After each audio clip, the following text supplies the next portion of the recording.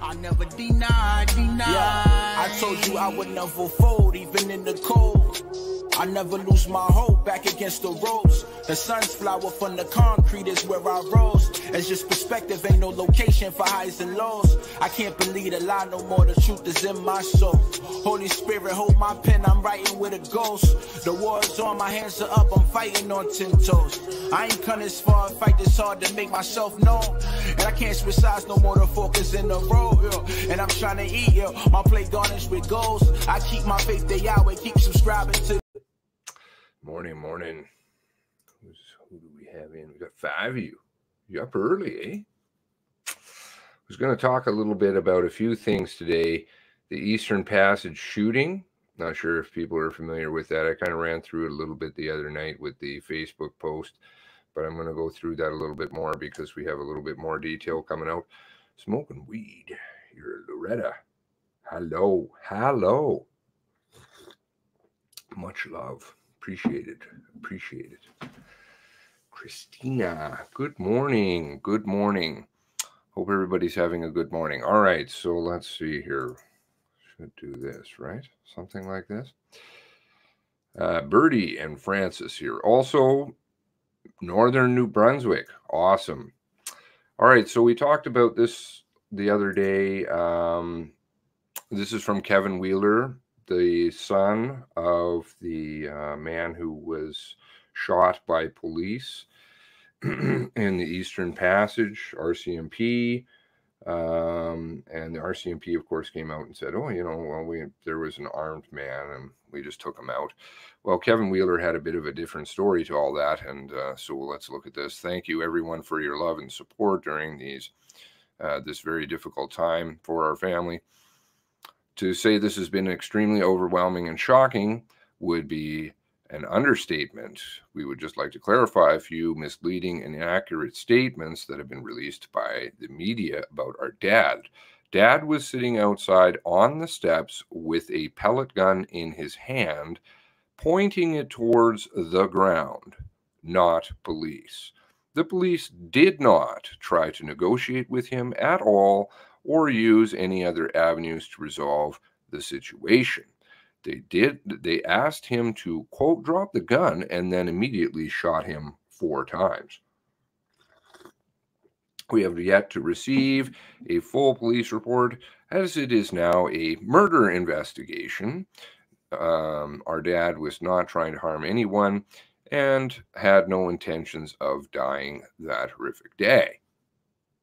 Thank you to many of these things I'm going to have to credit because I like to give credit to people for helping. I have lots of things I'm looking at all the time. So these are credited, I believe, all to anonymous people wanting to remain anonymous. But thank you, because it's up to you, or many thanks due to you. Now, is this yesterday's article? Yes. Family of Eastern Passage man shot dead by police says he was holding a pellet gun. I got a little bit upset on the Twitter about this headline. The journalist responded and said, well, you can't put 3 paragraphs in the headline. I think it's a bit misleading because it actually, and a lot of people, if you watch studies on headlines, people read, good morning, Gray Alf and Tommy, how's it going? A lot of people read the headline and they'll just stop there. They don't go any further. So if somebody were to read this, they're just like, well, he was holding a pellet gun and he got shot by police. Of course, this sounds good. However, that's not the way it goes. I haven't responded to them yet. I'm still kind of working on that. The family of Richard Kenneth Wheeler, the 60-year-old man shot to death by the RCMP in the Eastern Passage last week, is pushing back against police narrative of the killing, saying he was holding a pellet gun and it was not pointed at officers. Wheeler's obituary posted Sunday says he was loved being with his friends and family.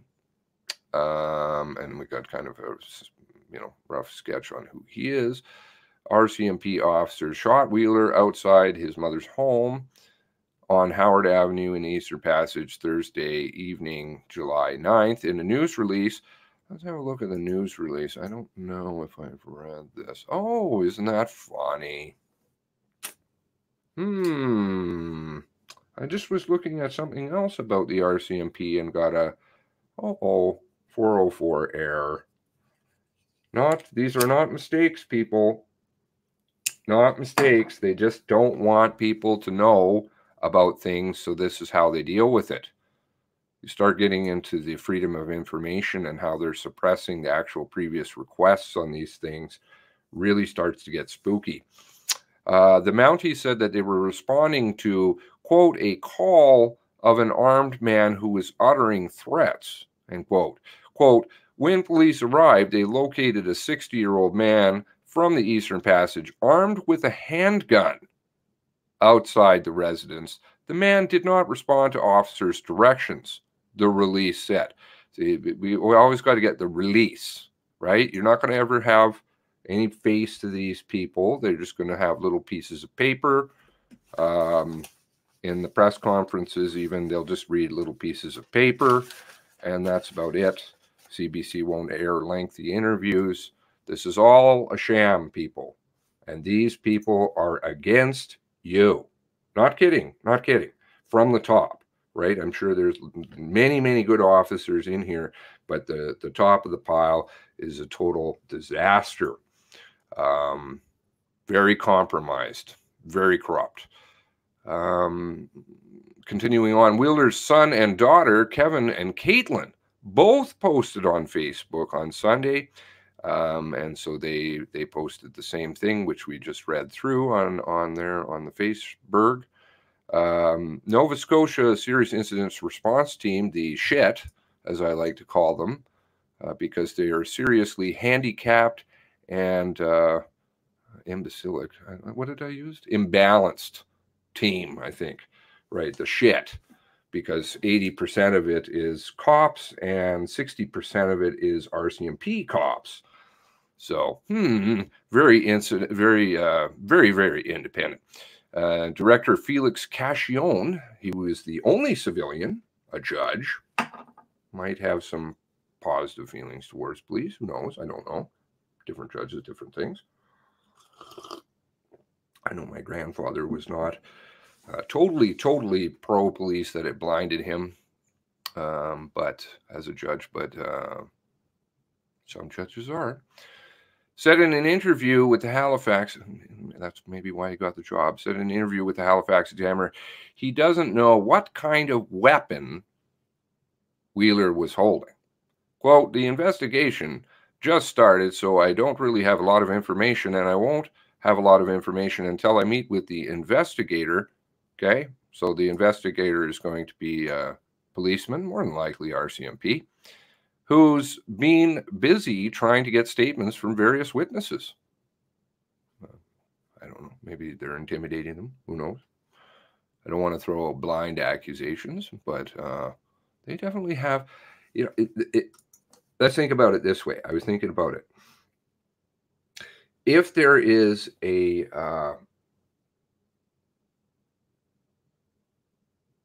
cop and he has conflict of interest in something, right? And there's an investigation, they ask the cop to sit out of it. Why? Because he has the conflict of interest. Do you think the RCMP investigating the RCMP is a bit of a conflict of interest? Do you think the SHIT team investigating the RCMP is a bit of a conflict of interest? Of course it is. This is just all smoke and mirrors to make people feel like they actually have some authoritative body that is governing this stuff. No, not at all. Cashionne did not characterize the investigation as a, quote, murder investigation. That is a true statement. Quote, we're investigating a fatality caused by the hands of police or police officers. There's multiple shots that were fired by at least 2 different officers that I'm aware of. Quote, I don't know how many were on scene or how many weapons. if there was more than one weapon discharge, I don't have that information. Well, Judge Cashillon, do you have any information? Do any of these people ever have any information? The simple answer to that is absolutely not. Good morning, Breakfast Blunt and Todd. Good to see you in here. And Frenchtons, thank you. Thank you for joining us early in the morning. Well, I was up since 5 or something. As for communication with the family, Cashillon said he's had no contact with them until the investigation is complete. But Schitt's investigator may interview them. Schitt has 3 months after the conclusion of its investigation to file a public summary report. Now, we've looked at the Schitt before, right? I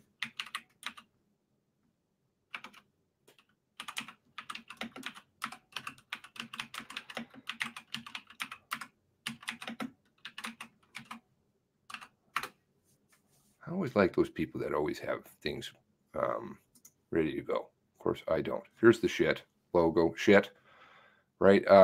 Trust, confidence, integrity, and independence.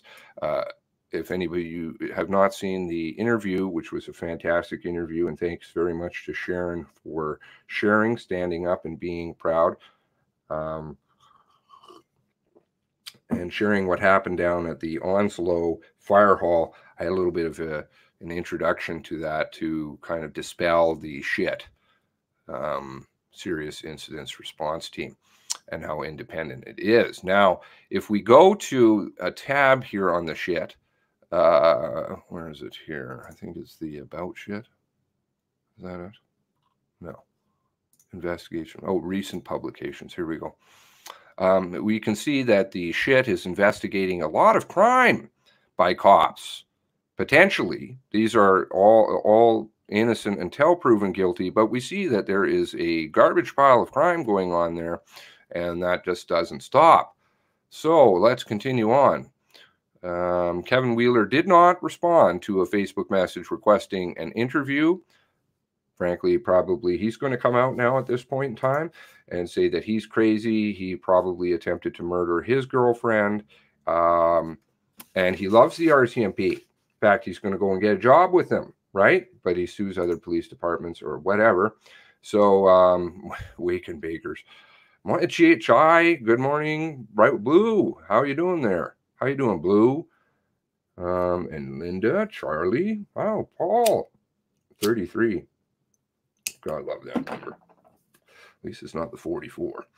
Okay, so we'll switch over to another article, which is more recent. RCMP didn't try to de-escalate in fatal shooting of Eastern Passage. See, now I think this is far more, this is not a misnomer like the title that was on this article. And frankly, I think the journalist who wrote that, even though I'm not trying to call them down, maybe their editor tried to fix that for them and changed it around a little bit so it sounds nice. That was in the Halifax Examiner. Well, no, that's Tim Bousquet, right? I actually have a lot of respect for Tim Bousquet. So I don't know why that title is that way. But anyway, let's continue on here. Police tent covers the side steps of the house on Howard Avenue Friday, July 10th, day after Mounties killed and raised the handgun. They don't want to call handgun. Okay. No, not really a handgun. Or Blue Apple Buzz. Okay. Are you buzzing? Buzzing there, Blue? RCMP Mafia running the East Coast. RCMP Mafia running our country. RCMP running the country. You guys, we all have it in our provinces. Don't forget. She said she had no clue why there were more. Why is this starts off with she? Who's she? That's interesting. We don't know who the she is to start with. Is that because of the font size? No. Okay, well, I guess it's just a technical printing error. I don't know. You're missing something here because we don't know the she. That's the proper in English. We're not doing the Vinglish, as I like to say to my Vietnamese friends. We always joke about that. The Vinglish. This is Vinglish. We don't want to have Vinglish. She had no clue why more than a dozen rifle-carrying RCMP had converged on her neighbor, Richard Wheeler. On Monday morning, 4 days after the 60-year-old man and father was fatally shot by RCMP in the Eastern Passage, the woman fought back tears recounting Wheeler's last moments. This is the neighbor. None of these people want to go on the record by their name. Isn't that interesting? Are people afraid down there? Mental illness? RCMP? Oh my God, I'm going to kill my ex-girlfriend. I have rafts of pills. I'll show you all my pills. Don't believe anything I ever said. Clinton Ellison, what a sham on that one. Sorry, sir. You've got to stand up and be brave. Lots of good people behind you here. On Monday morning, 4 days after the 60-year-old father was fatally shot by RCMP in the Eastern Passage, a woman fought back tears recounting Wheeler's last moments. The deadly encounter lasted between 20 and 30 seconds, she said. The woman, who asked not to be identified, said that she was still in shock and trying to process what she saw. Now, why are RCMP running around and traumatizing people? Firemen, other RCMP officers, EMO officers, civilians. No, that's fine. Probably if we were had a public inquiry, they're going to say at this point in time they need more guns, bigger guns, tanks. I'm sure we're going to start asking for Abrams tanks now so that we can roll into some guy with a slingshot, possibly the emergency, the concrete or whatever they heard that day. And then they decided to turn on the emergency alert and scare the shit out of everybody, as Leather even said. Oh, yeah, by the way, we scared the tar out of everybody, even out of the province. Maybe they'll bring tanks to that. They need tanks, right?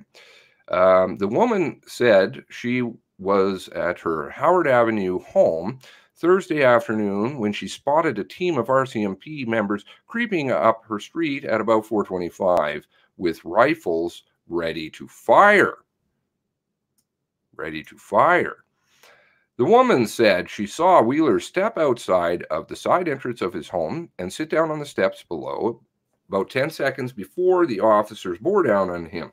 Quote, he was sitting on the side steps where he always sits, and they were coming from all angles, 10 to 15 officers with Abrams tanks and a man sitting on his stoop. That sounds reasonable. Royal Canadian Mafia pedos. Got all kinds of stuff. Nova Scotia citizen. Hello. Amy in the house too. I like to recognize you people. I know it's interruptive, but also I have included, please go subscribe to, of course, all of the great people working together on this. I've included O'Dear's channel down below. Please go and subscribe. Really good. She's up to 100 and some odd subscribers now. Awesome. Is that I guess I've narrowed it down by 51% of the population is female. Okay. Anyway, hopefully that doesn't call her out too much. Now, brave woman. They yelled, quote, "Put down the gun, Richard," or "Put your hands up, Richard." I'm not sure which, because it all happened so fast, and because I would suspect she's so traumatized by watching a man get killed by multiple people with big guns.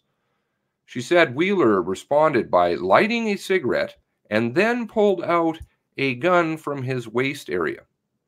At that point, the officers opened fire. She recalled hearing at least 2 gunshots, and the confrontation lasted between 20 to 30 seconds. The RCMP issued a news release. Was that the one, the 404 error that we had? Was that the 404? Here's their news release. There's that. Let's just have a look at that news release, because this is what they're telling you. This is their news release. You know, They can't use their own minds. They can't speak, because if you lie, you have to have a great memory. This is a problem. So, you know, news release. We'll do this. All right. So, quote, when they arrived, they located a man, 60-year-old from Eastern Passage, armed with a handgun outside the residence. The man did not respond to officers' directions. Too bad I didn't get to that earlier and archive that. I do encourage all people, please archive every single article that you come across. I realize it's an extra step. It takes a little bit of time. Sometimes there's fancy little things. You know, notice I have a few things up here, different archivers. On my phone, I have one that archives automatically as soon as I open a page, even though I hate my phone. Now,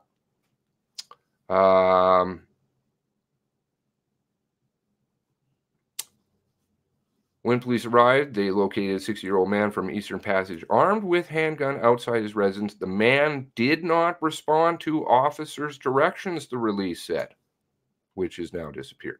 Quote, after a short time, the man raised his handgun towards the responding officers. Responding officers discharged their firearms. Wheeler's son and daughter, Kevin and Caitlin, both posted on Facebook. Okay, we've gone through that. Very, very sad for this family. Nova Scotia's Serious Incidents Response Team, SHIT, is investigating the shooting. Director Felix Cachillon said in an interview with the Halifax Examiner he doesn't know what kind of weapon Wheeler was holding. What kind of investigation are we doing here? When did this shooting happen? A few days ago, and he still doesn't even know what kind of gun? It's not like the gun disappeared. Star Trek came along, took the gun. No, it was there with him. What kind of gun do you think it was? Quote, the investigation just started, so I really don't have a lot of information. Never have anything to say. And I won't have a lot of information until we meet with the investigator who's busy trying to get statements from various witnesses. Anybody who's familiar with any of these investigations, they never say boo, boo about anything. Anything. The shit team, we have the shit team here in Alberta also. The shit team here doesn't say anything.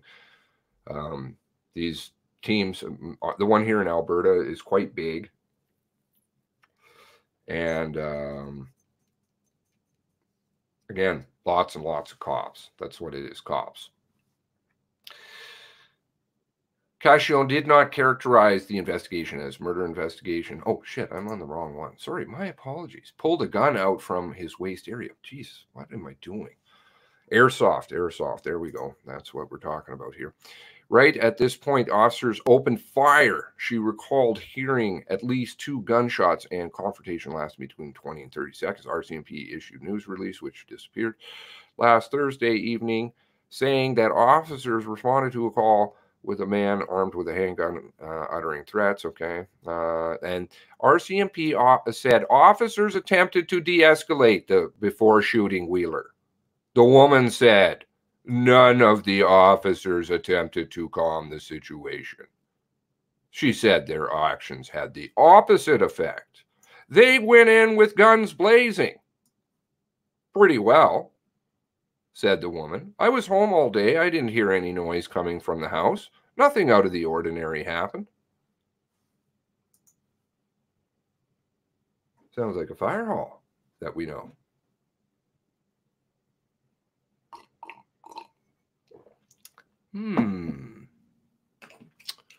Wild West. Northwest mounted police. Northwest mounted gunfighters. Just poor ones at that. They just bring tanks to slingshots. She described Wheeler as quiet. He kept to himself. He never behaved violently. Never behaved violently, she said.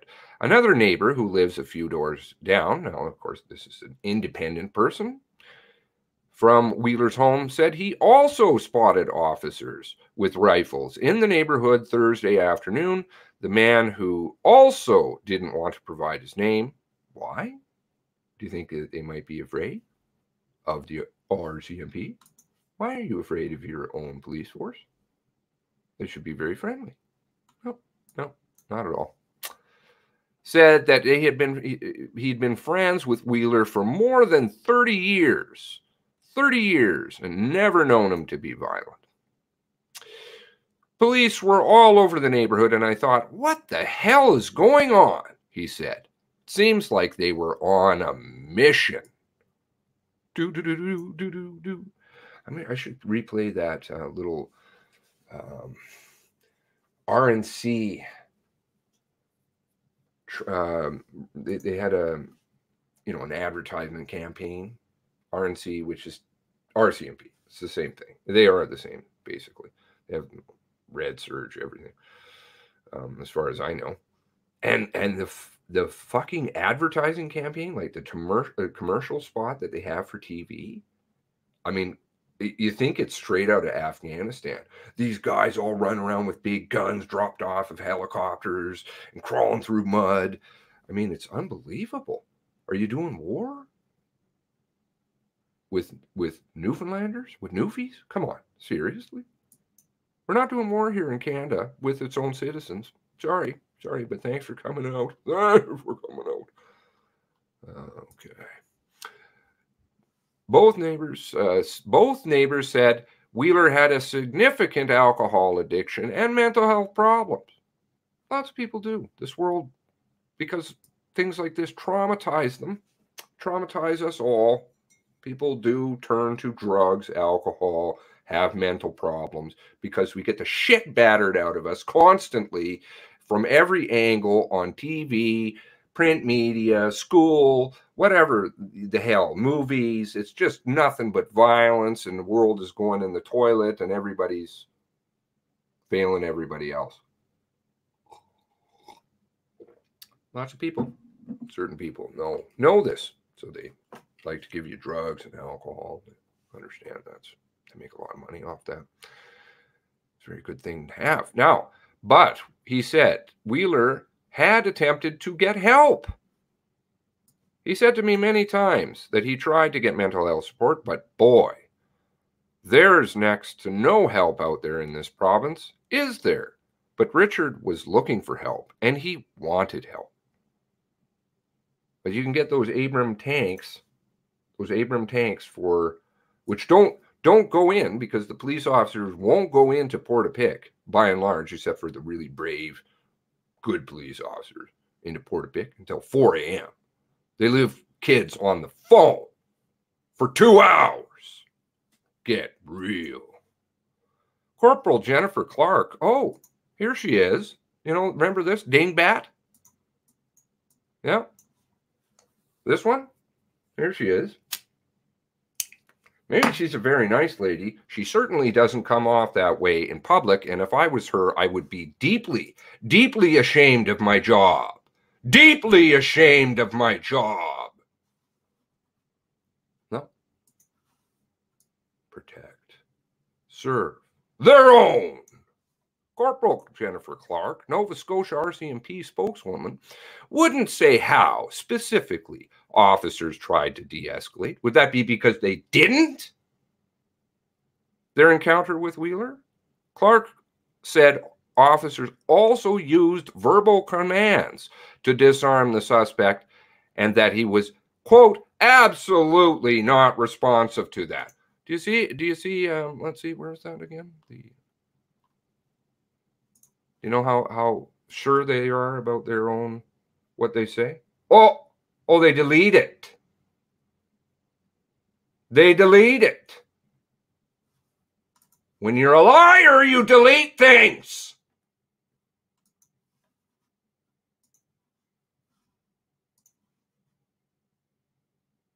You don't answer questions because they're not intelligent enough to even have a good memory.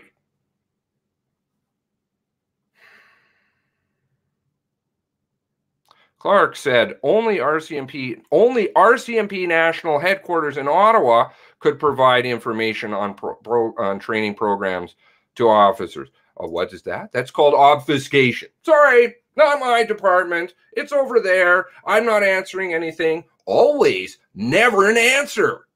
Never an answer. I'm going to have a little contest. I think I'm going to set up a thing over in the Discord. Thanks to all of you wonderful people. This is where these stories come from. Please join us on the Discord, the Doxcord. Information down below. Excellent, these people. I'm going to set up a channel in here for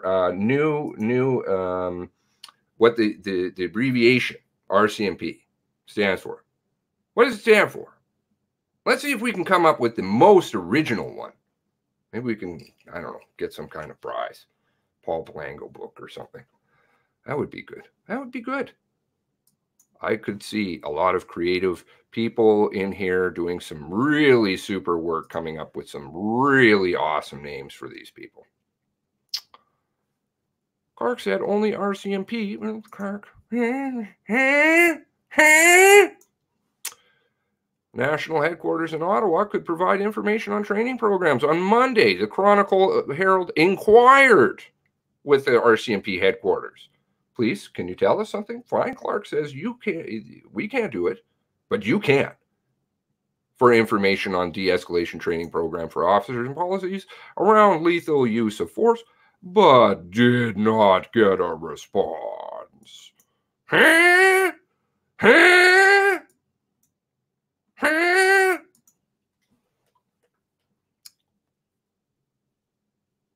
Halifax RCMP has access to mental health mobile crisis team. So why in the fuck do you have it if you don't use it? Which includes a police officer, of course, and mental health technician. Clark couldn't say whether a request for was put in for the team.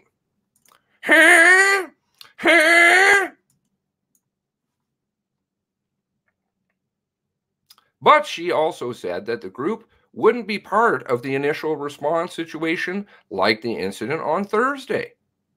Public safety is absolutely number one. Really? Really? Never known to be violent. Never known to be violent. Public safety, number one. I think the EMO officer, Colchester, just civilian employee, other RCMP officer, the fireman, well, you know. Public safety. Would they say that's public safety? Traumatized, what did it say? It will take a long time to get over. Those people, the people in the fire hall have ongoing therapy because they're so messed up. RCMP love to talk about how, oh, we don't have any members on staff now down in Enfield because they're so traumatized. We're actually bringing in really big guns, very serious hitters, not traffic cops from really funky teams, like things that take care of Donald Trump or any visiting dignitary. They're bringing that into Enfield because, oh, the people there are so traumatized, the RCMP officers. What about the fucking people here? Huh? Huh? Oh, no mental health for them. No mental health for you. You could have it like, see you later, smoke. See you. Officer safety, number one. Absolutely. I'm chatting with IT, no on a specific topic. Okay.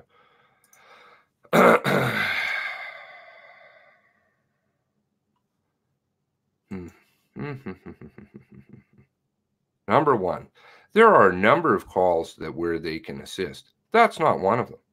Well, what do you have the team for? I think it's just make work projects. Let's give some more people jobs. Now we'll get a union. We'll get a union. We can't get you a contract, Colchester County. Don't worry about that, even though it's expired, long expired. So right now, Colchester's like, what kind of police service do we have? What's happening? Because essentially that means they don't have to do anything, right? They're just operating completely independent of anything. They're just getting a paycheck. It's pretty messed up, man. With the not 24-hour service. Have you ever, like, seriously, let's try and wrap our heads around that. The police take time off. Don't worry. from 2 till 6, we're on call. You know, if we're drunk, well, you know, don't worry about it. Maybe it's like that other officer I was talking about the other night. Maybe. Oh, yeah. You know, if we pull over another member and he's totally drunk, it's okay. We just get him home safely. Because public safety is number one. Public safety. Oh, my.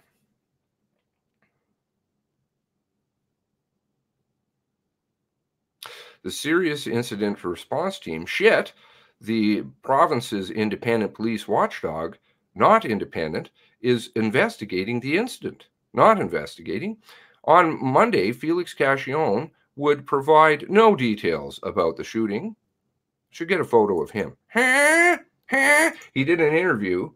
That I happened to snag that off the CBC and I threw it into the.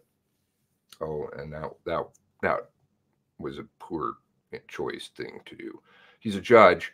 I'm not meaning to slag him, but honestly, we've got to get this together, people. And he knows that. He should know that as a judge. As a sitting judge, he should know there's very serious flaws in this system. Or no, former judge, I apologize. No longer sitting.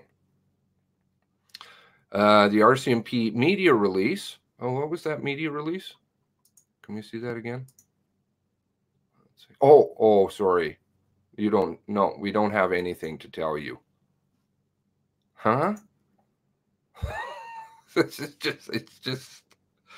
just a joke.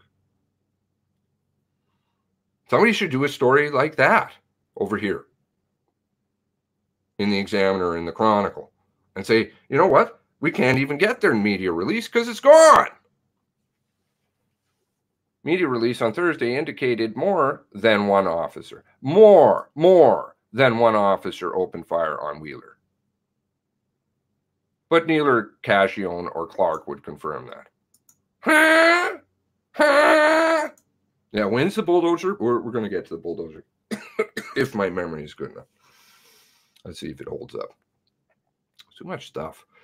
Over the weekend, Wheeler's son and daughter posted on their Facebook pages that their father had a pellet gun on him when he was fatally shot. Clark would not confirm whether that's the case. When they don't confirm, don't buy that. That basically is a tacit admission, and I think you got to call them on that. This is the way that we have to deal with it. Seriously, when you say there's no pellet gun, no, actually there is a pellet gun. Until they actually have to say the truth, right? Confirm, deny. Stop with this fucking zone where, well, you know, we're Israel. We're not going to say whether we have nuclear weapons or not. You know, the rest of the world is fucking sitting here. We don't have to tell anybody. No, fine. You say, we're not going to confirm that there's a pellet gun. You know what? It was a pellet gun. You're not going to confirm that the Mr. Wortman was in some capacity working for the RCMP? You just start saying he's a cop. Say it everywhere. Say it loud. Say it proud.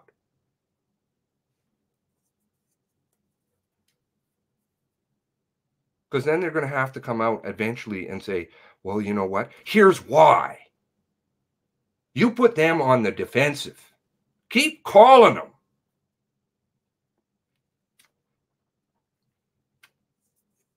Cop, cop, cop. He is a cop, by the way, in my opinion. He's a cop.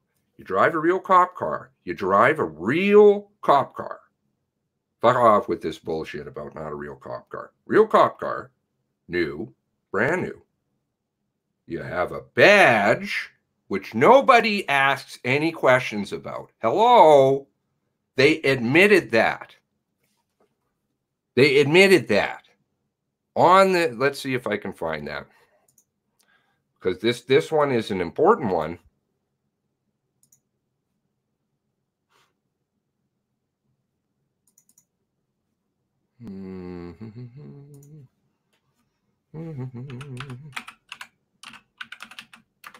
One of these days I'm going to give myself a heart attack, I think. Oh well. By that point, there'll be all kinds of good people united, right?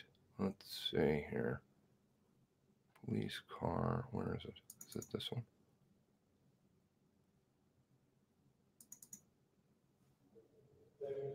No. Bollocks. Maybe it's bad. I never know what the hell I've got going. I'll try and find it later. Okay, don't worry about it because I don't want to keep you guys sitting. He'll tune out our attention spans, right? The female neighbor is questioning why the incident didn't prompt the RCMP to issue a public alert. No. We only turn those on for construction sounds. That's it. Don't worry about that. But listen to what the RCMP say. It sounds very familiar. They have a script, people. They have a script of what they do all the time. How to answer questions, how not to answer questions, how to get you bogged off in some other stuff. I'm going to start calling people that I'm finding. I'm doing some investigating right now into some Smurfs. And I'm going to start calling you out. I'm going to call you out because your disinformation, you're floating it around. We don't need you anymore. Get the fuck out of here, RCMP. That's what I say. Female neighbor is questioning why the incident didn't prompt RCMP to issue a public alert, given the number of officers that responded for a man with a pellet gun sitting on a stoop. Wow. She said none of the officers involved warned anybody, her or anybody else on the street she spoke to in the situation as it unfolded. She said she asked 2 officers why no alert was issued. She said one replied there wasn't enough time. The other said the alert was being planned. Does that sound familiar? Alert was being planned. Okay? Remember this?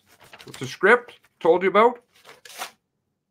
Leather said the exact same thing when he figured out at the press conference that he didn't actually use the alert. Well, I believe there was an alert used. No, there wasn't, said his handler. He's like, oh. Well, doesn't matter. I don't have to tell you anyway. He actually smiled during that clip. It's horrific.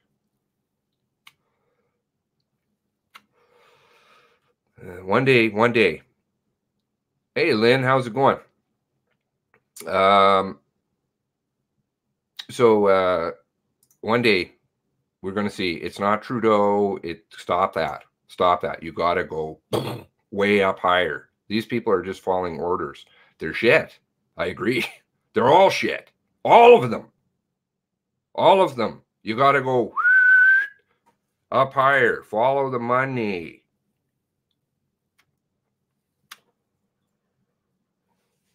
It's not a political thing. Stop buying that nonsense. Please. Stop buying it. You think you're going to put somebody in there and they're going to change the system? Think about it. Doesn't matter what party you have in power. Conservatives bring in the immigration stuff. Let's think about it. Come on, people. We're all smart here. Not calling weed not smart at all. Smart guy. Clark said an alert was not suitable for the incident, but would offer no additional comment.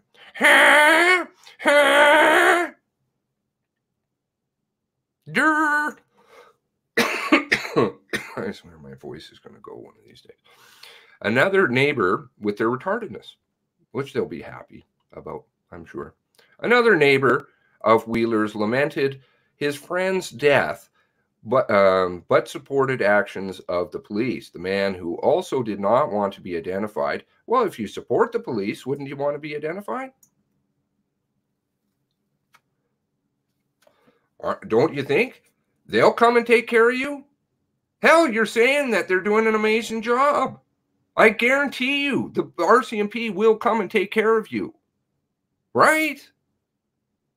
Like they take care of even their own members.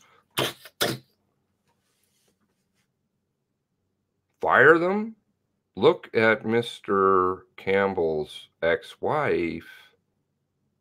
And then when you start digging into all of the people that they throw under the bus, their own members. Lots of them. Lots of them. Lots of them. Doesn't matter. But he said he never had any problems with Wheeler. Well, I guess nobody in the neighborhood had a problem with Wheeler.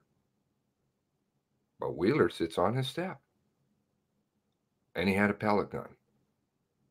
Don't go to Canadian Tire, because hell, they'll open fire on you. They'll kill you. They'll call emergency alert, and then they'll kill you. Because it was construction, 2 construction sounds, and a guy coming out of the Canadian Tire purchasing airsoft gun. That activates the emergency alert. Otherwise, if it's something actually serious, they'll lie to you, which we're going to get to a little bit more here in a moment, or they will activate the emergency alert and shoot you. Sorry, not activate the emergency alert, just shoot you. This is all interesting timing. I'm not calling for the abolishment of police, obviously. I believe in law. I believe in order. But it has to be maintained with a respectful thing, in a respectful manner by these people. They work for us. Don't ever forget that. Don't ever think that you're one. You are all people, right? Nobody wants police running around murdering people, not one single person, unless you are evil, unless you are part of that system. And you want that to continue because you get a job, because you're terrified of everybody else. Get some balls. Get real. I was friends with Richard, absolutely. But the cops did what they had to do, and that was it, he said. It seems like they had no choice. Really? How did they attempt to disarm him? Put that down, and they didn't even give him a chance to do anything, just bang, bang, multiple people. Not one bad officer, multiple people. More than one. Even though we've got telling you she's not telling you anything. Because that's all she can do. That's all she can do. She doesn't know anything more. I don't know anything. Go over here. Talk to them. What kind of job is that? Fire them. Fire them. Useless. If you don't know anything, you can't do your job. Get out. I'm tired of paying your salary. Go and try and work in the public sector. Try that for a moment. I don't know anything, boss. Boom. Gone. Never work. You'll never work. But they get paid tons of money. Tons of money. Where did I put my lighter? Of course. Anyway, I'll try and find my lighter here as I'm reading or something.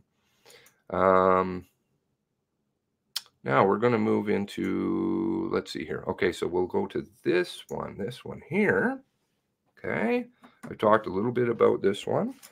RCMP, Nova Scotia, of course, they're Tweety Twatter lines, which now people actually go and flood. I can't remember how much. We actually did get a number prior to 114,000.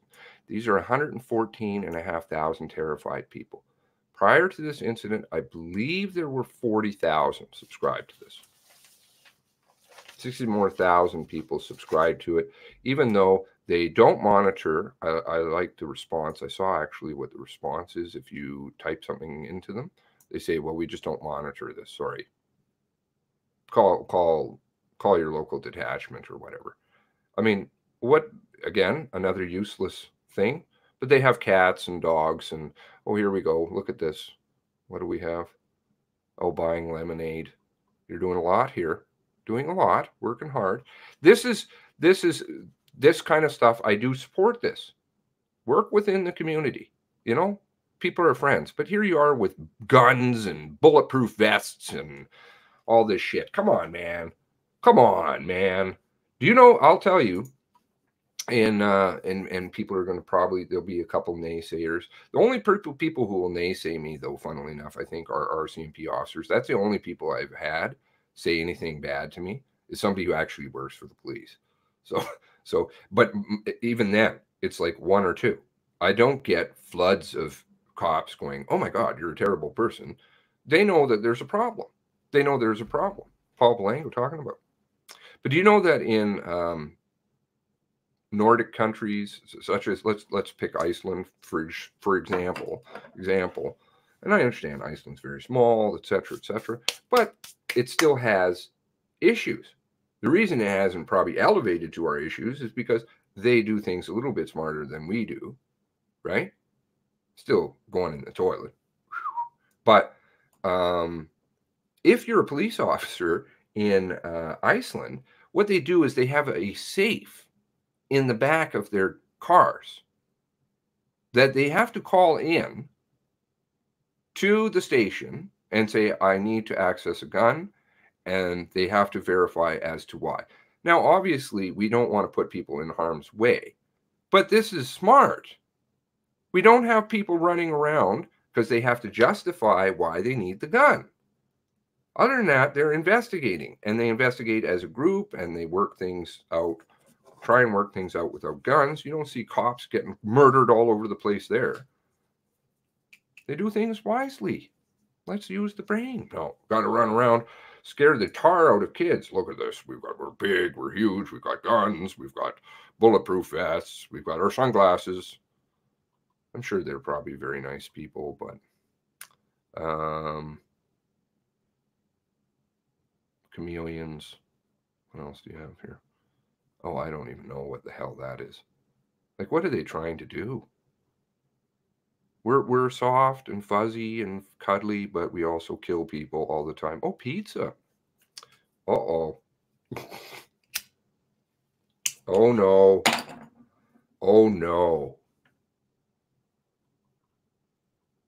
Oh, dogs. Where's all the cats? They're missing the cats right now. There's another dog. See, because this is, you know what? Why they put this kind of stuff? Do you know why the dogs, the cats, and the babies are used? It's psychological warfare. That's what it's there to do.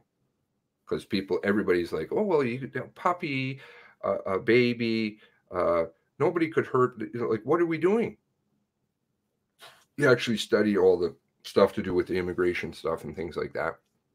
Those shots that they were having of the, quote, refugees that were coming in from Libya, boated over by, and people are going to disagree with me, some people, and I'm not trying to lose anybody in this.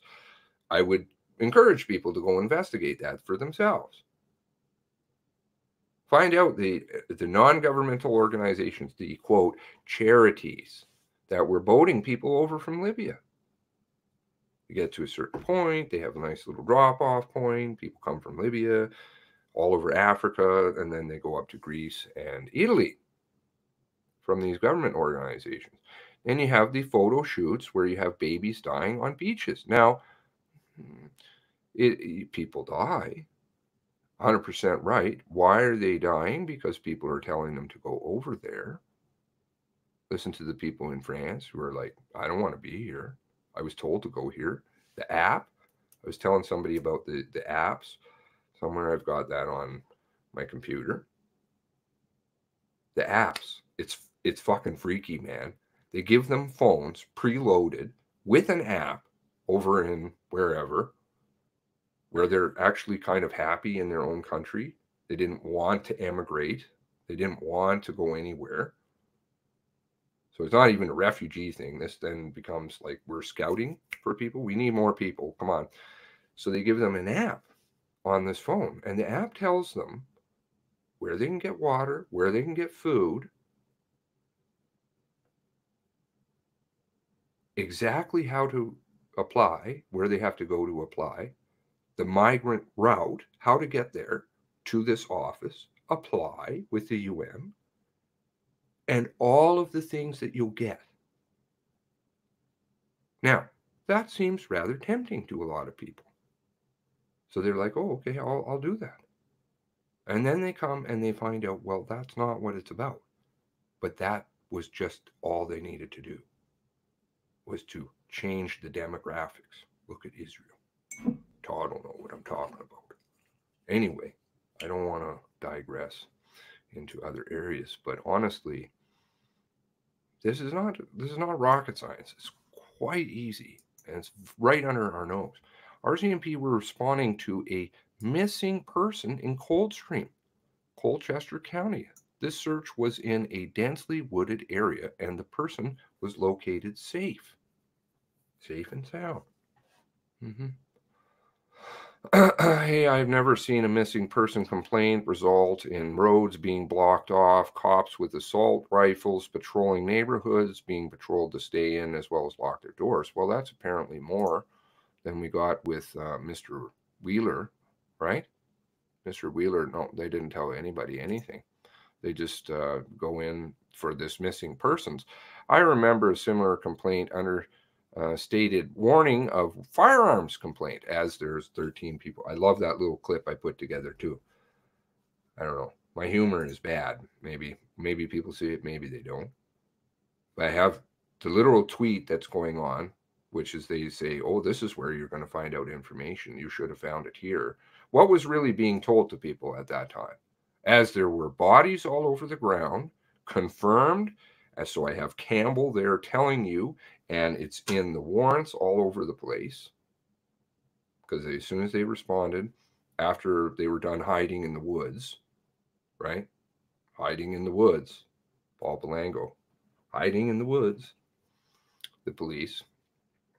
Once we got some brave ones in there who actually went in, they found a guy who was apparently shot. Apparently. I don't know. It's very sketchy. He did go in an ambulance, I think. And I have been told who this person is, but I'm not gonna bug them. So I'm just gonna go with, yeah, okay, he was shot.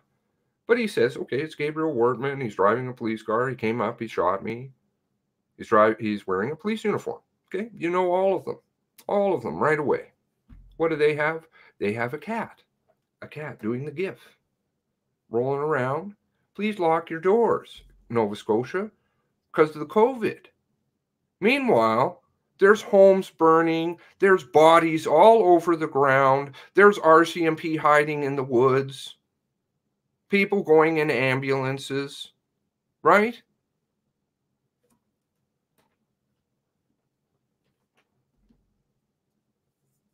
Then when the cat, so to speak, is out of the bag, that was it. It was just steadily damage control. Uh-oh, we got a call. There's something going on up in Wentworth. Oh my God. Now we've got to tweet out. He's driving a car in his name.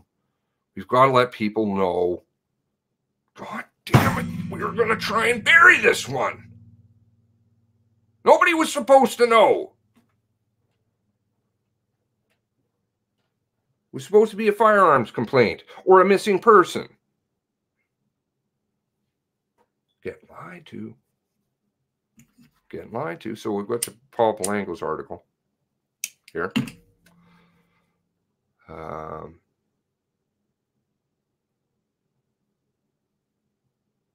Kitty cat's hiding in the woods. Yeah. Oh, this is something else. Now, where's Paul Palango's article? Now, I don't want to disagree with Mr. Paul Palango because he is, is searching the truth. Who knows what the truth is in any of this? I don't really know. Nobody does. Mr. Paul Palango doesn't. Nobody knows, right? We're just working hard to try and find that. He's working, all of these great people, all of you are trying to work hard, right? And I encourage you to come and join. Please share.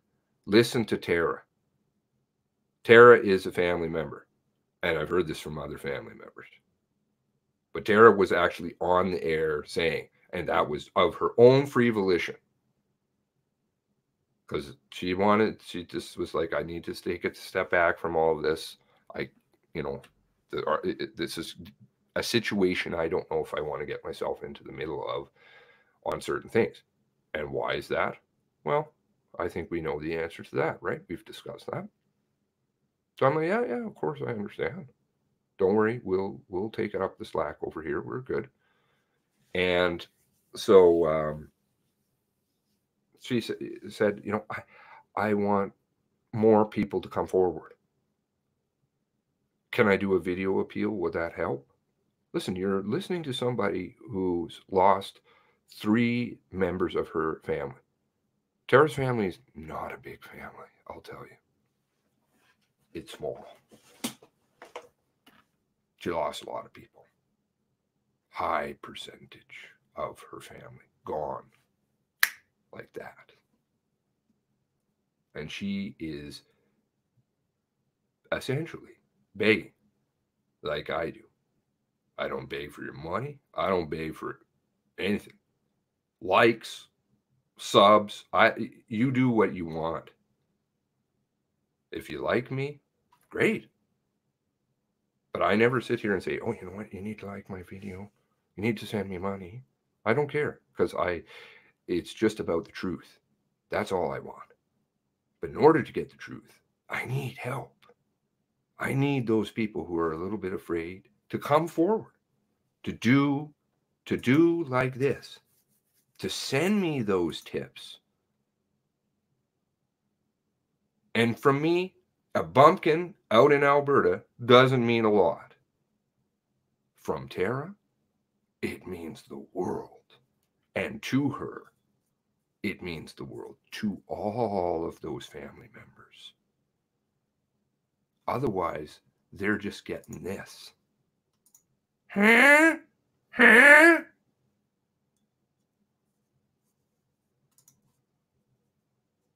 It's going to come. It is in all of our neighborhoods right now.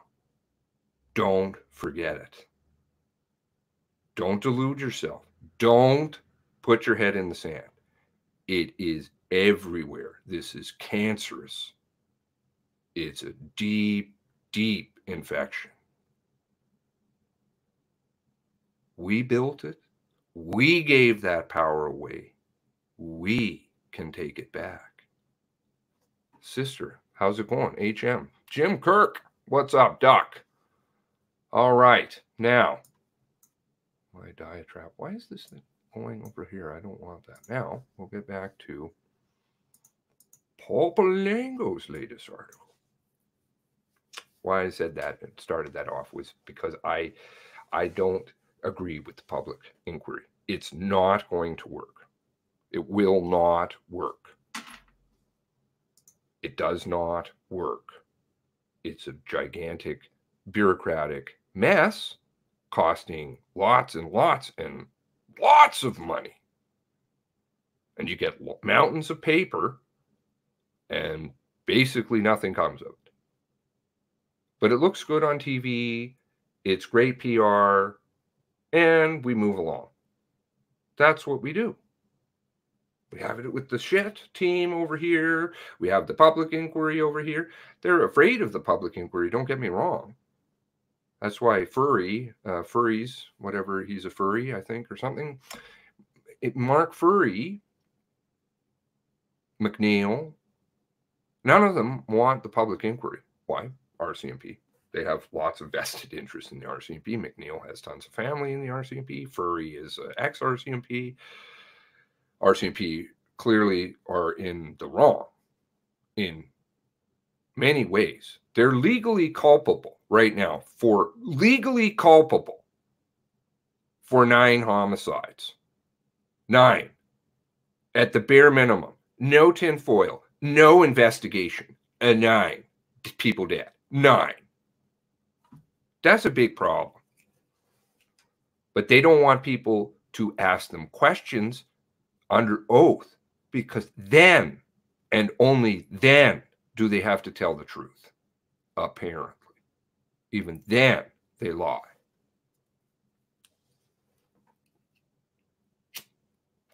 I played that again. I would really let's actually. I'm going to drop the link in here. I'm not going to play it. Let's see here. DUNPHY, Newfoundland.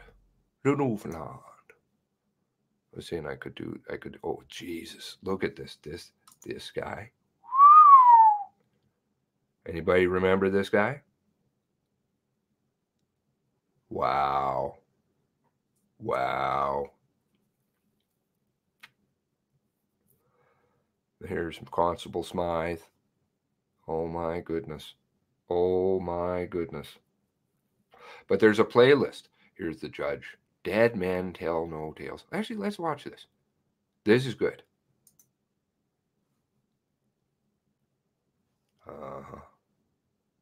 It seemed to me that now this is the person who oversaw the justice who oversaw the DUNPHY inquiry. And DUNPHY was an individual who was killed on Easter Sunday.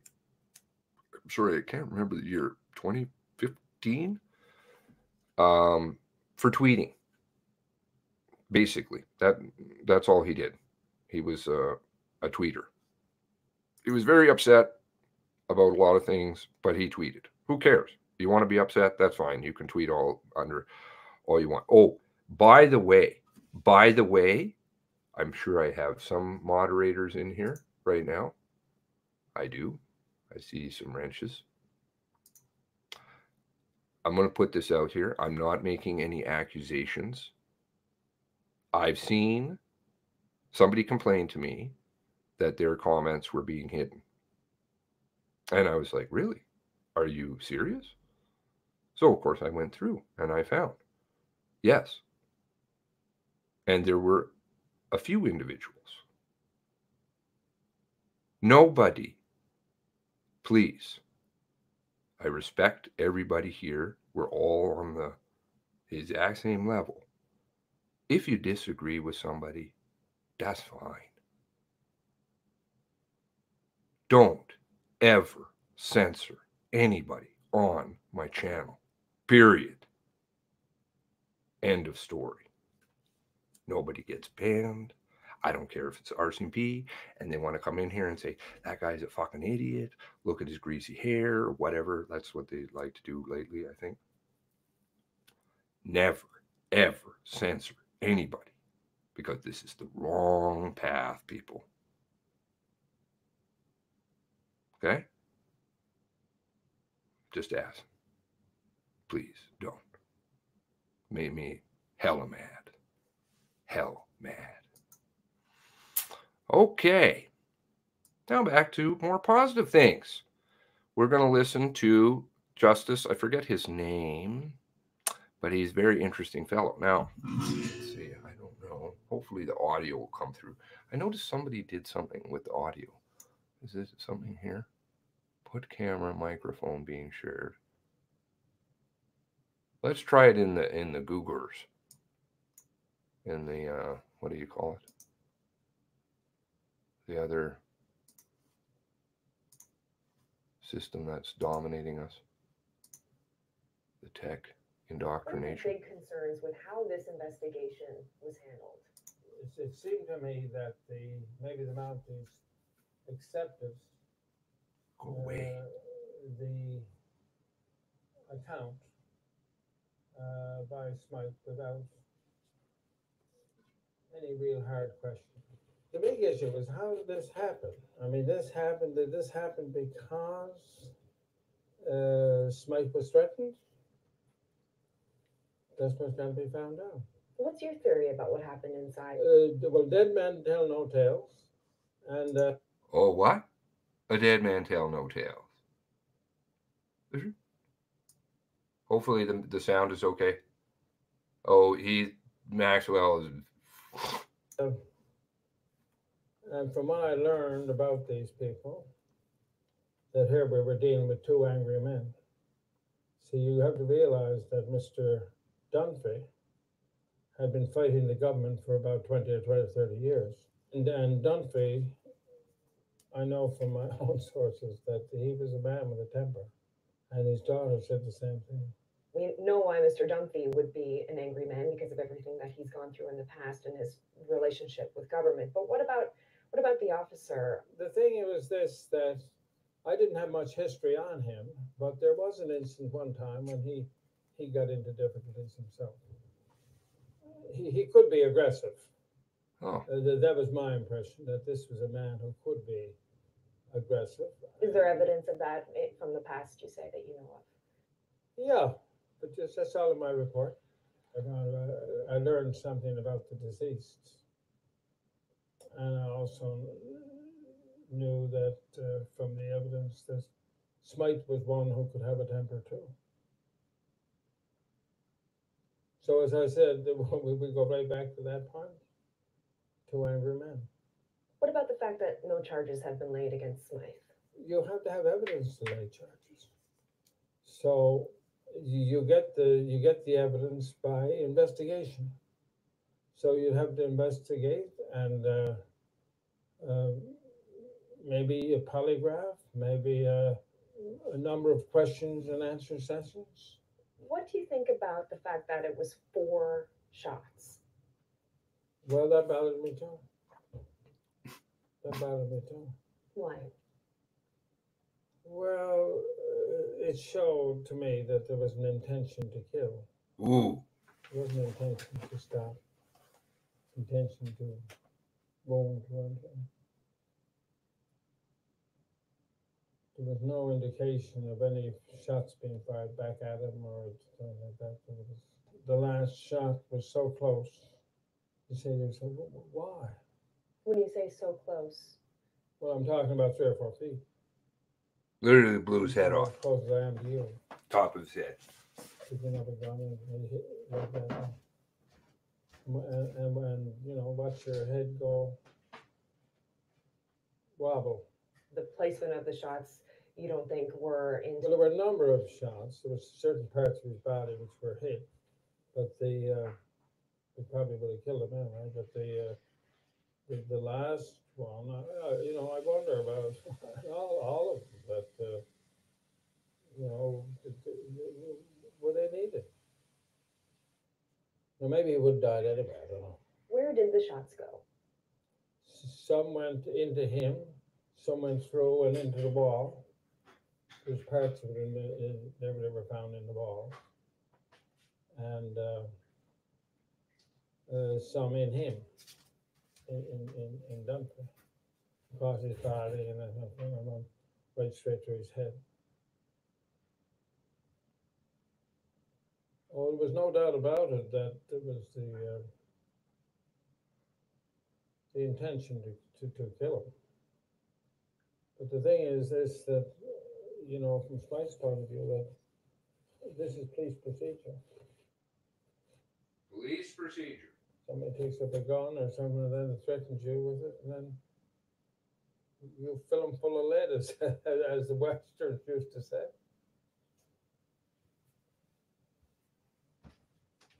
It's not just a one-shot deal. Ouch. So he's being pretty okay. So is this the lady? I wanted to watch one other one. This is a tomato. Oh, clamp Think it's it. good for you? Think again. I'll show you something. Oh. Yes, I think this is the lady. So, Steve, morning. Morning, Ms. Fox. Loretta. So this is the person who said that, well, maybe the crime scene wasn't quite right in the public inquiry.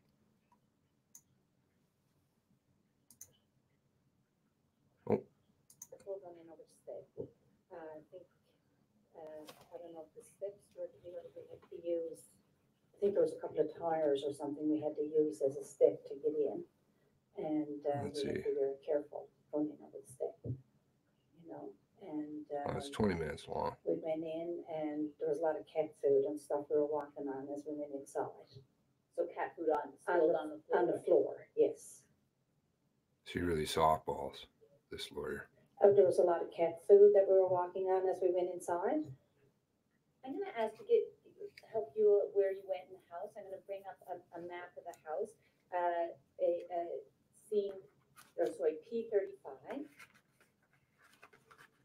You're going into the house, the four of you. Where did you enter? We entered through the front door. Okay. And where did you proceed from there?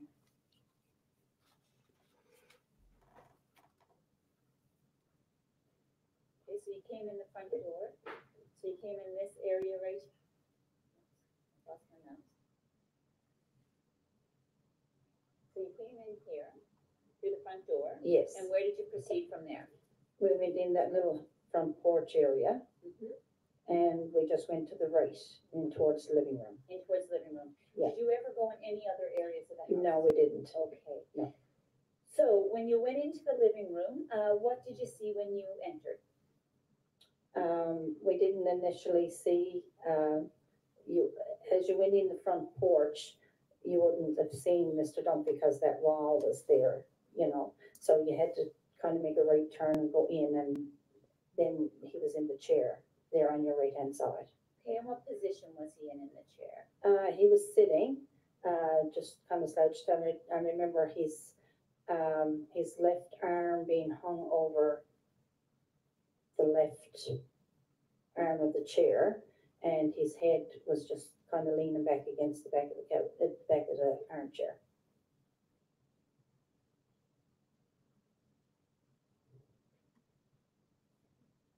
So what did you do when you entered the room? It was obvious death. You could tell the gunshot wound, and I just assessed them to determine that it was obvious death. Okay, can you just describe, I understand that you have a protocol for assessing death. Can you just briefly go over that for the commissioner and just explain what you would have done? So there is a protocol that we use for obvious death. We use 4 things. You listen for heart sounds, respirations, carotid pulse, and non-reactive pupils. Okay. Sorry, what's the last one? Non-reactive pupils. So while you're checking, and I understand it's the paramedic who does this checking, not the EMR. Well, an EMR can do it, but I did it. You did it in this Yes. Okay. What were you wearing? Were you wearing any protective clothing? Gloves. Gloves. Okay. Any other protective suits or booties or anything No. like that? But you No were COVID. wearing sort of latex type Yes, gloves? Okay. And now to check the carotid pulse, that's the pulse that you feel on the neck. that's Is that correct. right? So I put my fingers on the side of his neck closest to me, which would have been on the left-hand side. Okay, on the left hand, his Yes. left hand side. Yeah. And so, did you feel a pulse? No. Okay. And you said you checked respirations. How would you have done that? So as I put my stethoscope on, I just laid it on the chest outside of clothing, listen for heart sounds, and at the same time I was doing that, as my hand was laid with my stethoscope, and for the chest rising and falling, and there was none. Okay. So just for purposes of the record, you're showing that you would have placed your hand with the Yes. stethoscope on Mr. Dumphy's chest Yes, to listen for the heart, and at the same time you would have been feeling the Yes. movements of respiration. right. Okay. And the fourth item that you said you checked was pupil movement. Can you just tell us how is it that So you would shine a light in the eye to check to see if the pupils moved in any way. Okay. And so when Mr. Dumphy's eyes opened or closed? They were closed. I had to open. I don't know if they were open a little bit or if they weren't open, but I know I did have to lift the eyelid to see. And then you have a light that you shine Yes. in there. Is that the idea? That's Okay. correct. And did you get any pupil movement? Absolutely not. Okay. So all those tests turned out negative. Did you see any visible signs of injury on Mr. Dumphy's body?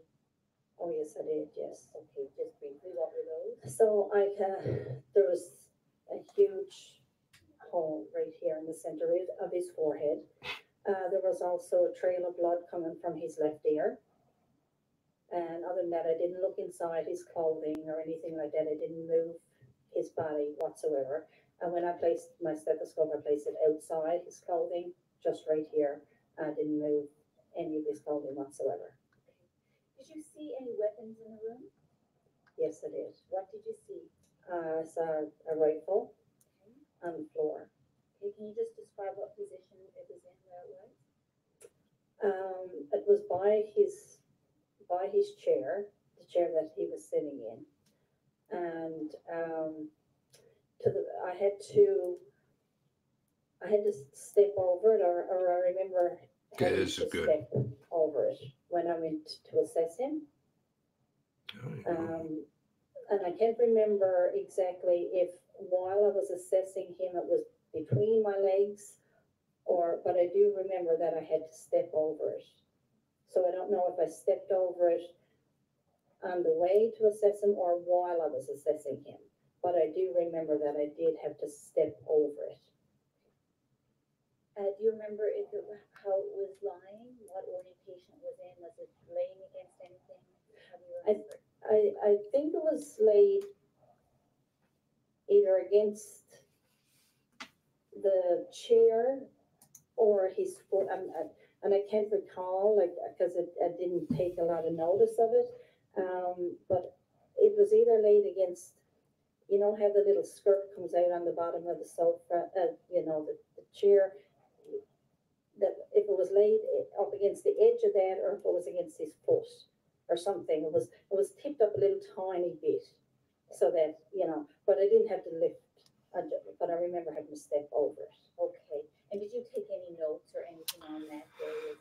No, I just wrote on my glove, no respirations, no heart. I just wrote that on my glove. Okay, so you wrote those jot notes Yes. on your glove, and that had to do with your death. Yes, that's right. Okay.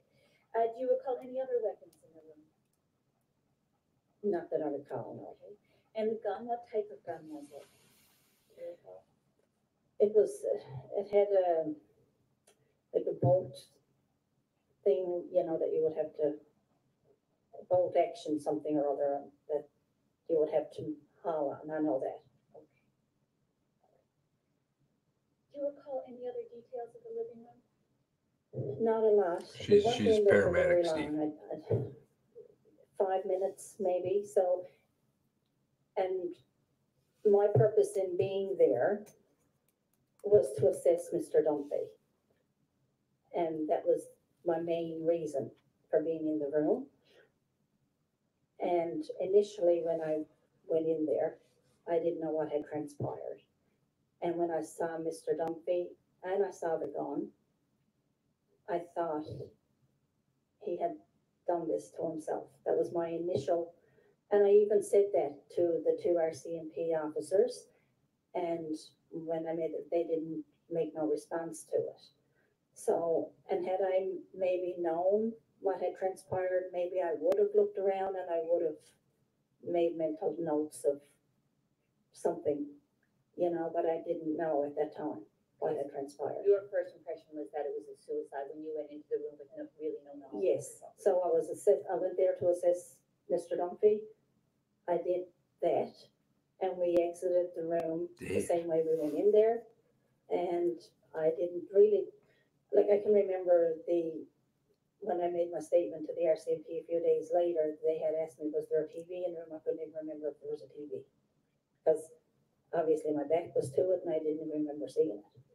You know, there were a few things. I remember it was some garbage being around and things like that, but, you know. Do you remember anything about the smell of the house, anything standing out in your mind? No, I remember, like, the cat food I remember, because I remember having to walk on it, you know, and I remember, like, he must be feeding a lot of cats, because there was a lot of cats and cat food, but, you know. Did you see any cats while you were inside the house? No cats inside the house, no. RCMP would have liked that home. Cats when you were outside the house? Yes. Lots of cats. Door cats outside Kitties. and then inside.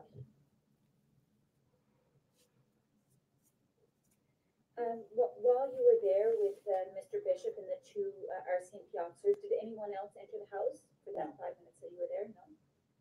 And I'm just going to actually ask my clerk to bring up 235 again. I just want to get a sense of where everyone was standing while you were doing your checking with Mr. Dunphy.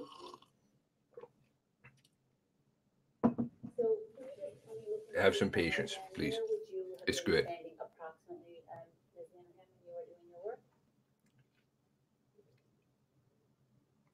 Or least I I thought would so. have been standing probably by the corner of, yeah, right there. Okay, by the left-hand, front left-hand corner of Mr. Dunphy's. Somewhere around that area, yes. Okay. Did you go any further into the room than that at any time? No.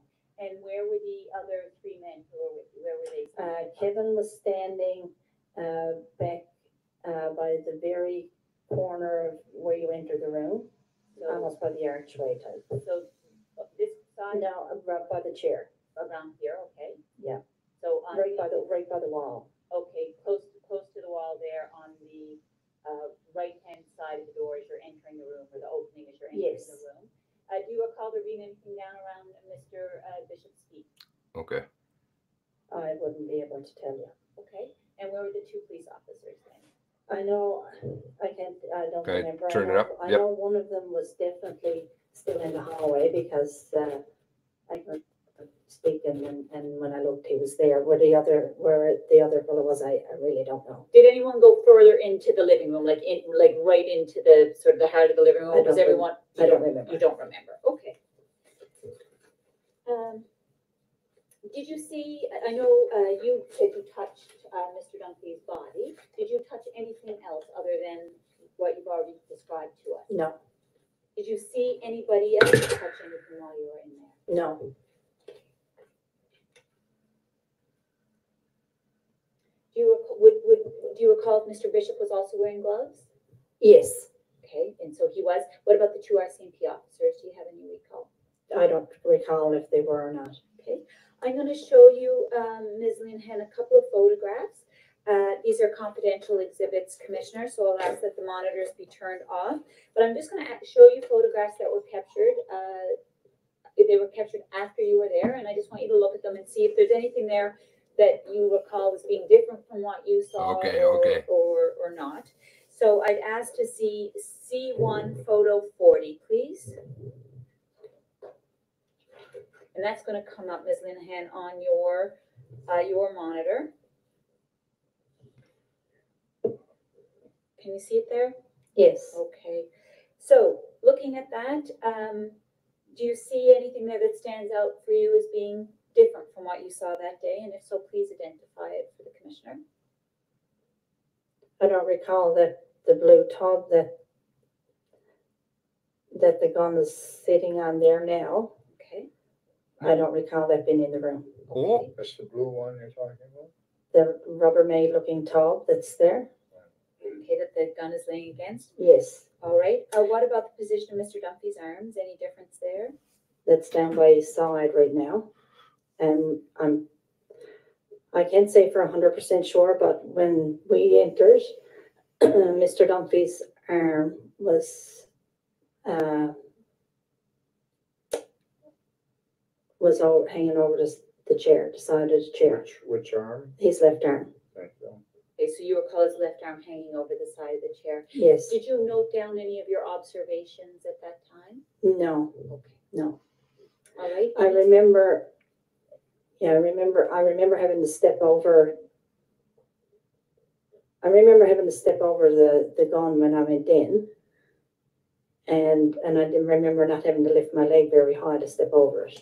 I do remember that. And for me to have to lift my leg over that tub, that's going to be.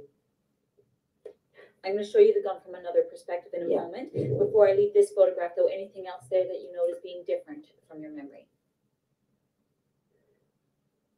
The heater, a fan heater or something is there. I don't recall that either. Okay. And that's pretty close to the chair as well. So that kind of would have been pretty close to us as we went in there to do the assessment. No, I don't.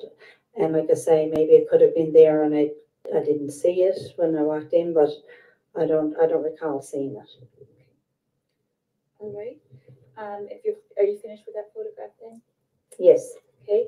As another confidential exhibit coming up, C1 photograph 96.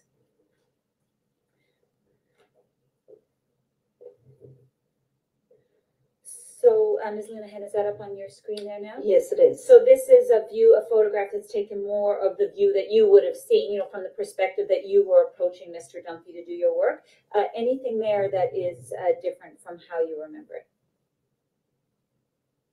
And again, the blue top The blue tub. and the positioning of the gun. Like I said, I did have to step over the gun when I went in, no doubt. And where it's positioned right now, I would be able to assess Mr. Dunphy without even having to be near the gun. And I do remember having to step over it. Does the gun look like the same gun other than its position? It does, yes. And again, we see the heater in this photograph. Does that? And it looks pretty close to his chair. And I didn't walk around that heater when I went in. And right there, like I'd have to walk between the heater and the chair. I don't recall doing that. Okay. And again, we see the position of Mr. Dunphy's arm. Left arm is now inside the chair, and again, it's inconsistent with what your memory is. Yes, I can remember it hanging out over the side of the chair.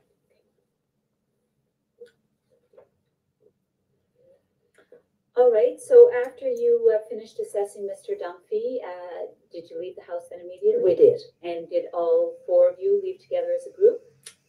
From what I can remember. Kevin and I left through the door first, I do know that. If the two officers left directly behind us, I'm not exactly sure. Okay. And what did you do next? We went outside and I think I went to the ambulance to do some paperwork and what I had done inside. Okay, we're going to look at your paperwork before we finish. Okay. And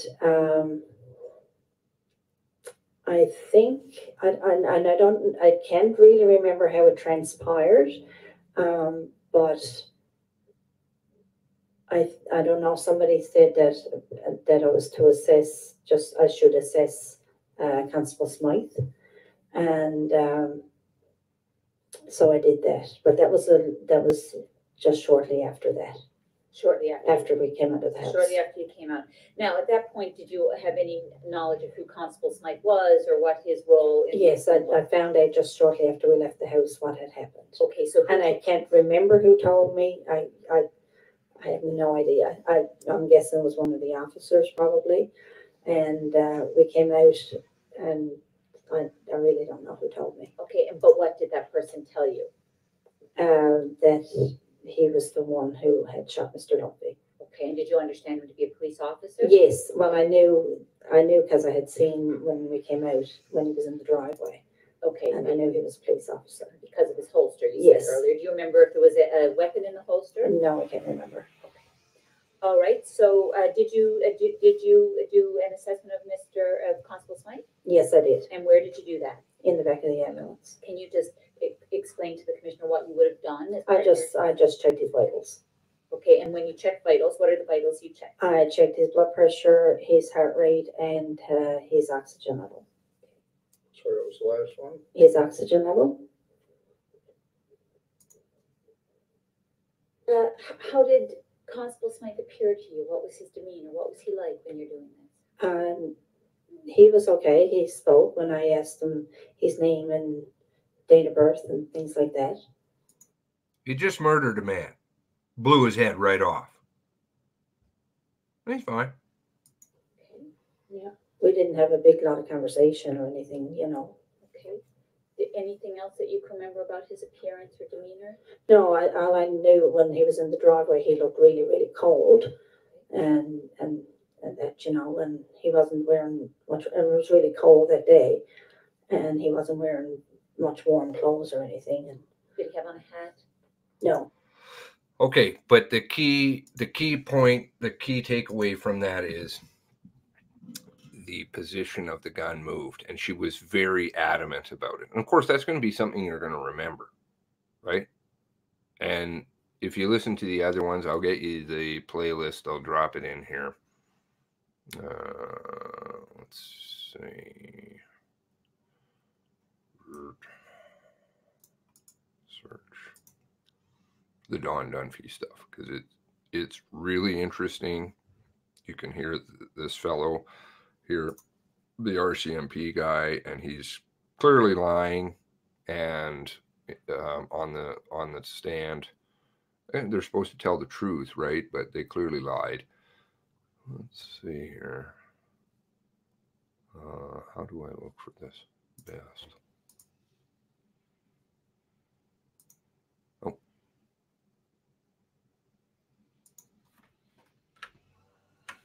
Just Don Dunphy.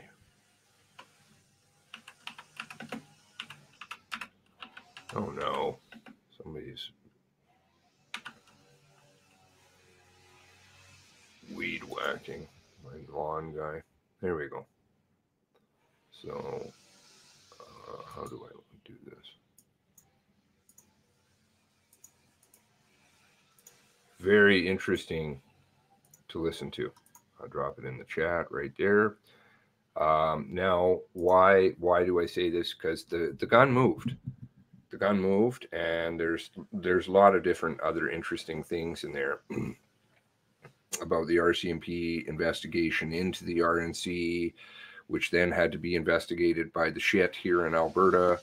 And, you know, what a mess. But this is a public inquiry. This is what you get for a public inquiry, right? And at the end of the day, even though it seems very clear, and even the justice is kind of, he's a bit, it's a moving target for him, but he's pretty clear about saying dead man tell no tales. Can't say anything. Smythe had a bad temper. You know, we all have a bad temper. Well, I don't know. Some people don't. I have a bad temper. But that doesn't mean that you're going to do anything. And Mr. Don Dunphy did have a bad temper. But that didn't mean he was a violent person or anything. I mean, he loved cats. He was pretty...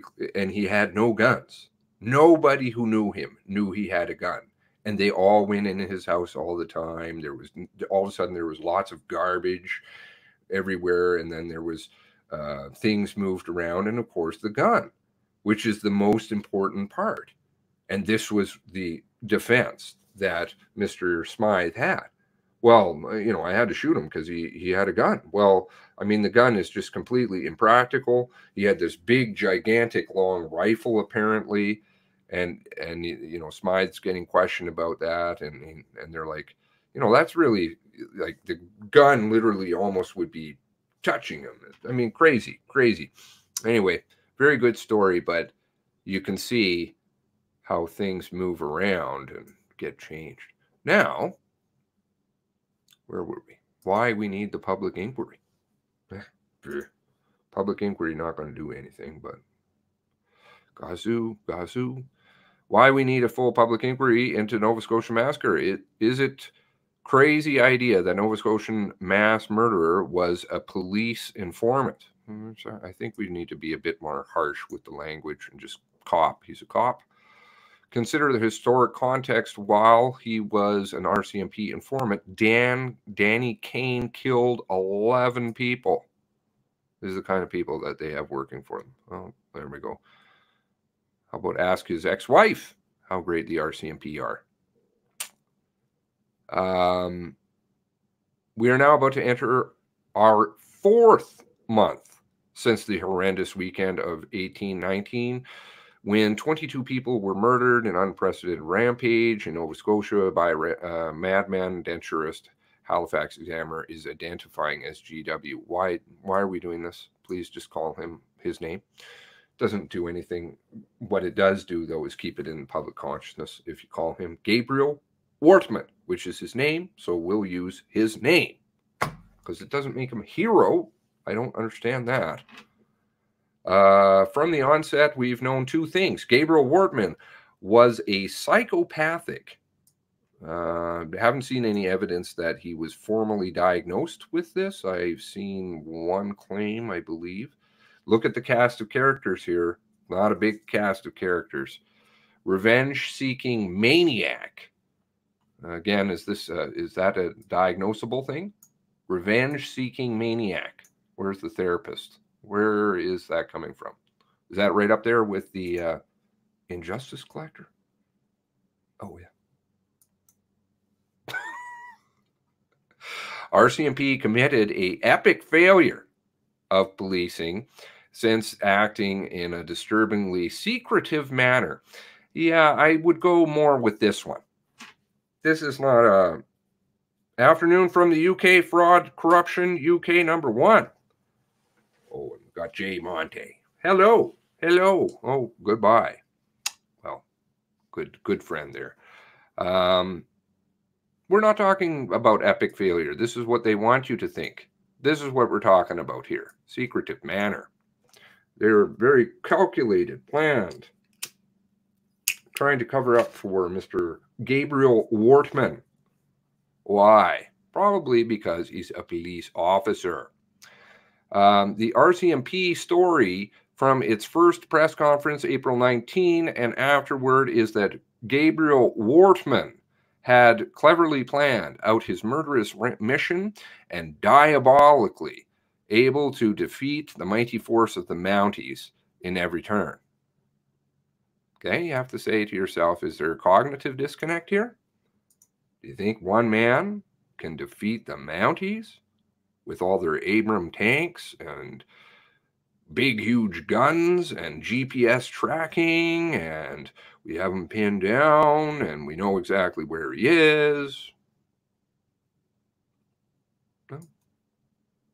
Never getting charged, getting away with everything, lots of money. Mounties have said they did their best in the face of an unfolding, here we go with the garbage psychological warfare language, fluid and chaotic crime spree. Yeah.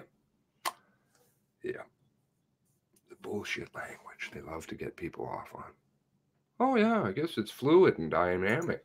Because you know what? I know things that are fluid. Fluids are fluids! We don't have a problem with the English language here. But so much of what the RCMP did is inexplicable. It didn't set up a perimeter around the original crime scene. Oh, it did. Oh, it did. They just happened to do this. 9 people died as a result. Additionally. Allowing GW to escape, no, I wouldn't go with this one. I would disagree. Even though I'm really, pushing for Mr. Palango and all the good stuff he's doing. I'm going to disagree with him on a couple of points. And continue on killing. Even when the force knew where he was, it didn't set up roadblocks. Why? Is that because they were...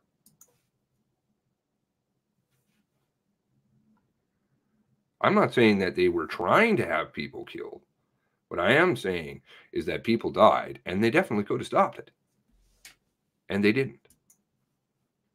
When he was headed towards Halifax, 2 Mounties, Constable Chad Morrison and Heidi Stevenson, were each alone in their vehicles when Gabriel Wortman headed their respective ways according to the RCMP. We need a little insert here. According to the RCMP. Because this is who you're believing. But they've lied to you already. Multiple times. So bad, in fact. I hate that number. Why is it up on the screen? So bad, in fact, they're being sued for it right now. For lying. Lying. Because they're allowed to do that. So why would you believe what they tell you? I would believe Sharon. I would believe many great people who have come forward with tips and photos which dispute the RCMP narrative. Oops. One day we're going to get some of these out. Morrison was shot and lived. Stevenson was executed by Gabriel Wortman, according to the RCMP. Again, in the warrant, I will go back to that. There's that. Nice little piece here. Right here. Oh, fuck me. probably misplaced it now. Anyway, it says nothing about Mr. Workman shot Chad Morrison. Mr. Morrison shot Heidi Stevenson. What it does say is Heidi Stevenson's body was located deceased. Her body, or her clip, was missing. Her gun was missing. Might explain why RCMP gun used to kill Gina Goulet. Might explain some of the RCMP stuff that was used. No autopsies to this day have been furnished to the families to the best of my knowledge, even though they're requested. And what? Oh, that defies Nova Scotia law. Fatal Injuries Act, I believe, Nova Scotia. Family requests it. You have to provide full written documentation. And when requested, in one case that I particularly know, and I said, put a little thing on the top of it called habeas corpus. And all of a sudden, there was a lot coming out. Answers were coming. Oh, but the body got cremated. Strange. You can't exhume for a post-mortem autopsy a cremated remains. You can't. No. No remains. No autopsy. No RCMP issue ballistics. There are 1,000 horrendous questions for which we need answers. The casual observer would think that the role of the media is to dig deep. The role of the media is to dig deep and find answers to those questions. But there is an added degree of difficulty in this case, the COVID-19 pandemic. There is, but again, it's very slight, and it's a very good excuse. No, we can't answer, COVID. Al Bagan. I want to know why Al Bagan was removed from the requests of the warrants, releasing the warrants. Al Bagan, Justice Al Bagan, who said, I want those warrants, and I want them now. Because this is the biggest murder case in Canadian history, and you have no right to hold back public documents. You have to provide them to the public because that's the law. That's May 26th. May 26th. The media are suing. Well, it's prior to that, but he came out with those statements. I want them now. Now. Give them to me, fine. You got a week. I want them now. Oh, do you know what? Al Bagan, Justice Al Bagan, the guy who's like, now, no COVID. COVID means we've got lots of time, and you've got lots of members. So I expect them on my desk tomorrow, essentially. Al Bagan, whoosh, he's gone. In rolls Halfpenny Macquarie. Boom. Halfpenny Macquarie, a little bit more sympathetic to the RCMP. Funny, I noticed the same thing in Quebec. Hello, Mirage. Sick of the COVID bullshit. Yeah, no, it's a lot of bullshit, but they hide with the bullshit. I want to talk about that at some later point, but that's a separate stream, I think, because I don't want to mix up the stuff. In normal times, without lockdowns and social distancing, Atlantic Canada would be flooded with journalists trying to get to the bottom of the story. This one, I don't believe. They're going to be flooding to bury the story, which is what they've been doing. Saying it's this and that, it's the other thing, it's everything. Oh, Todd, if that is in fact true, please let me know. If you have something to validate that, that would be awesome.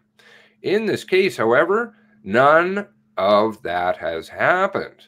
If a journalist ventures into Nova Scotia, he or she must go into quarantine for 14 days. This is why I should just go down there anyway. That alone is a sufficient disincentive for cost-conscientious news organizations to flood the zone with an army of reporters and camera crews. Again, I will take issue with that, Mr. Palango. They got lots of money. They got all kind of money. You can send 1 or 2 reporters down there. Doesn't cost a lot. If they have to sit in quarantine for 14 days, fine. The truth is actually, funnily enough, more important. They'll get paid. What difference does it make? But they don't have to worry about cost conscious. Yes, I mean they do.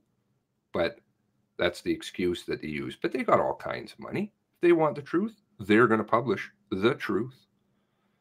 So here we are in a standoff. The RCMP backed by the Crown.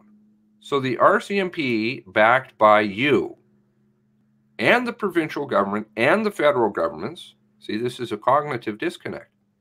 This is you, but they're circling the wagons against you. Does that make sense? They have blocked. You are blocking you. The dissemination of virtually any information about what the RCMP did or didn't do before, during, and after the 2-day massacre. There has been a disturbing resistance to holding a public inquiry, but rather I like how it's in bold, thank you, and italicized, review. You know why? Because then you can lie to the review. Not that they don't lie, and please watch Constable Smythe and the RCMP that sits on stand for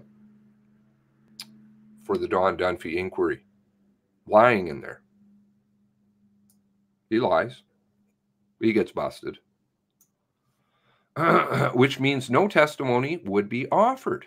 Funny that. Not funny. No testimony. It's like Mr. Bissonnette. A year and a half. Innocent plea, innocent, stands up in court finally when it's his day, and he says, I'm innocent. And then judge calls recess, who is changed, calls a recess and says, well, we'll be back and we'll start the trial after lunch. And he comes back and he's like, you know what? I'm going to change my mind. I'm actually guilty. Because then, well, don't have to have a lot of testimony. Not questioned. Then they just write a narrative for you, a little more scripting garbage that they just spin out, and then, you know, oh, people buy it, of course. Vomit. Okay. That would mean the official story could not be challenged. Exactly what I was just saying. Could not be challenged because there'll be no defense attorney asking them questions. No defense attorney. As if the only issue here was the odd mistake here and there by the Mounties. This is what they want to paint. Odd mistake. Mistake. This is what they want you to believe. It was a mistake. Series of very, very, very unfortunate incidents. Well, we had him pinned down, but he just got away. Well, you know, we didn't block that road. Well, you know, that document got shredded. Well, we didn't get him that time. Well, we just decided not to search for the guns. Well, we knew about the car, but we didn't do anything. Yeah, you know, that's just very unfortunate. Mistakes. Cognitive disconnect. Again, mistakes or very intentional. hell. Oh, goodness. Sorry about that. I don't know why it's not running directly through, and then I don't have to play it over my microphone. Anyway, here in the days and weeks after the Opera House massacre in Moscow in October 2002, the Russians told the public more about what happened than we know here. What's going on? Why all the secrecy if there have been only a few technical issues with the RCMP performance? Only a few mistakes. Hey, Ozzy, what's going on? Only just a few mistakes. Don't worry about it. We're just opening fire on people. That's okay. On the media side, there's also a standoff of sorts, and I spoke to him about this. There is a difficult, the story is difficult to get at. The prime reason being that when it comes to the police, no active police or government employee will go on the record of what they know or think. Do you know what? Funnily enough, and this is, I mean, I literally beg. I'm not a beggar. I don't like to beg for anything. I don't like to ask for help. But I'm begging for people to come out. Tara's begging. Families are begging for the EMS people, for the fire people, for the police officers, the really good ones, for the witnesses of everything they saw, for the witnesses who knew stuff before, begging. I don't like to beg. I'm pretty self-sufficient, independent. I like to do my own thing. I can take care of myself by and large. Begging. Begging, and nobody is doing anything when they know stuff. When you know something, it is incumbent upon you to speak up. How can you have a conscience and not? Well, it's okay. People died, murdered. It's not me. NIMBY. There's such a NIMBY thing going on with people. Not in my backyard, not a problem. I don't have a lot of respect for you. Seriously, I have zero respect for you. That's the same thing that Adrian's saying. And I know exactly how he feels. I knew that moment, and it was horrible when it really hit me. I think, funnily enough, he's going to get it. Because when you get it, the really black pill moment, oh my God, it is horrific. That's it, you know. That's why I walked. I'm like, I can't do this. It's just, it's all stacked against me. All the lying, everything, on all of it. All of it, because people, I guess on here, most of you know me from just this. But I did a lot before. A lot. And I have a lot to go. But, and not with smaller stories like this. Not that this is small. But it's important. And we're getting somewhere. But if you shut down, if you don't do the thing that is right, the human nature right thing to do, which is speak up. You see something wrong, we're told, right, as kids, you got to speak up. It's not called being a rat. It's called living in a clean society. Because I don't want to live in trash. I don't want my kids growing up in trash. I want something good. We all want something good. NIMBY. Throw your NIMBY out the fucking window, man. Don't come and ask me for fucking help. Seriously. That's what Adrian was saying. I understand that mentality. I will still never turn my back on a person. I won't. Because it's wrong. I can run away to the ranch. I'm fine. I don't need anything. I got money. I got a place. I got animals. I'm good. But that's wrong.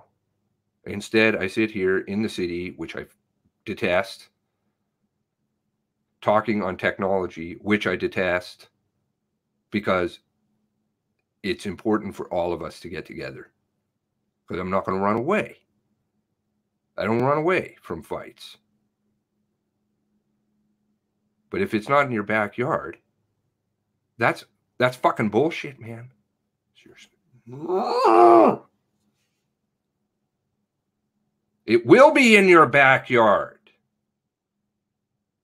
Guaranteed. It is in your backyard.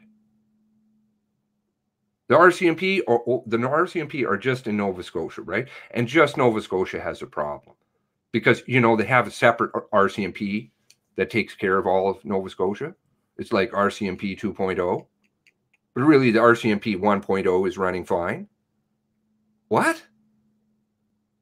Oh, I guess it's only in Newfoundland. It's not the DUNPHY. You know, it's just over there. It's in your backyard, man. And these people are national and they are international. You understand how closely RCMP and CSIS and Signet and CSE all work together? They're all one. It's an intelligence operation. One of the 5 eyes.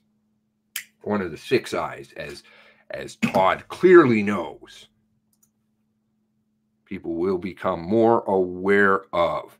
Very few former such officials will openly talk of their out of real fear for retribution, ostracization, or job loss. Like, this is really the reasoning you're doing for things? I'm not going to speak up because I'm going to lose my job, so the system will get shittier. So guess what? I'm just going to count on somebody else to speak up sometime down the line, or somebody else. You're a fucking coward, man!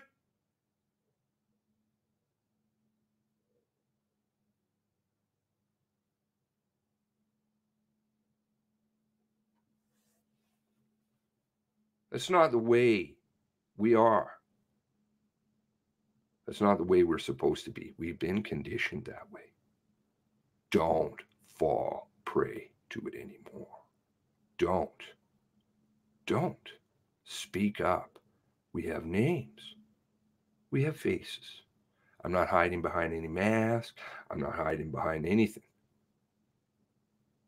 People know where I am, who I am. I'm fucking true to who I am. Because I believe in what I believe. Cowards, you know, that's RCMP and police people who don't, or any of these people involved in the story who don't have the balls. I get it. I do understand the fear, but it's incumbent upon you to clean up your own mess. This is our mess. We have to clean it up. Oh, it's easy for you to say, Seamus. Not easy for me to say. I catch flack all the time.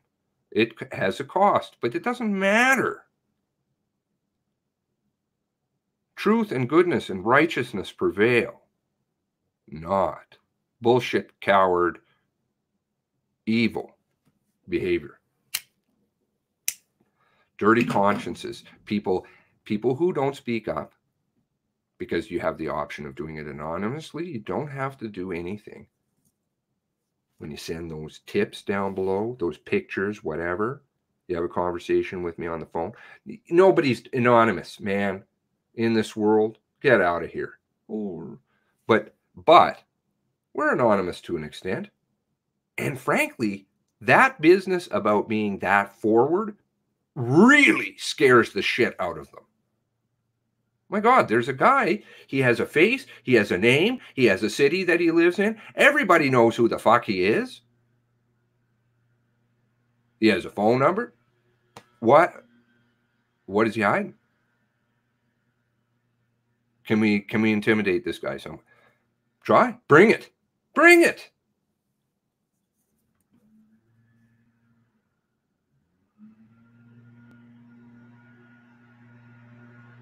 Because there's no way I'm going to have a dirty conscience about going to bed at night and saying to myself, you know what? I did what I could do. Fucking lower. I'm sorry. I did what I could do. And then, you know, I just gave up. And, oh yeah, I got something else to do. No, I have a friend. Who is devastated. And I have friends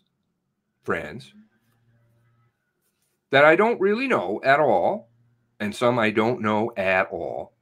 The people that have never spoken to me, but I understand they need somebody. And we collectively do that. So stand up for them. And they need the answers. Come on, don't be a coward. I don't suffer fools or cowards well. Very few such officials will talk openly about their real fear of ostracization or job loss. Just about everything else might touch on the real story. Therefore, comes from anonymous sources. Why? When the bully knows who you are. Sun Tzu. It's the exact same thing. Sun Tzu, except 180 degrees. You must know your enemy. Well, the RCMP must know Seamus Gorham right here. Come on, man. Let's do it. Bring it on. Me? No, I'm not one. I'm how many here now? How many we got? 1, 2, 11. I'm 169 people. And a hell of a lot more than that. People who watch here, all of you, the channel gets rebroadcast over other places. So it's not on my viewer count, it's elsewhere. That all people who have names, faces, and lots of them, not everybody, are willing to stand up and just say, you know, I don't want this anymore. My kids are going to have to deal with this. I got in big fights with my mom about stuff.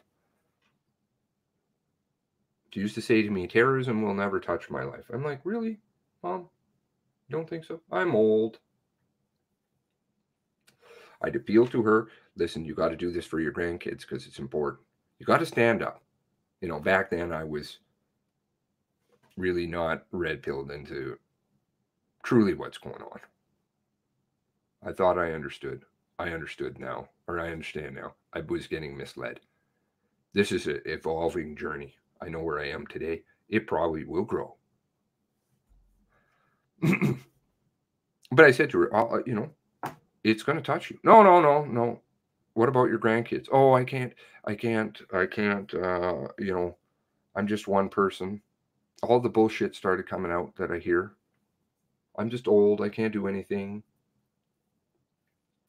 I'm like, that's garbage. You can do lots. You're a lawyer. You're smart. You're tough when you want to be. Come on. Quit being beaten down by the system and stand up for your grandkids because they need it. Oh, no. You know what happened? I think it was probably 2-3 months later. I said, it will touch your life, Mom. 2-3 months later, Chrissy Archibald died on London Bridge. Chrissy Archibald was a friend of my mom's. Still to this day, she doesn't see it. You know why? Because she's afraid when she really gets backed into a corner and put on the spot. And I'm like, Mom, tell me why you're doing that. Because I'm afraid. Why are you afraid? What do you have to be afraid of? God is on your side. Lots of people will be behind you because everybody else just waiting for that other person. Oh, they'll do it. You know, they're going to do it. Oh, the government will take care of me. Oh, that school's going to do it for my kids. Yeah, no.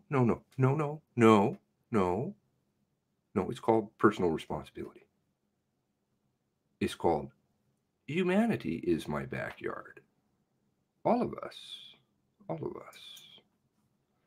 who are deemed to be less credible. Because if you hide And I made a video about that. Because I used to make whatever it was, 4 or 5 years ago when I started. Of course, all my videos are put away for now. But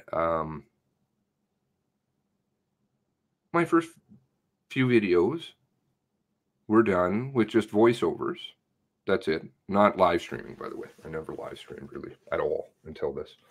I did a few, but most of them were just lots and lots of information.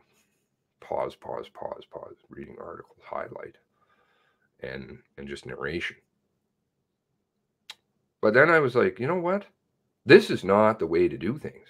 Because I watched somebody one day, I'd watch obviously a lot of YouTube, and I watched something and it clicked. Finally did. I don't know why, obviously, but if you're talking and you can't show your face, then you're not very confident in what you think. Are you? To me, myself. I'm not judging other people. Everybody's got to do their own thing. Same thing as if I sit around and I ask for money. Well, if I do that, then people can point their finger and they can say, well, you know what? That guy takes money. Maybe somebody else controls him. Well, no, nobody's paying me. I just do it out of my own pocket. And then that way I never have that argument. Because if somebody ever wants to say that to me, I'm like, you know what? Have at. Look at the banking records. Look at my internet bills. Look at how much it costs for me to do what I do. I don't work. I study. Right? That costs a lot of money. Where I could be making it. But that's the sacrifices you have to make. Anyway, enough droning on. Let's get back to the article. But it is important people stand up. And there are a lot of people behind you. And some people will run and cower, but some people won't. Much of the media in recent years has taken the position that anonymous sources are not to be used at all for no matter the reason. In pursuit of journalistic purity. Really? I think this is exactly the opposite, funnily enough. They got anonymous sources coming out every hole, claiming all kinds of stuff, which isn't true in all lots of media outlets now. This is very common. Oh, this insider said that, and this and that, the other thing. Way more so than before. You read old journalistic articles, like newspaper articles or anything. You can see everybody had a face, everybody had a name. In its pursuit of journalistic purity, these media outlets are determined to rigidly enforce this paradigm in the face of exceptionally difficult and unusual circumstances. They have handcuffed themselves. I think he's giving far too much credit to the media.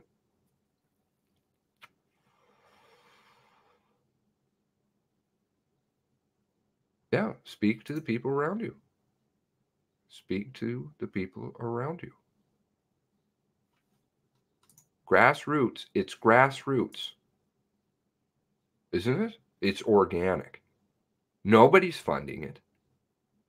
It just grows because people speak. They have evidence. They show it to other people. People look at it themselves. They're like, that doesn't seem to be right. Maybe I got to look at something here. Word of mouth. Spread it. Use it. The brain. Oh, awesome. So fucking awesome, man, the brain. As a result, the results is that the RCMP is apparently hiding something. And the majority of the media is, for reasons stated, and some others, unwilling to find out what's going on. The collective fear that it's approached might be called into question. Into what's going on in the collective fear. So,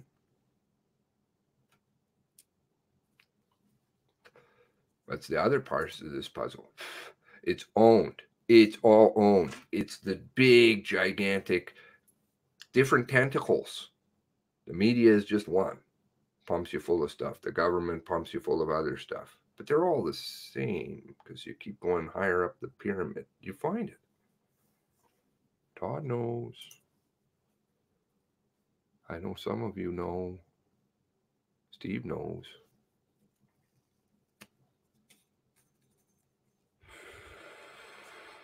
So that's why they don't want to find out.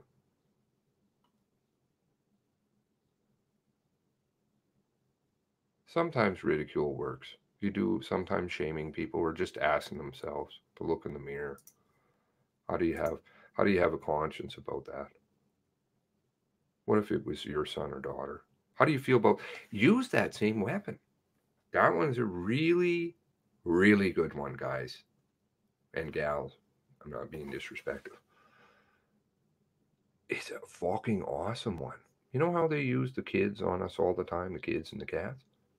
Use the kids on the phone for 2 hours, paces down the road.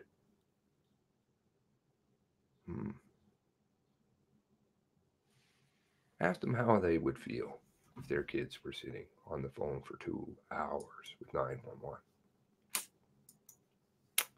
It hits home.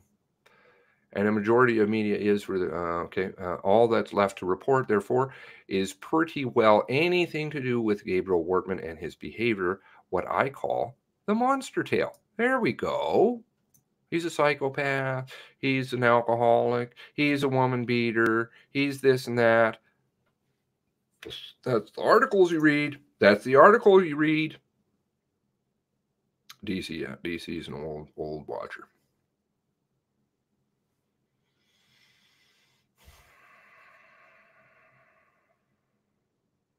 I had to take the time off to learn. I that's all I did, sir. That's all, ma'am. I'm not sure. I think it's a sir. It's all I did. Read. My internet bills will prove that. Unbelievable amounts of reading I was doing and research. Crazy. And to this day, I know less than I did before. But in some ways, I know more. And that I can share, but for another day. It will come. The few times the Mounties have spoken about the matter to reporters, the spokesperson always brings up something about Gabriel Wortman that make it to the headlines. Funny that. He is a psychopath. He was a misogynist. He was a misogynist. He's an injustice collector. What a bunch of garbage, injustice collector. Are we seriously letting people rewrite the English language? There's Campbell saying to you, well, he had people who wronged him in his life. Please find me one person who hasn't wronged you. Everybody gets wronged. Oh my God, that must mean you're an injustice collector. Labels. Back down. Don't ask questions. We had one die. You're going to get labeled. Oh. Very clear. And then when you just say, I don't fucking care what you say. You can call me whatever you want. You can do whatever you want. I don't care. It doesn't matter anymore because that power, gone. It's a false power, an illusion of power they have. He was afraid of the banking collapse. This is balls. All you have to do is pull out his email about first they were saying, because they're contradicting themselves, right? All over the place. Even in the same places, they will contradict themselves. So they say he's afraid of the banking and the monetary collapse because of COVID and all this stuff. Well, does this make sense? Cognitive disconnect. That he would go and enter into business. Yeah, I'm going to look into that business thing with you. I'm going to invest. Huh? Yeah, and then they'll tell you the same thing. They tell you. He was driven by fears of COVID. Oh, yes. The media, with everybody having parties. Everybody having parties.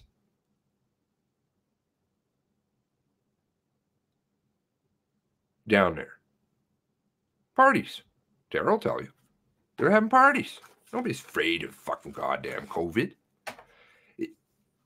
That night, he's having a party. His girlfriend and friends and the FaceTime. Having a party. Real afraid of COVID. It's like when you pan around behind Justin Trudeau. Oh, the people right out in front of them, all standing shoulder to shoulder, his entourage, his fucking PR team, his fucking media team, all trying to indoctrinate you. Oh, that's right. None of them are wearing masks. How does that work? I'm going to do a separate video after this just about the NIMBY. He was driven by fears of COVID. The media takes the bait pretty well every time. The media takes the bait? No, no, no. The media pipes the bait. That's their job. COVID, COVID, COVID, COVID, COVID. Killer bees, COVID, COVID, killer bees. Don't talk about that story anymore because it'll go away. Edit that piece out of that article. Remove Clinton Ellison's piece. Don't talk about things. And then the same breath, they're doing the same thing on the other side. They're like, oh, by the way, we're asking for the redacted warrants. Really? If you're asking for the redacted warrants, why are you redacting yourselves? And I was putting together a video of just stuff that they're doing. They do it. The media. The same ones that are saying to you, you know, we're standing up for your rights. Rah, rah. We're going to get you the truth. But we bury it ourselves. Even early in the video, like series, whatever, this fucking mess that we're in, I was pointing that out. I'm like, who was it? Staples? Was it Staples? Or no, it was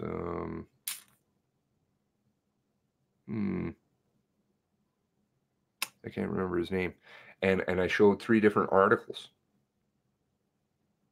and the original place it came from. The selective quoting. And this was like probably day 4 into this. And I'm like, well, how come the Star is removing more and the Globe and Mail is removing more and the Global News is removing even more than the Halifax Journal, which I believe was actually true to the word. The Halifax Journal, or was it Halifax Examiner, or was it, I think it was Halifax Examiner that actually had the real quote, verbatim.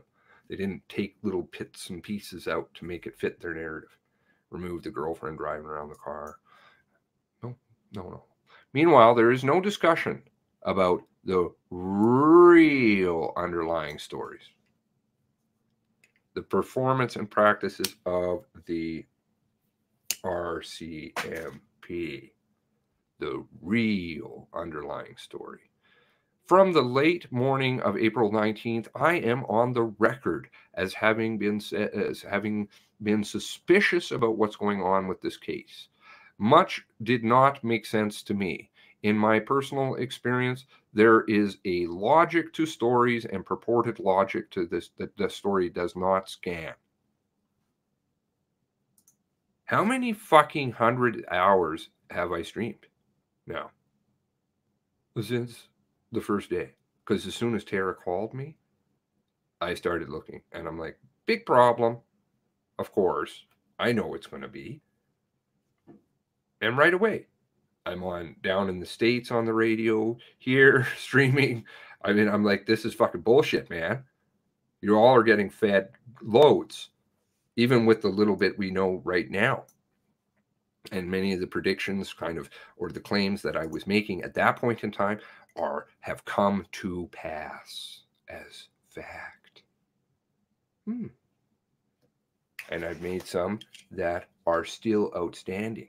Cop, cop, cop. That's going to come, the full cop. From the late morning, April 19th, and many people in here obviously know. Obviously know. You all know it's bullshit. That's that voice inside. I call it God. I'm looking at this. No, fuck, man. That's lies. You look at it. Lies. What are you telling me lies for? Tell me lies. Tell me sweet little lies. April, okay. Much of it didn't make sense to me in my experience. There is a logic. Yay. Yay. The little gray cells, logic. Two stories, and the purported logic of the story doesn't scan. The RCMP say Gabriel Wortman had an argument with his longtime girlfriend / common law / doesn't live with her / we don't know / important witness / whatever we're going to call her. But don't worry, she's buried in the witness protection program. But we can't really tell you that because that would defeat the purpose of the program. Boom. For whom he had abused over the years. Really?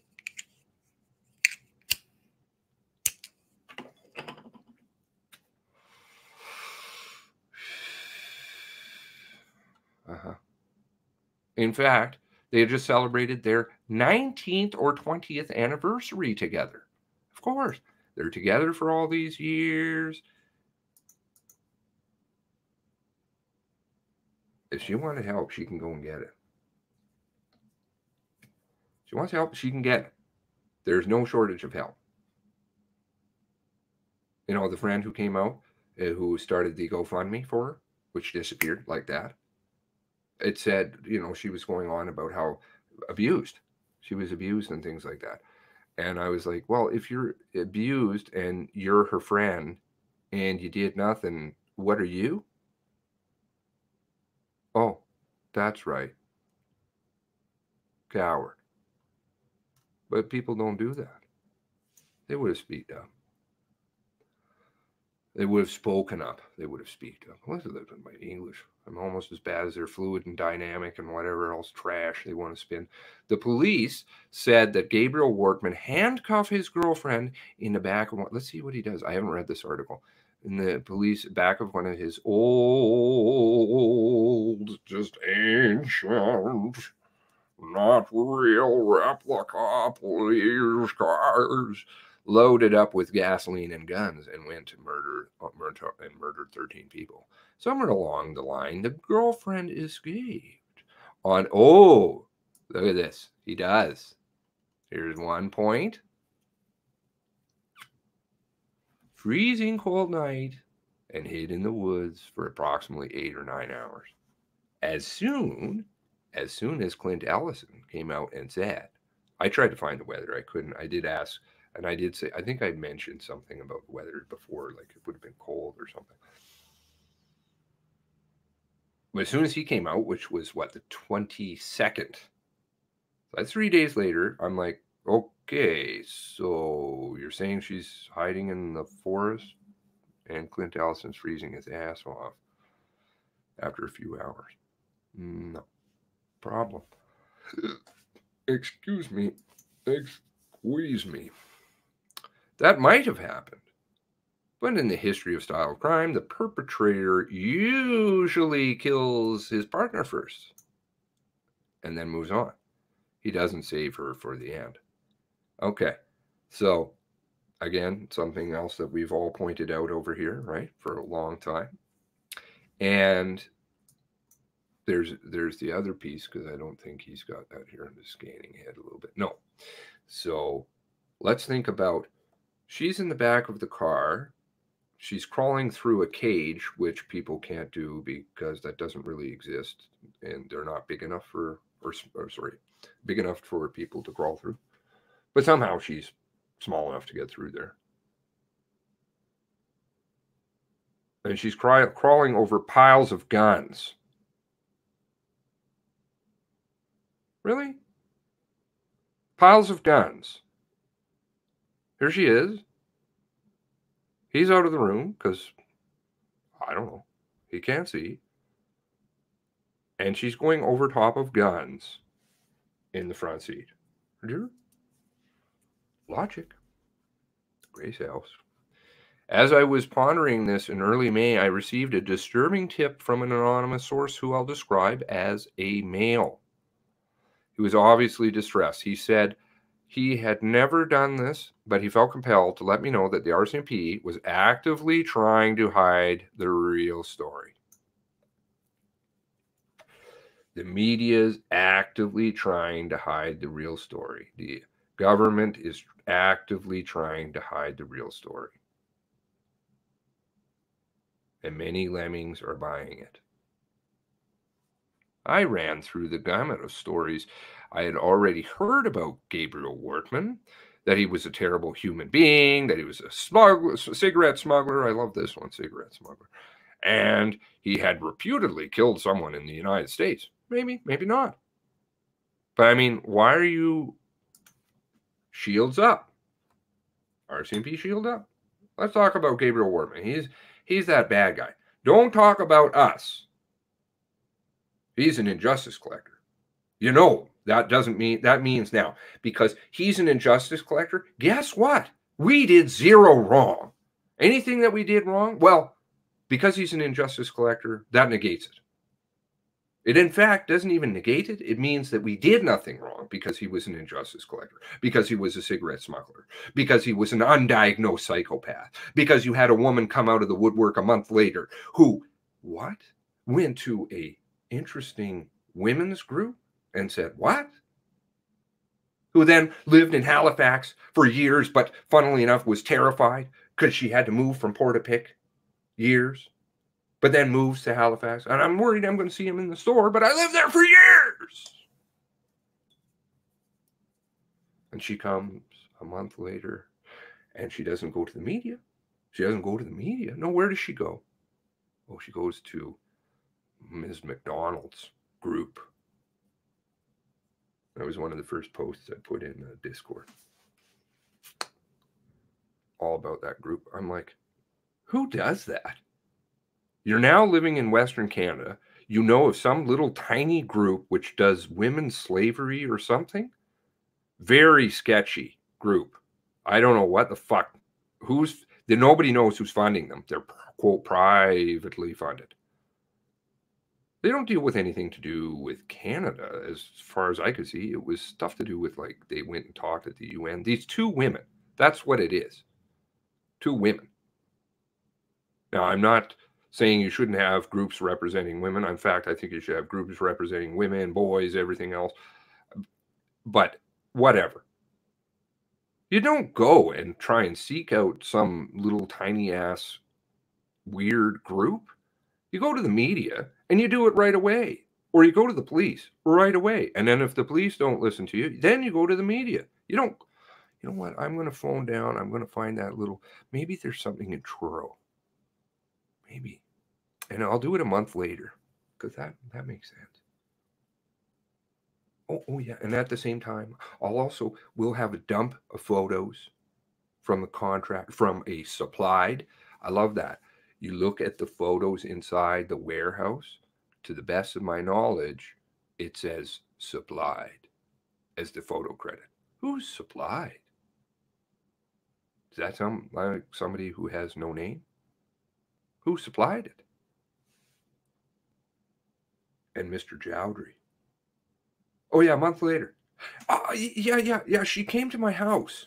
Yeah, lots of stuff happened, you know. But I didn't want to tell anybody. Because I'm really terrified.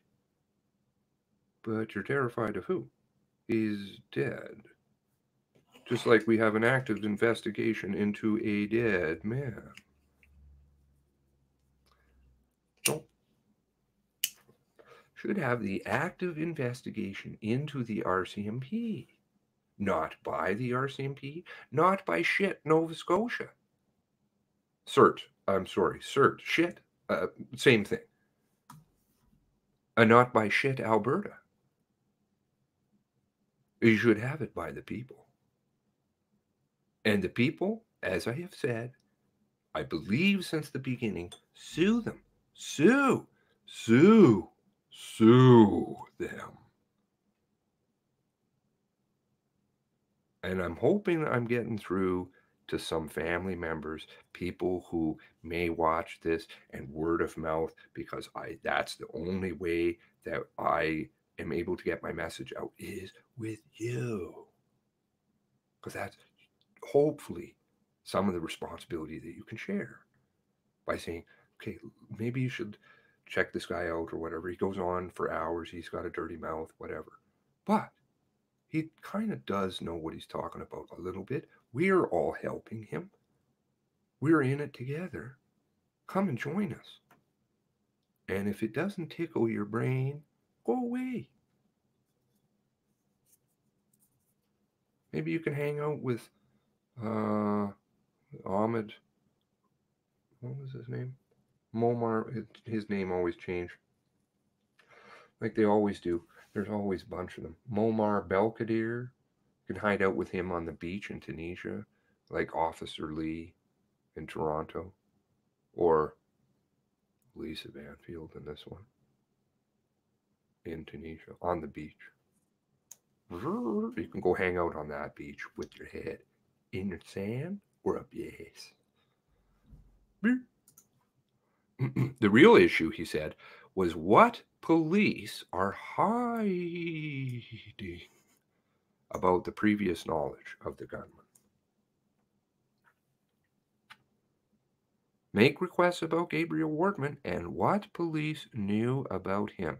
RCMP or Halifax. This is a cone of silence. Just keep asking questions and filing. I'm still hoping that somebody's going to help me with the filing stuff. Apparently Mark knows something about that. Maybe I'll shoot him a message. I've never done it, funnily enough, over the years. He wouldn't tell me anything else, but he told me enough. I started focusing in that direction. Stories opened up about Gabriel Wortman's seemingly good luck avoiding police scrutiny over everything from domestic violence issues to threats against police and illegal guns. Those other police departments they have balls. They come out. They speak the truth. Mind you, I don't think it was funnily enough until CBC dropped that, did the filing of the information request and found that. And then Truro came out, some guy there, detective, and he was like, I remember something about that.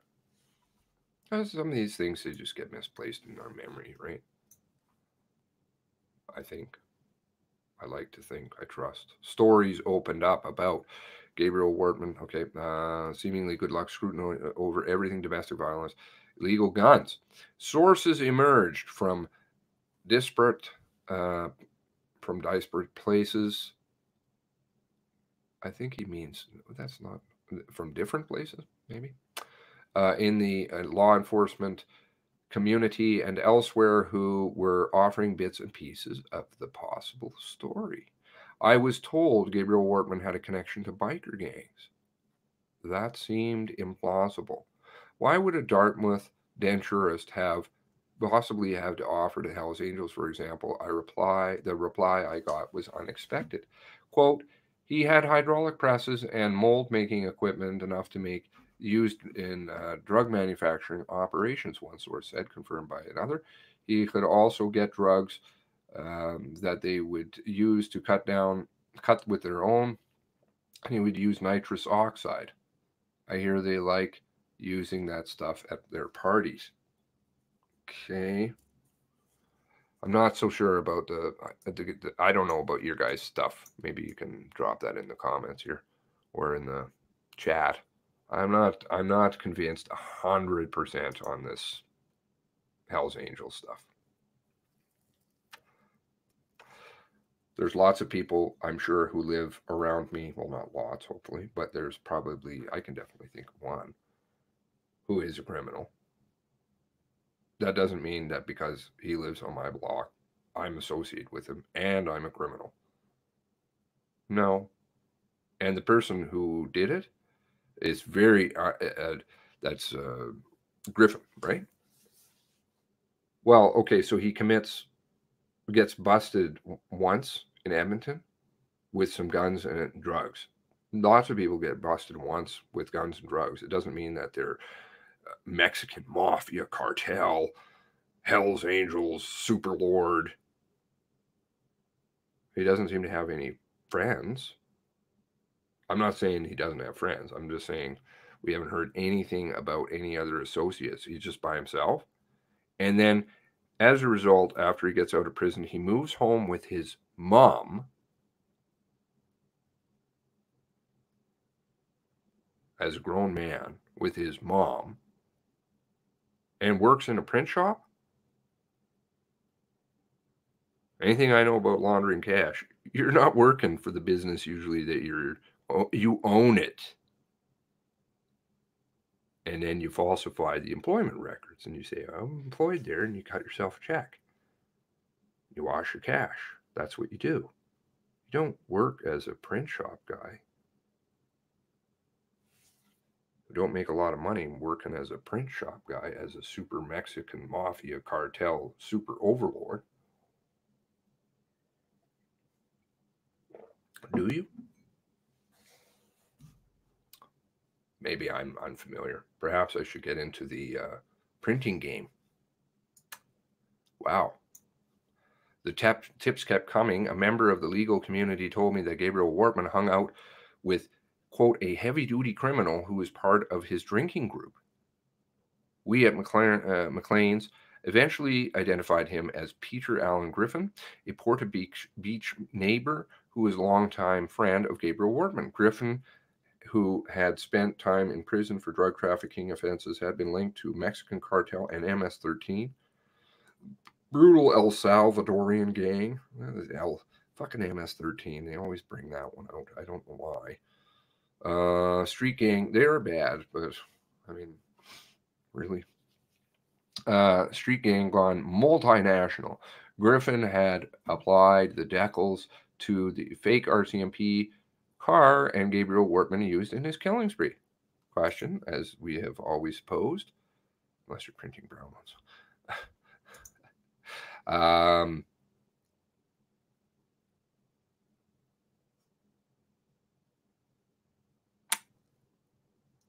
Have you noticed something absent? We've talked about that a lot, but I'm going to keep saying the same things because there are some new people, and sometimes a lot of the things I say, I think I just say a lot of stuff, so it drifts off.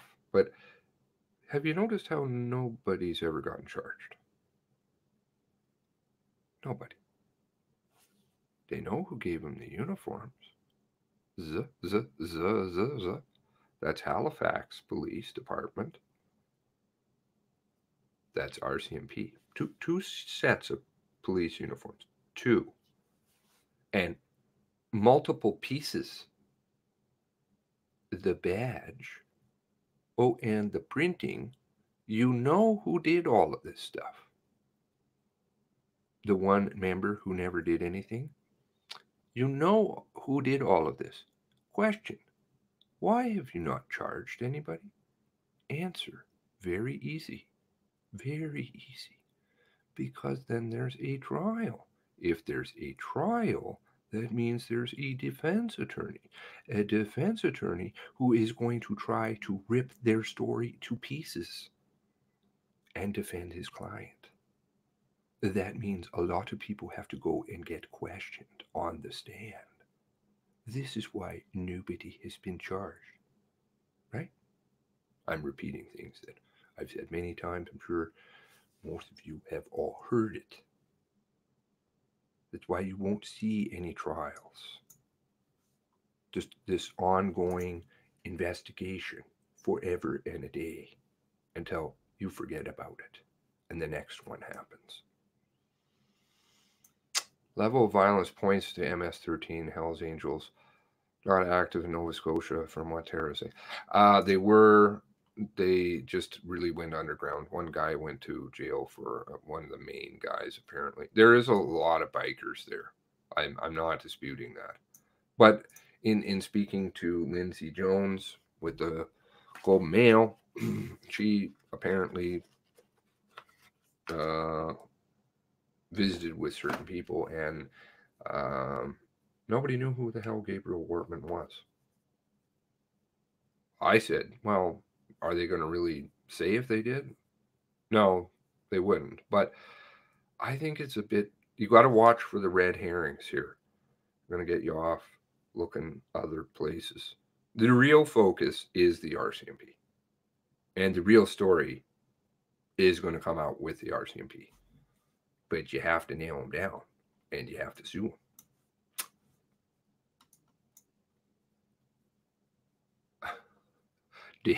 Dave Fitzgerald. Boy, I don't think I can put that up on the screen or read aloud. Some of those words I think are banned, but I can read your comment. Interesting. Well, they're not banned, but they demonetize or whatever. Yes, I'm worried about the demonetization. Because, you know, I'm so monetized as it is.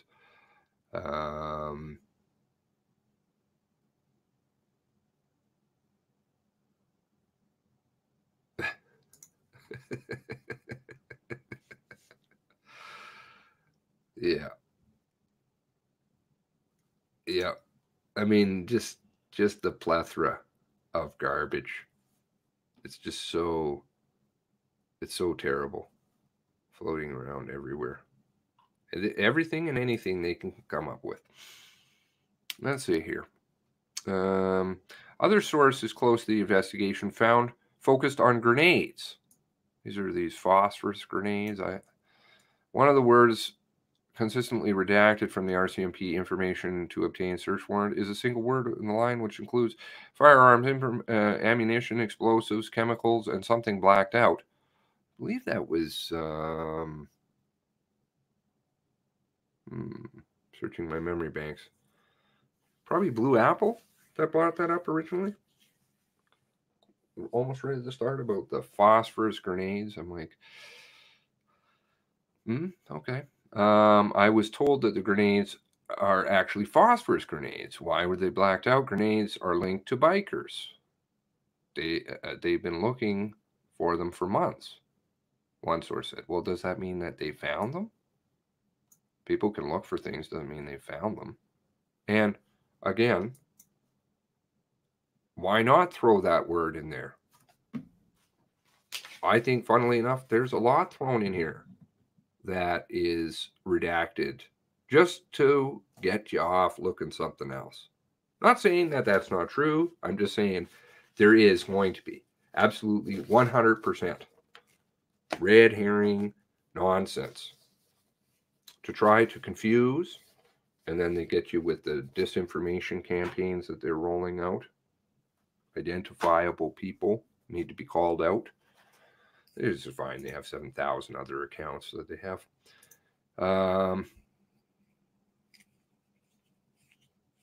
But again, does it really have anything to do with what the RCMP did wrong? No. Can you get them on the stand and ask them, was Mr. Wortman in your employ? Was he a police officer? That would probably be one of the first questions I'd ask. It'd be interesting to see what their answer is. There'd probably a series of questions that I would ask, but you have to get them on trial. Don't worry about the phosphorus grenades. Don't worry about the red herrings. Worry about what did the RCMP do wrong, and how can we prove it, and how can we give that to the lawyers that are already fighting for the families right now, and for the ones that hopefully, because I think they should have a few different class action suits going. A few different ones, because then you have different justices. And probably one of them is going to be good. Don't have to amalgamate them all into one. That cuts down your chances of finding a good judge. Just my thoughts. Anyways, and make their life a living hell. Make their life a living hell. Yeah, it's our money.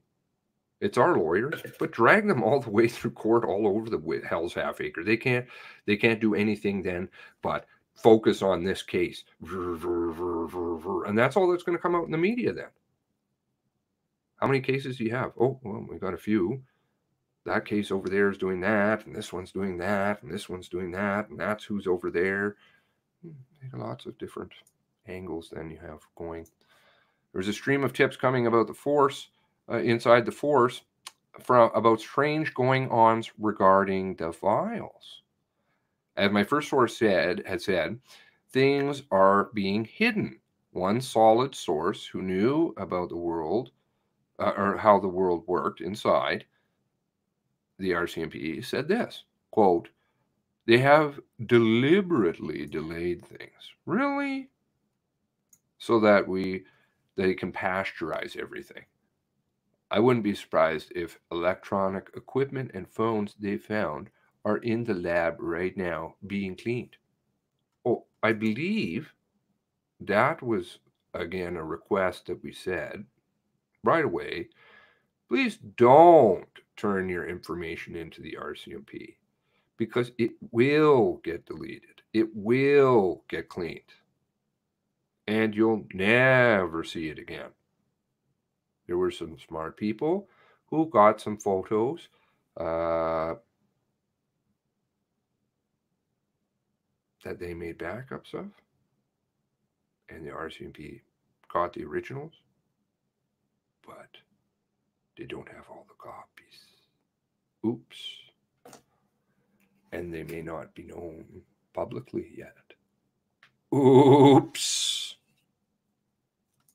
Uh-oh, that's going to be a problem. I wouldn't be surprised. Okay, so that's provocative stuff, but there's no way to easily prove such an allegation. The RCMP holds all their cards tightly to their collective chests, and they are not going to show them. All of which leads us to money.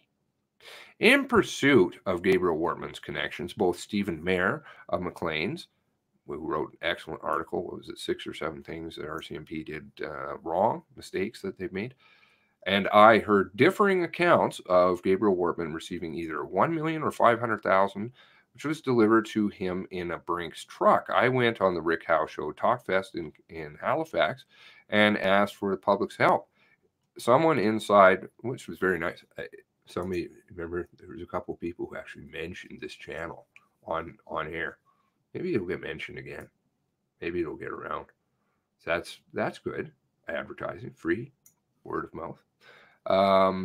Just saying.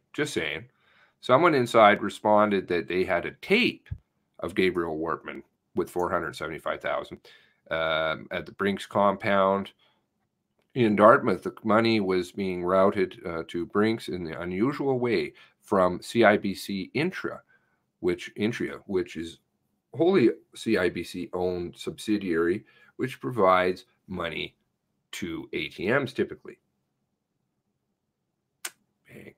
Banks are bad. Banks are very bad.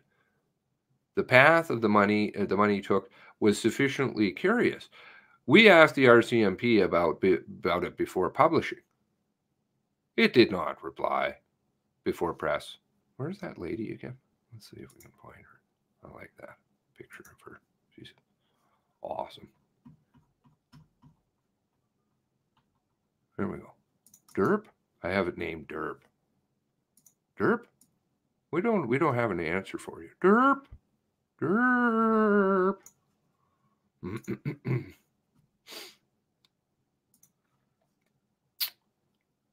Never have any answer.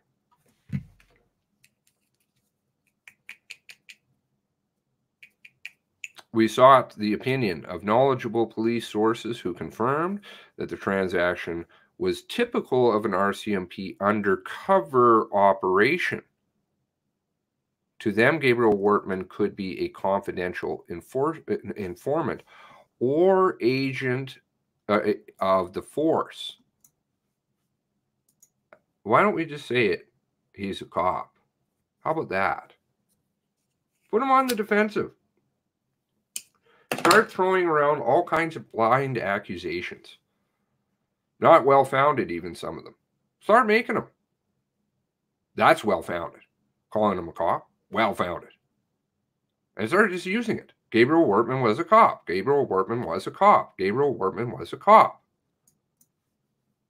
Let's not call them a confidential informant or an agent. Let's just get them to say, well, no. We can prove. Here's all the records of everybody we've paid. No. Something very common in these days, especially when it comes to biker operations.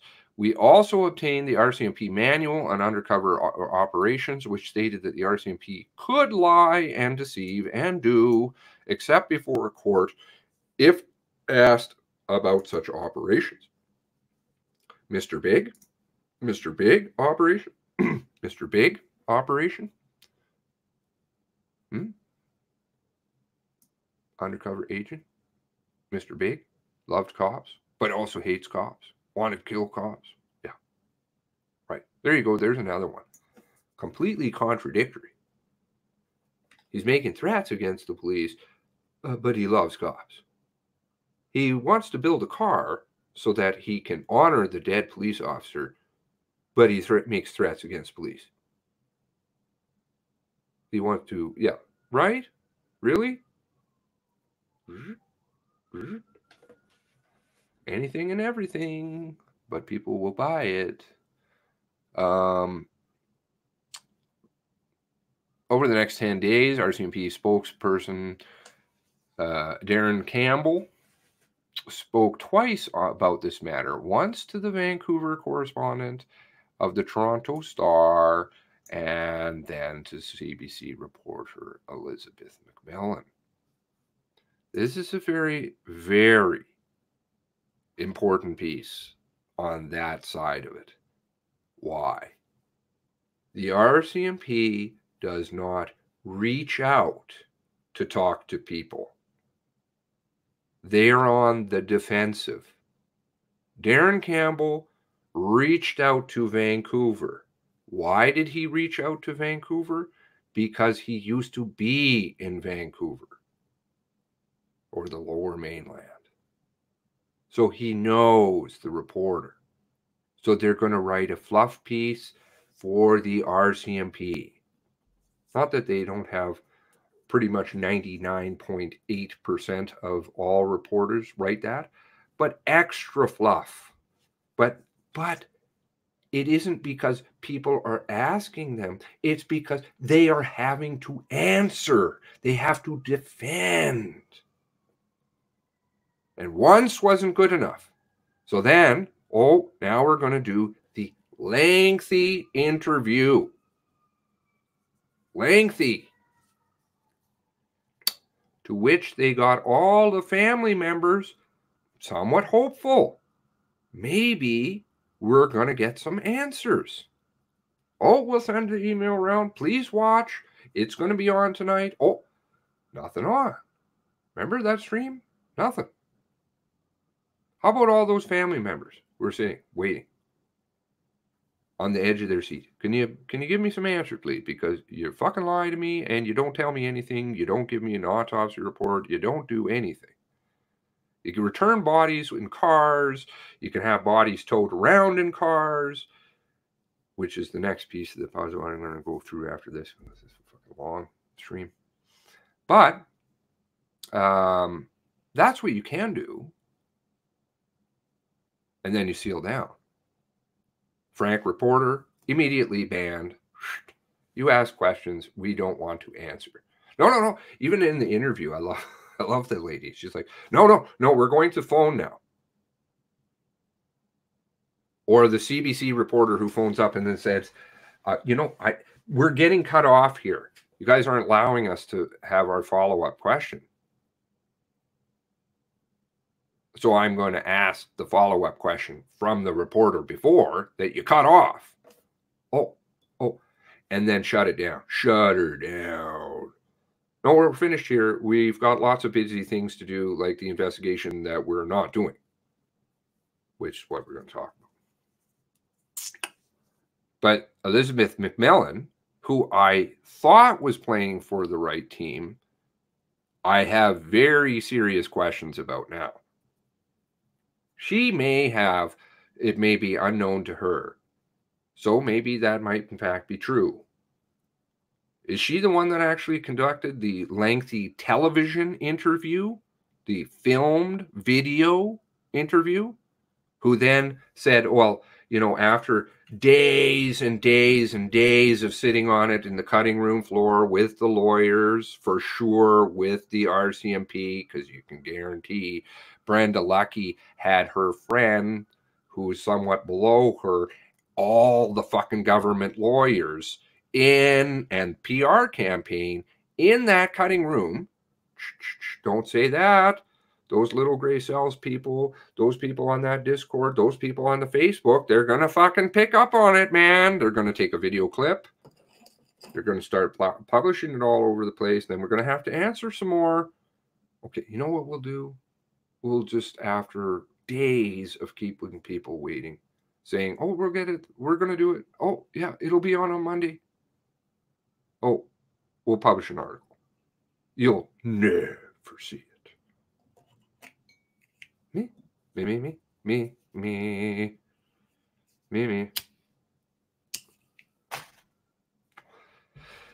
And the other one, which was her scrubbing of her article, where they removed how Mr. Being Elizabeth McMillan, where Mr. Wortman, how he died. They removed that. You can see it on the Wikipedia for yourself. CBC, oh, delete that. Clinton Ellison, delete that. We'll just have a technical error there in the speech. No. Brainwashing. In each case, he stated that the monies Gabriel Wortman received were of his own personal funds, without being specific or proving their provenance. Provenance.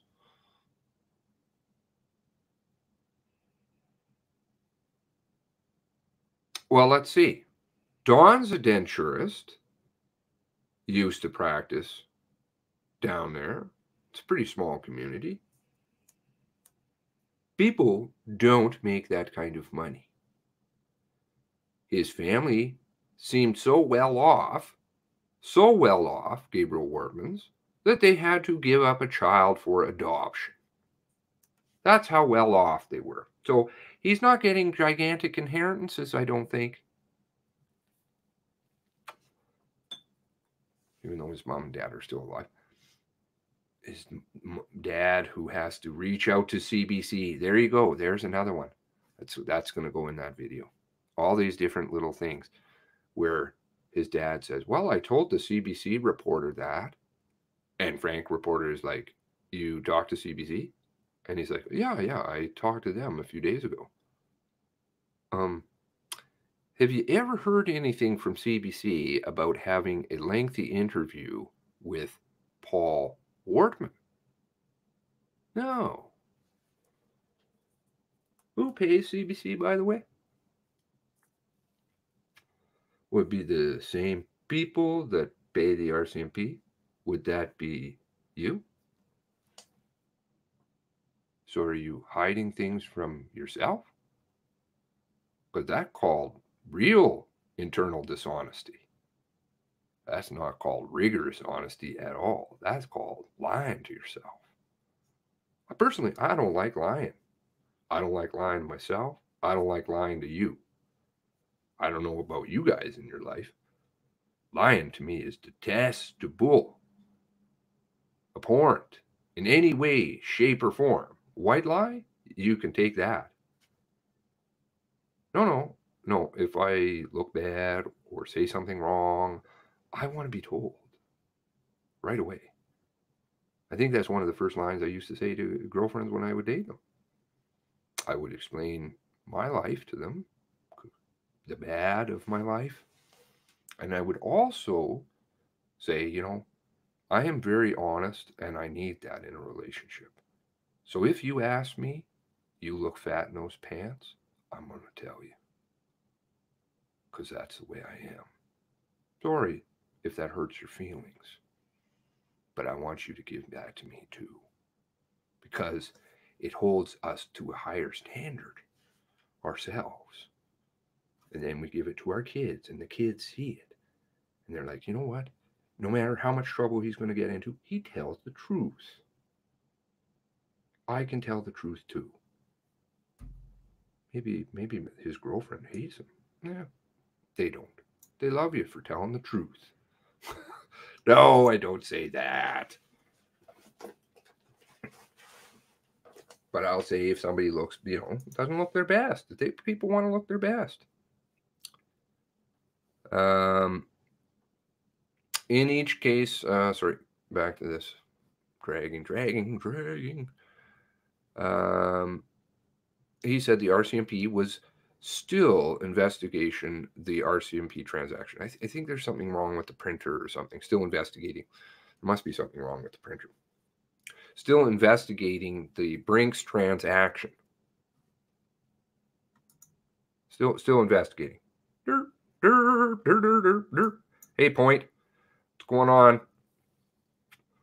But they're all that way. They're all that way. You know that. Hopefully, my little montage, like my other fucking videos that never get completed. Hopefully it'll show it. It's all of them. They're all like that. Because that's their job. The days of small town newspapers with a reporter that was locally owned so that it really actually cared about their citizens are gone. These massive conglomerates are here. And they have an image and an agenda that they push constantly. As in, Gabriel Wordman is a psychopath. Oh, a woman beater. We heard from this person a month later who was working for military intelligence. Come on.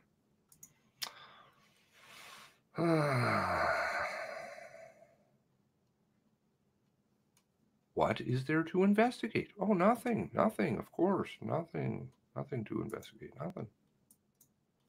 All the RCMP has to do is pick up a copy of the paperwork Gabriel Wardman is shown signing, and in those papers, one would undoubtedly find where the money originated from. Campbell said the RCMP was still auditing Gabriel Wardman's finances. After 2 months, they can't give a ready explanation for such a suspicious activity. Editors note that the Halifax Examiner has asked the court to unseal documents related to the warrants obtained by the RCMP for the mass murder investigation. This is a lengthy process, but so far we've obtained 8 redacted documents, or about 20 such documents, none of the 8 related to the Brinks withdrawal. Again, I'm suspicious of this one because, frankly, some of the questions that the, why would you not ask in certain warrants, you're redacting certain terms, maybe that's been asked, I don't know, certain terms in certain warrants, but then in others, that exact phrase is used again, but you don't redact it. That actually shows frivolous redacting. There is no reason for it. The number of bullets being redacted that were shot at Mr. Or how many times he was shot, Mr. Morrison, no problem. But you had the swap of the judge. See? I think it's smoke and mirrors. I think it's an illusion by and large. Sadly, I don't trust them. I don't trust any of the media. I never have, but I don't trust them in this. I think they're actually playing a gigantic theater game. Oh, we're going to report the truth. Oh, we're looking for the truth. Oh, we're redacting stuff. Oh, we're deleting Clinton Ellison's comments. Oh, it's both. Always. You got the Hegelian dialectic thing going on. So it makes people feel good. Makes them feel like, oh, yeah, rah, rah. My media, which is owned out of the United States. Post media.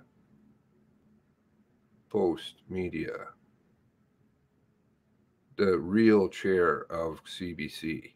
The real chair of the CBC. Because there's 2. Who's the real one? Yeah, they're all the same. Campbell dismissively called McLean's story a fairy tale. Well, that makes it, I know, now for sure. It's a fairy tale. Because he said so. Don't you know?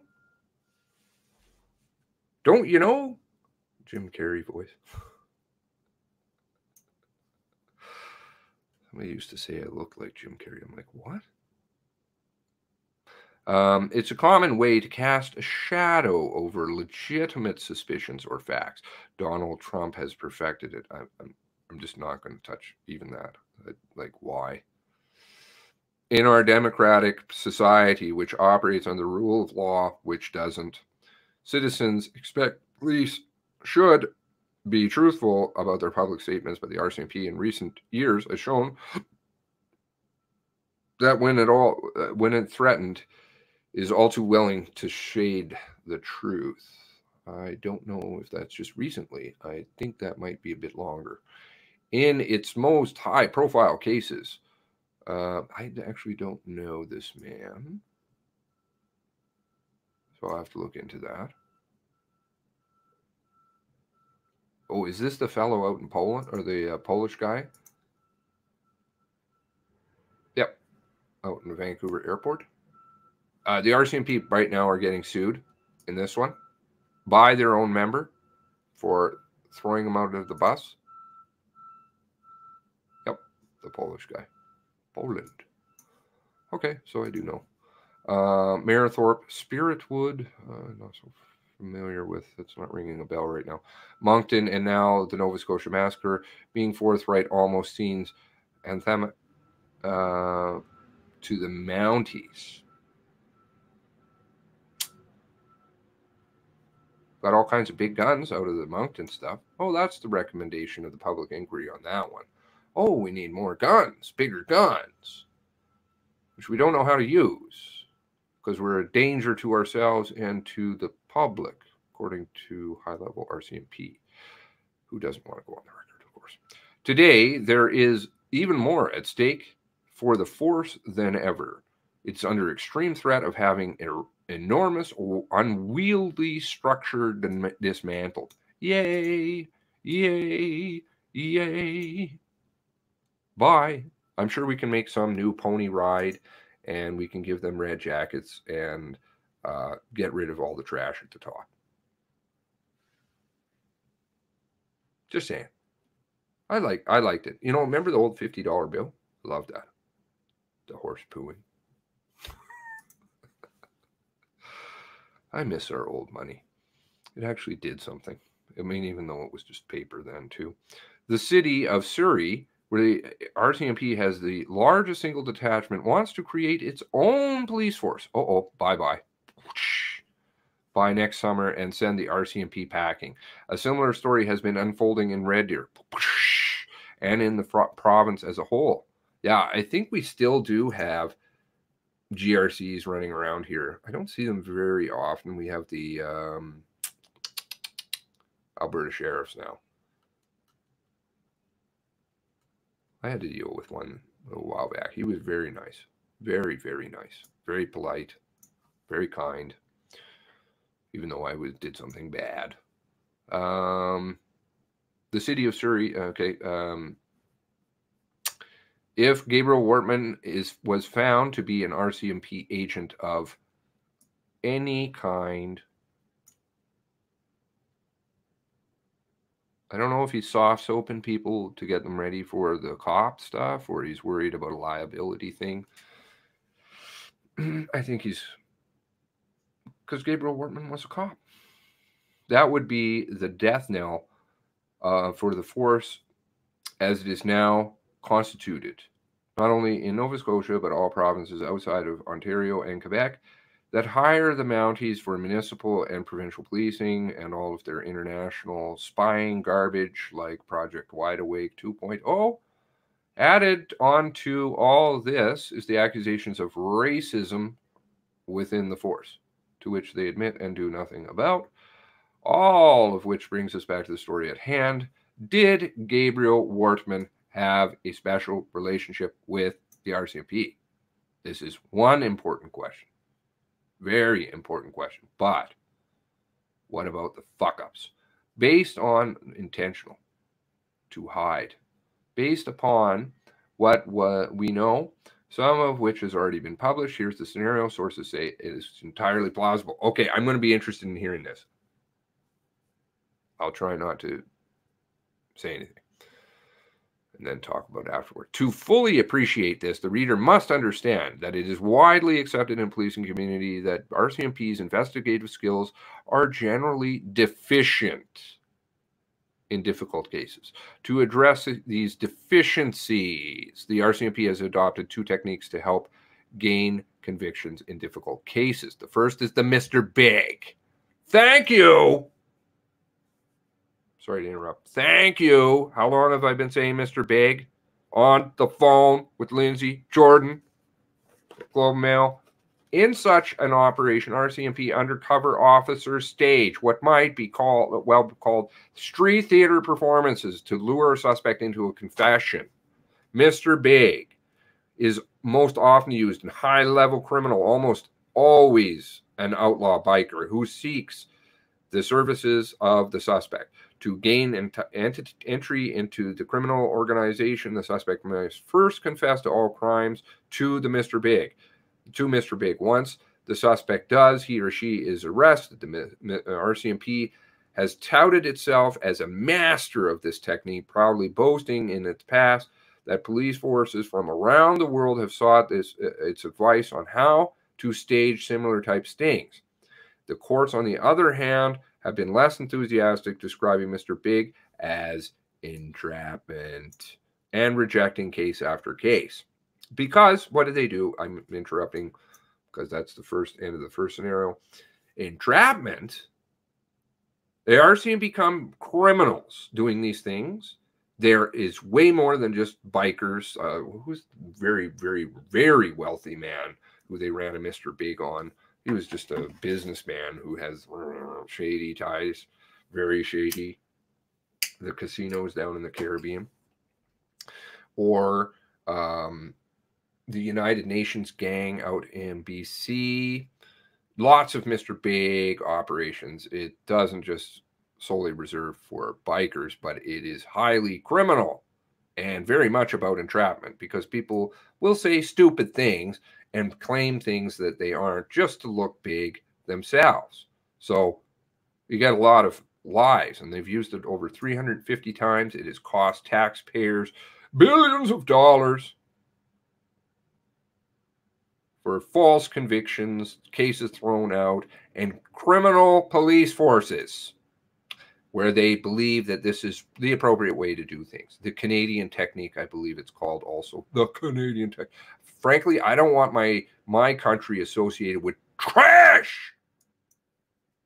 The second technique the RCMP has become fond of is confidential informants or agents, especially in outlaw biker cases.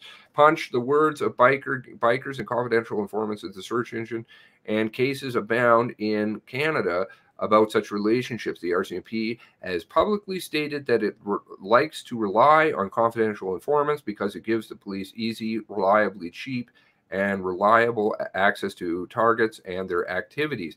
A notable such case in this context is Nova Scotia. In Nova Scotia is that of Danny Kane. Kane, who died in 2000, was a notorious RCMP informant in the late 1990s. While working for the RCMP, being paid $2,000 a week, Kane committed 11 murders from 1994 to 97. Yum. Great. On the payroll. In 1997, Kane was contracted to kill Randy Mercereau. Bad with names. A former Hells Angel member in Nova Scotia who had broken away from the gang. The RCMP thwarted that effort with a subterfuge, but Mercereau was eventually murdered by another hit team on Halloween night in 1989. His skeleton was not discovered until 2010. I wonder if they were sending off blank checks just to his estate and they were getting it. Probably. Well, relatively cheap, my ass. Billions. Mr. Mercereau's brother Kirk and his wife Nancy were murdered on September 10th, 2000 inside their farmhouse in Hants County, Nova Scotia. As an interesting aside, one of the 3 killers convicted in this case, Michael John Lawrence, used to live in Portapique as well. The area, once described as a close-knit community, is beginning to look like a den of thieves. Well, they have temporary police there. Part-time. 2 to 4, on call. In the case of Danny Kane, it was later revealed in court that Kane, who was known inside the RCMP as C2994, Agent C2994, who talks on his shoe, had signed a 30-page contract with the RCMP and would have received as much as $2 million for his work. At the time of his death, he collected about $250,000, and there were reports that he thought the RCMP screwed him. Oh, good. A criminal, murdering sack of shit thought the RCMP were screwing him. That's great.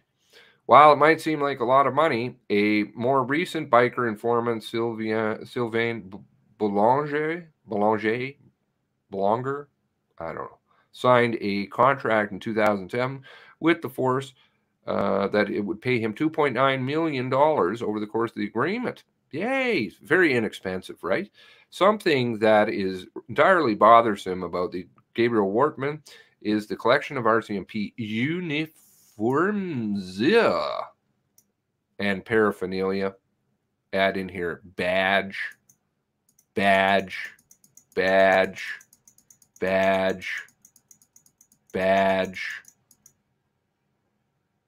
you hear me? Badge. And the overly perfect replica, oh really, of a Mountie cruiser that he used on his killing spree. The car was outwardly better equipped than a regular Mountie car. That would be reference to this push bar nonsense.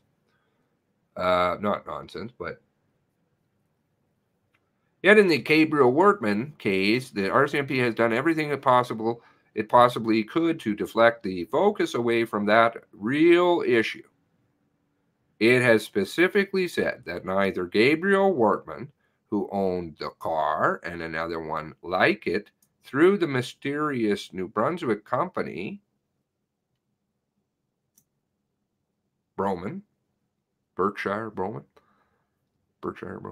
nor Griffin, a convicted criminal who has applied RCMP decals to the car, did not commit crime. How do we know that Griffin applied these? We don't. RCMP have claimed that. For those who know the RCMP, its position is entirely out of character to the point of being perplexing to proud and serving members. That alone tells you, quote, that alone tells you there's something fishy going on here. One said, serving Mountie told me.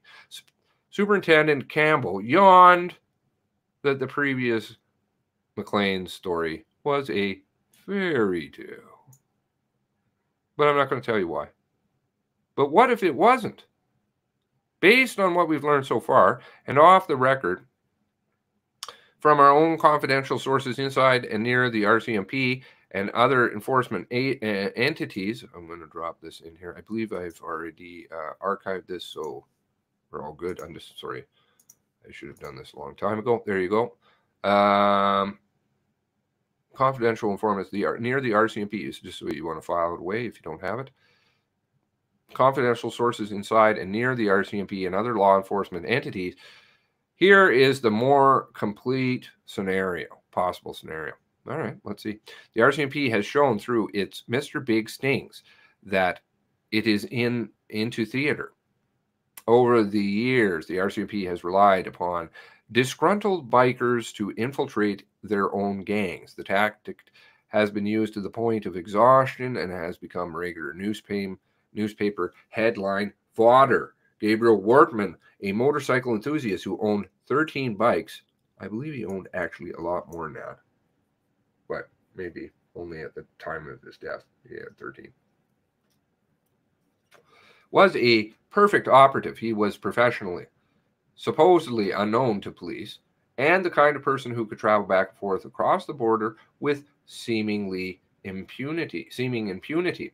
He even had a helper, Peter Griffin, with a bona fide criminal crime ties to do his dirty work. If it came to that, Griffin was the perfect cutout man who worked in a print shop, and that's what he did. Okay. He worked in a print shop. He's a mastermind criminal working in a print shop.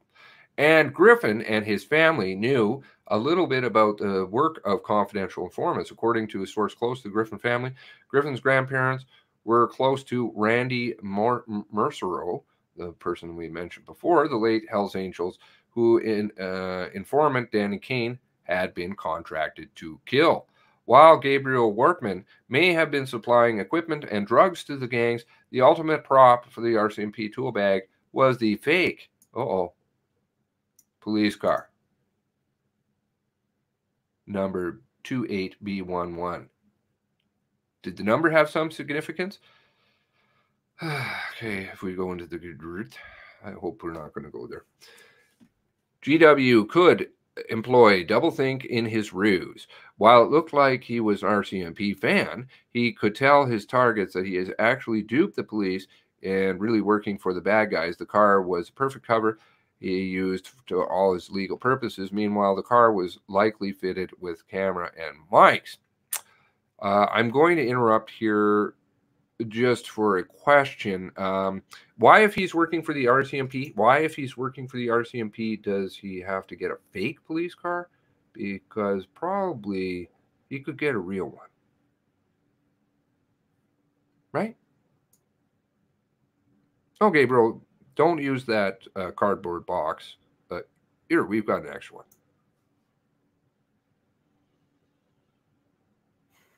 According to sources, something likely went wrong leading up to the massacre. The RCMP began matching biker arrests. Okay, not going to touch this one.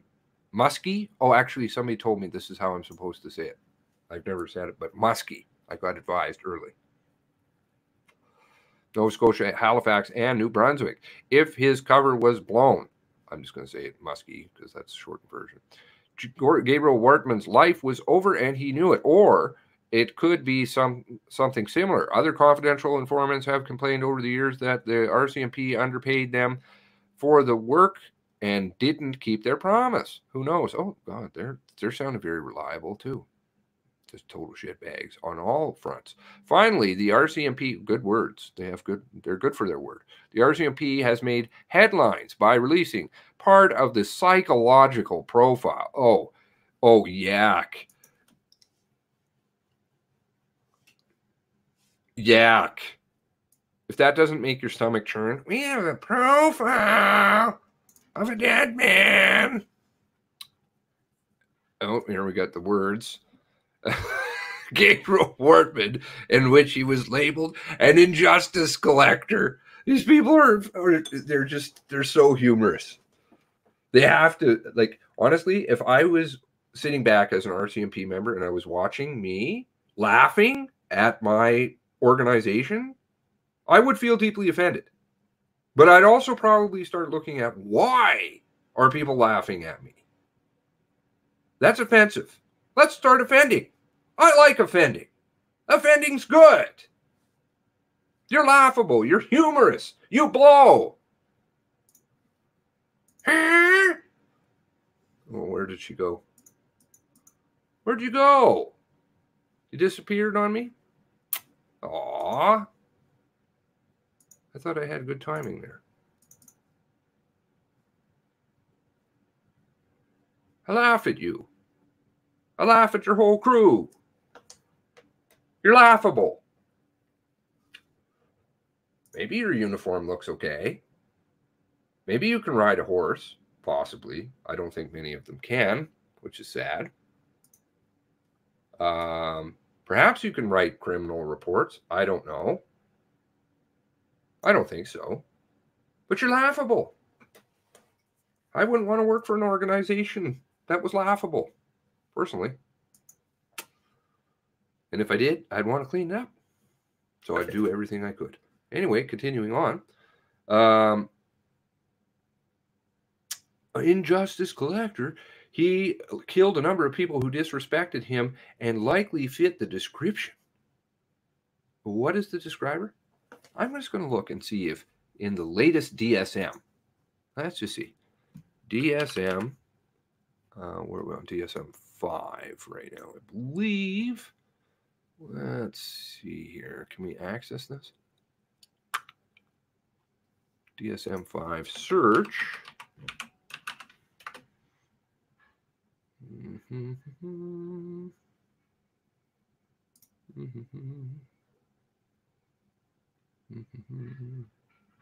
I don't own one anymore. I had the DSM 4 at one point. But I don't know if you can actually search the DSM. I'm sure there is one I can find.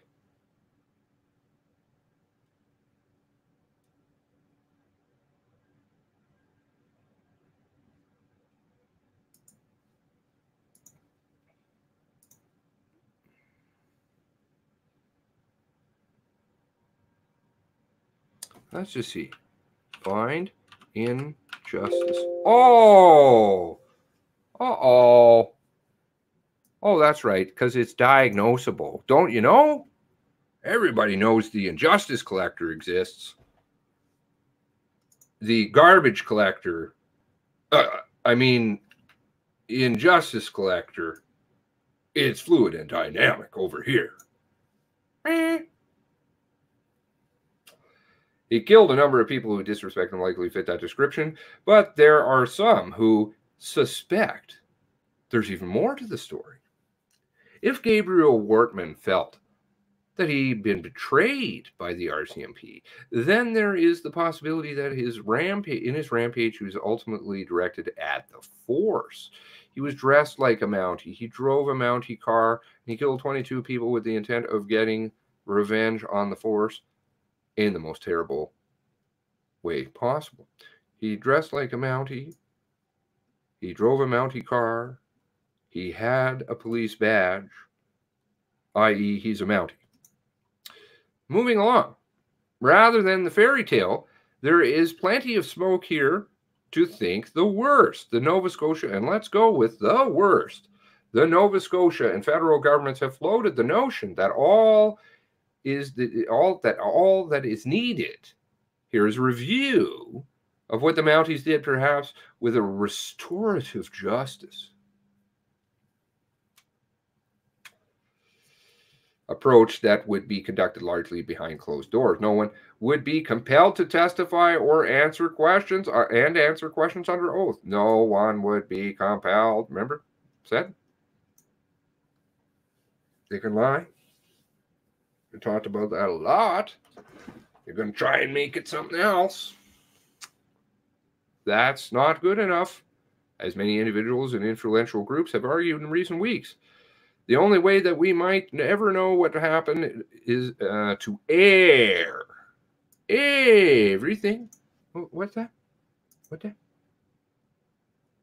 Yeah, I think that was the line I used on Mike Phillip. What was that? On the 20th? Is cop. Air everything out. Is it honesty? Funny. Honesty. What are kids like we want our kids to be with us. They're supposed to be to a higher standard. That would be honesty, not criminals. Bad employees who need to be fired. Charged, in many cases, with criminal offenses, I think. Out in a public inquiry, I don't agree with the public inquiry, where witnesses will be compelled under oath to produce documents and tell us what really happened. Now, I don't agree with the public inquiry. I've never agreed with the public inquiry, and the DUNPHY thing agrees with that. I don't know what your guys' thoughts are on that. I think there's some really good points in there. It is very much about staying on the target. Don't worry about the shiny things over there. They got a lot of them out there. There are a lot of people with different Facebook names that are posting the same garbage, trying to get people off on different shiny things. Don't worry about them. Don't worry about Tim Hortons cops, any of that nonsense. Don't worry about none of it. None of it. Stay with criminal activities by the RCMP that night. Then you get them in court. Then you can ask them questions civilly. You're charging them or suing them civilly. Which is the burden of proof is much less. And you have multiple cases going. Then you start throwing that at the media, all the politicians, CC everybody. Here's the documents. Here's this and that. Somebody's going to bite. Somebody's going to bite. Now, wasn't quite done. What was I going to say? Bad gateway.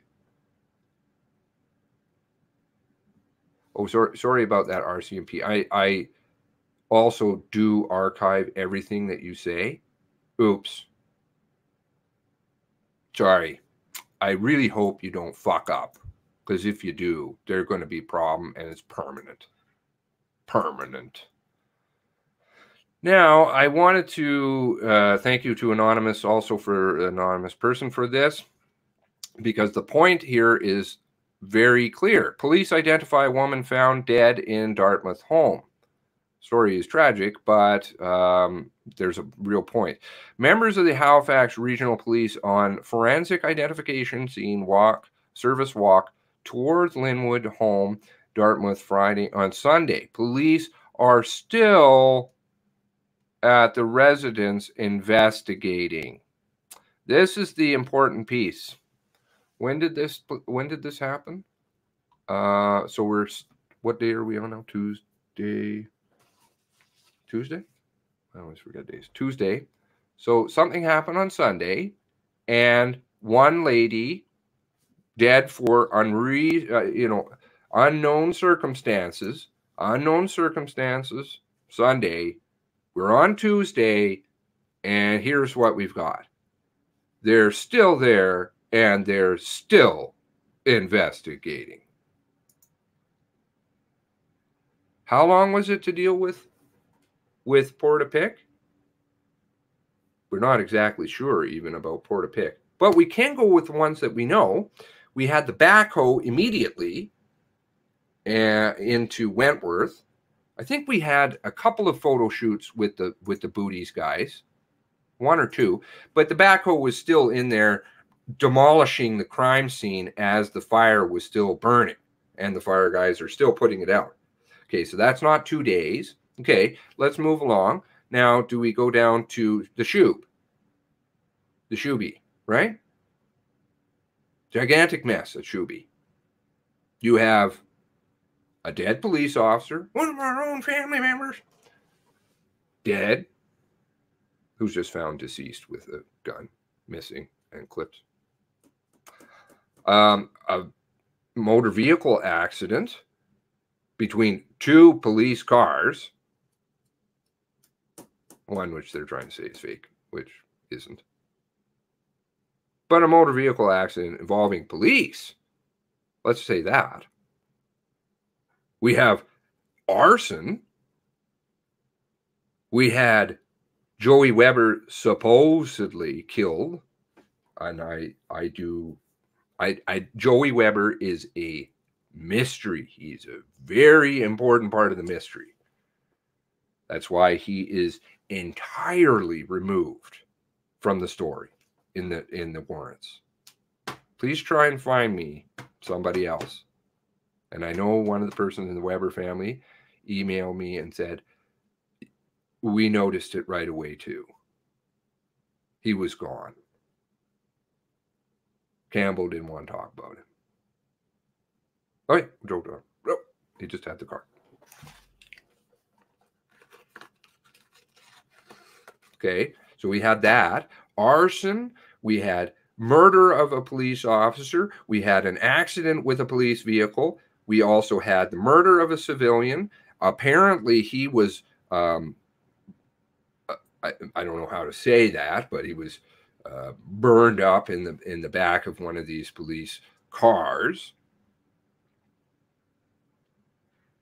That would be tampering human remains, all kinds of different charges.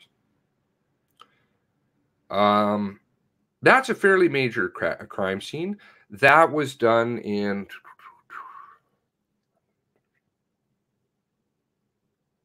Under 16 hours.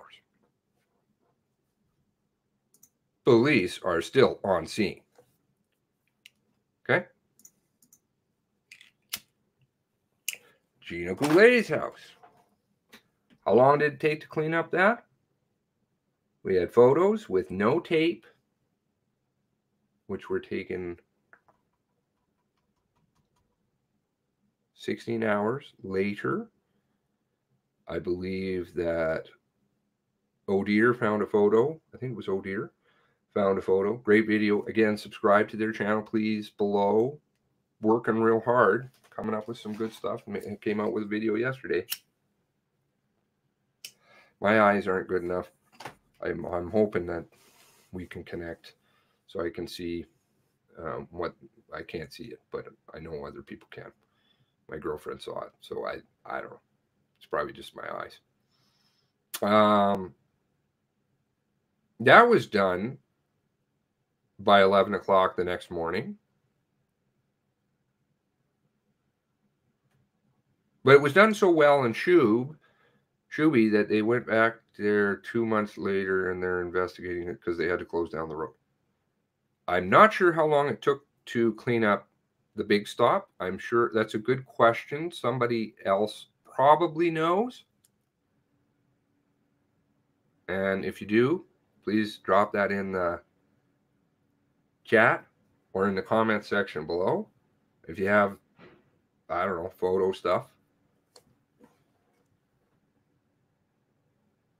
So, and we had one photo of the booty wearing people, crime scene investigators, right? They were also at Gina Goulet's house. One photo. Don't know when. I asked the person who posted it. I never got a reply. So we had like 2 little photos of some booties, people.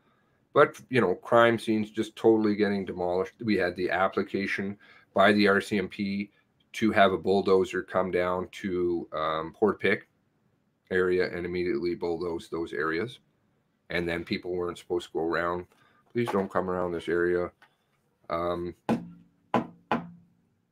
Yet they leave a car there burned out for the photo shoot. Yet there's all these missing cars. So the point is, because I digress into shiny things, it's more me just working up aloud.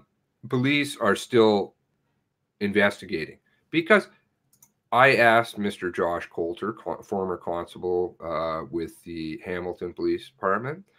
I'm hoping I'm going to connect with some more police. Please reach out to me because I know there's lots of great police out there that want to have a great world too. And we can do everything anonymously always. But I asked Mr. Josh Coulter how long it would take. And of course, he validated my thinking. Well, he said it can take a few hours, but most of the time it's days to clean up a crime scene. And especially major ones. Like the Shuby one is huge. Gina Goulet, they're all major. Gina Goulet's one is huge. These are actually all huge. Gina Goulet's one is huge. There's multiple shots being fired all over the property, apparently, because the dogs are getting killed, right? Or shot, sorry. You have her. You have people getting tied up. You have arsons. You have multiple crimes. And yet they're so effective as a police force that they're in there with backhoes. That's how you deal with crime scenes or bulldozers. Because you know you're going to find those shell casings and everything. And that leads back to, I think it was Hitter's point, which these things, you just overlook them. But it's great that people see them. And that's what the power of multiple brains working together is. Where are we here? The Jube. The background picture I've got going right now, I think, on my thing. You've got these people just traipsing around. This is after the crime scene is cleaned up, by the way. their investigation is done. They came back. It came back the very next day. They came back, and this is them searching for things. They were, of course, looking like, I don't know, what do you want to call them? Maids on their hands and knees, cleaning dirty floors. Frankly, I'd be very ashamed if I had a picture like this of me. And they're raking and they're shoveling and they're digging. And none of these people are crime scene investigators. They're not wearing booties. They're walking all over the place. Looks good, media op, but they're walking all over it. What kind of crime scene investigation is this? And what the hell happened down here? That was one of the, questions from the onset. I was like, why are those people going down there? Who the hell cares? There's nothing down there. There's cars burning. There's cop dying. There's nothing down there that we know about. But there is something down there. Something so bad that they're like on their hands and knees. Like, yeah, I was going to use some kind of derogatory language, but I won't. Scrubbing floors. Let's look for things. Scrubbing and digging and raking. I look like, a lawn person and a maid all in one. Maybe they got knee pads. Knee pads? Familiar with those? Knee pads? Perhaps they understand that joke. Knee pads. Because they're not really doing an investigation at all. Locate that tidbit. They're not doing an investigation. What they're doing is something very different than that. They're looking for something. What did they drop? What were they worried that was there? Because to me, see where their vehicles are located right now? This is where... Oh, you guys don't see my mouse, do you? I don't think. I turned up the arrow size. I thought you could see it now. This was where the accident took place. There was a body on the ground. Yet we don't have anything. They're really concerned with what's down in the lawn here.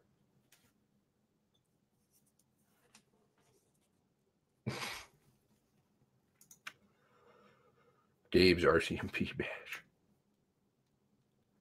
Why leave shells in the victim's car? Well, I mean, that's just shell ejection. I don't understand. I guess he's leaning in the car and he's shooting. But again, that's possibly somebody on that end will drop some tips that we can understand a little bit better. Puercos in the mud. Whatever it was, it's not metal. Well, it could be small. Could be shell casing. Could be, but there's something. It's something small, and they're clearly. It's very important to them to get that out of there. This to them, funnily enough, this to them was probably one of the most important crime scenes. This patch of lawn right here. You have to ask yourself, why? I don't remember any burning car down here. I don't remember any police officer dying down here. No. There was some grass, and it caught on fire. So they're investigating grass. Well, I mean, this is the quality of your police force. Our police force. They investigate grass. That's what they do. And they lie to everybody. And they sleep well at night. Because the ones that are really good, as I always point out, are going to be the ones who come forward and say, I don't want this anymore. I don't like people on the internet calling me names. I like to be proud of where I work. Everybody likes to be proud of their stuff, don't they? Proud of their homes, proud of their work, proud of whatever. Not to be called laughed at. Laughed at. People are laughing at you. They're not afraid of you.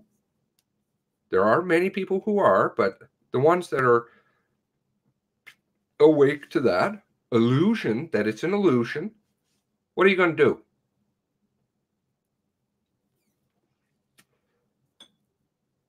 Oh, Seamus, you don't, fuck, man. You don't think they could know exactly who the hell I am? They've known about who I am for a long time. It's very easy to figure me out.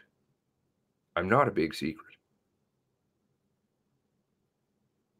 In fact, I'm fairly certain I may be speaking to one of them.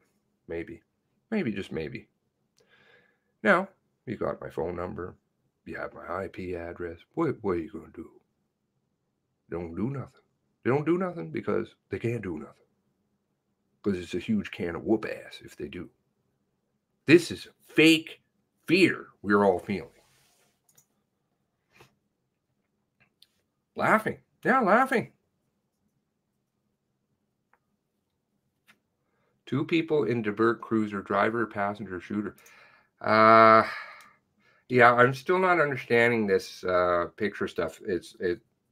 It just must be my eyes. I'm not getting it yet. But that reminds me. Maybe I can see something else. We'll see. But this is up to us.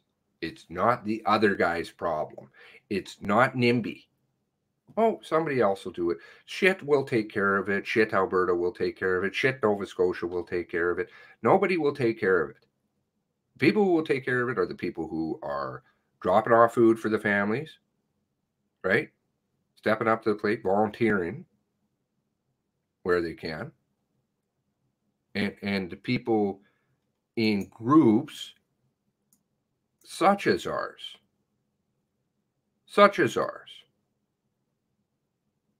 Right? Not just us. I hope to, I can envision, I honestly can envision an amalgamation of all of these people.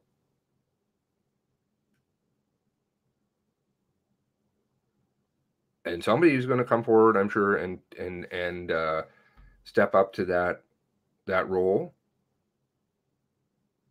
Who's, good at organizing and all that. Much better presenter or whatever than I am. At least because there's not a lot of people. How many people are really doing video stories on this stuff? I've seen one story recently on it. I mean, there's a couple little stories here and there, but there's nobody that's like digging like we are. Why is that? How do we get hooked up more with these people over in Facebook? They don't even want to admit me because I have a bad Facebook page. So nobody's going to take me seriously over there. I left a comment today and somebody said something like, says the guy straight out of Compton. I'm like, well, I don't believe in Facebook. I really don't. I think it's a trashy place. It's more trash. I don't believe in tech very much at all. I don't like it. It's our downfall. The propaganda was bad enough with the TV. It is fucking horrible with the internet. It is like on crack. Just push. They all figured this one out. This is how we can feed people our ideas. We are the new CERT. That's right. We are CERT. Civilian, independent. We're the CERT.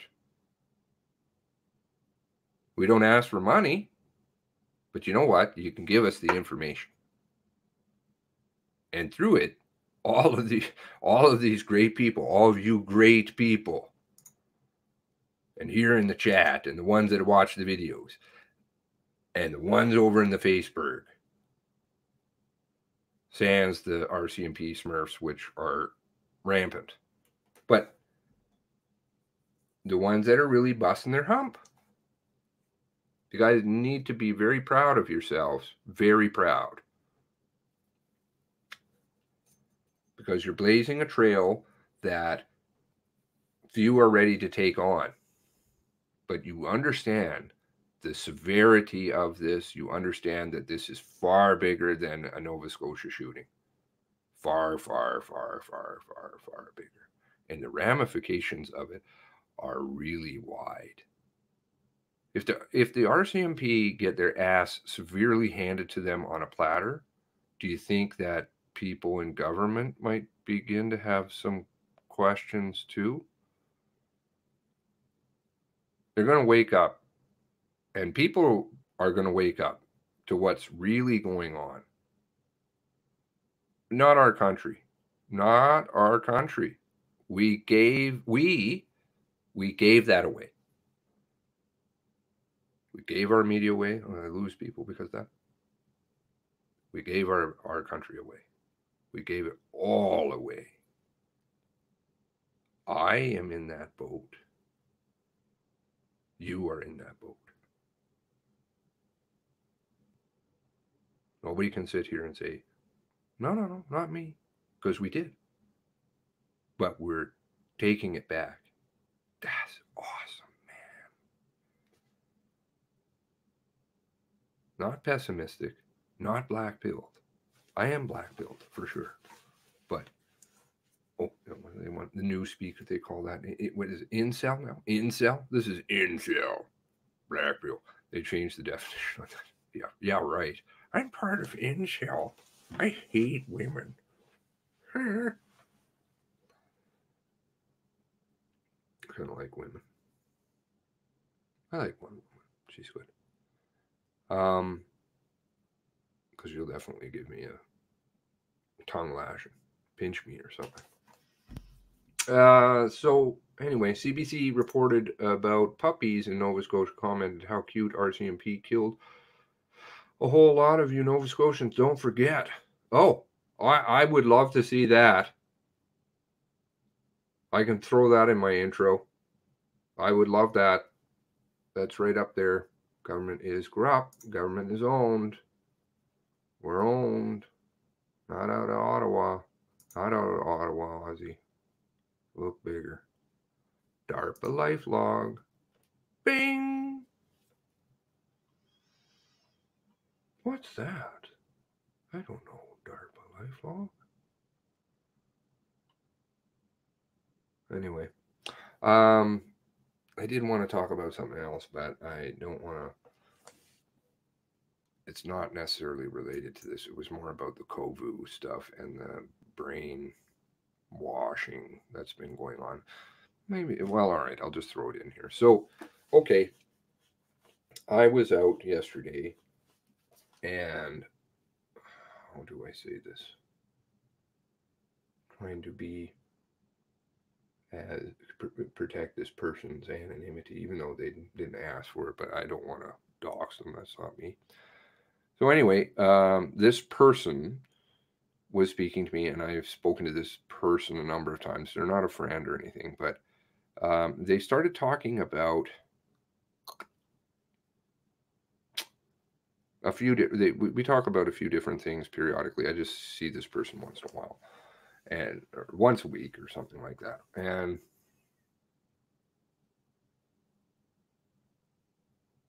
so they were complaining about how across the street from them, there's a school from their house, and how the lawn mowing that the city was doing, Board of Education, whoever is doing it, it does a really shitty job. And this person said, I guess it just said she, but she said,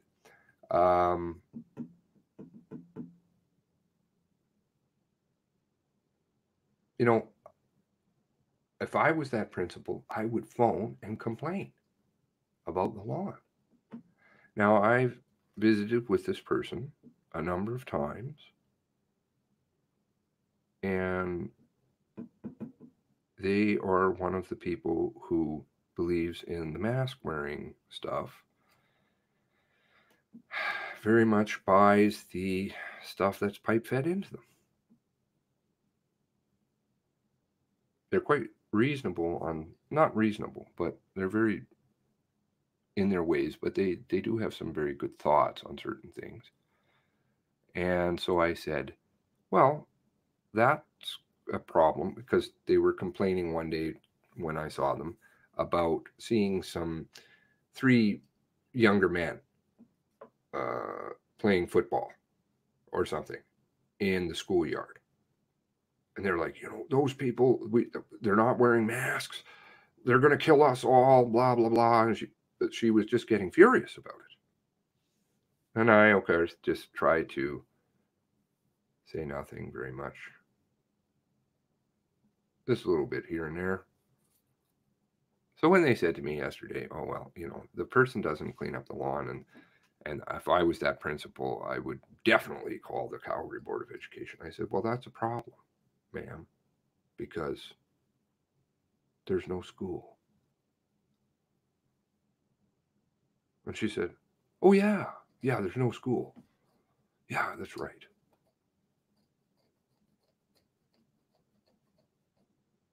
Who caused there to be no school? People like that, who bought that, believed it. If they tell you something over and over, that's Goebbels saying that, I believe. Also, Churchill had a famous quote about that. You tell people enough of the lie as many times as you can, they'll believe it. Terrified, locked in their homes, believe everybody needs to wear on masks, don't see their families, sit on lawn chairs 17,000 miles from each other. Kids don't go to school. Saw my girlfriend's son's report card yesterday, piece of it anyway, which really you need to have next level math and physics, I think, to try and understand it, plus English, because it's just a complicated mess of nothingness. Really boils down to no percentages or anything. It's just letters and whatever. It's absolute silliness. And the report card wasn't completed, so it actually hasn't been done. However, one of the courses that he was in had a mark. And I was like, well, what the fuck? He didn't even go to this class because there wasn't this class. So they just gave him a pass. Not just a pass, but I think they actually even graded it. And I'm like, how can you grade nothing?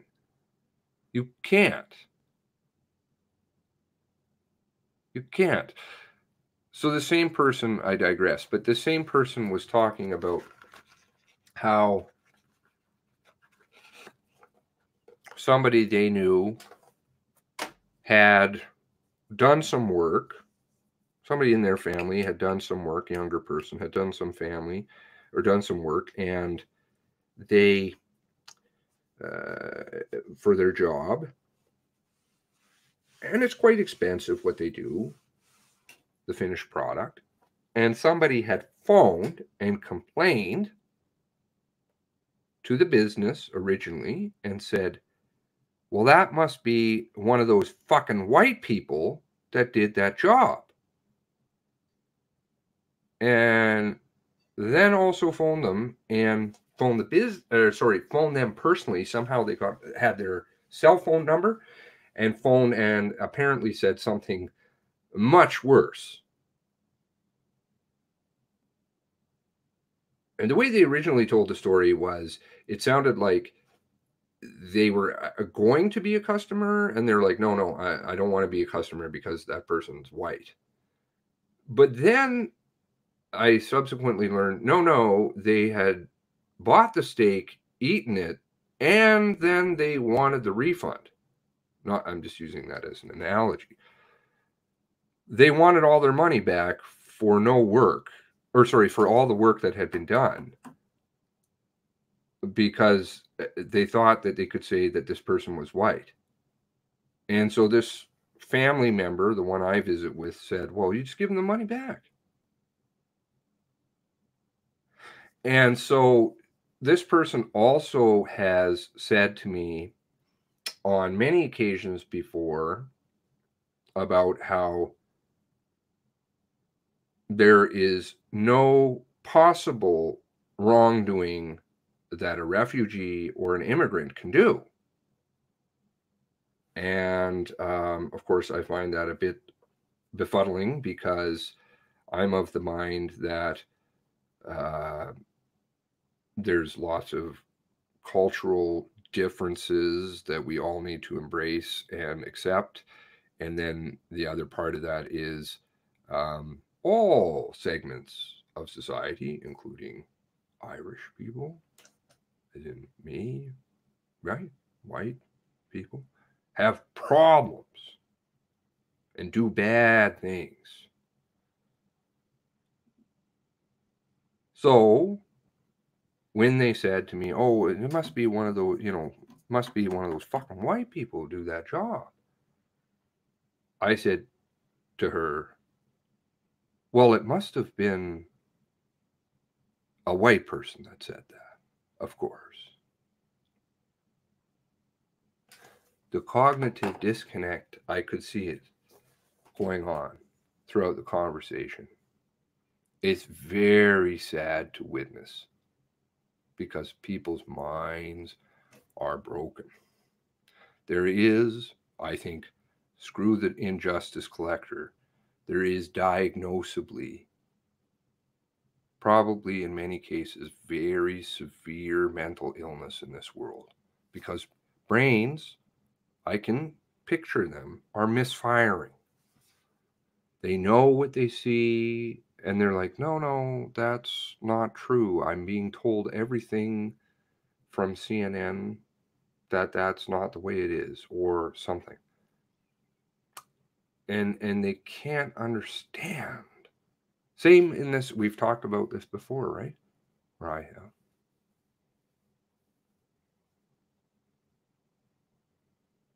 I know you guys chat, waited to chat.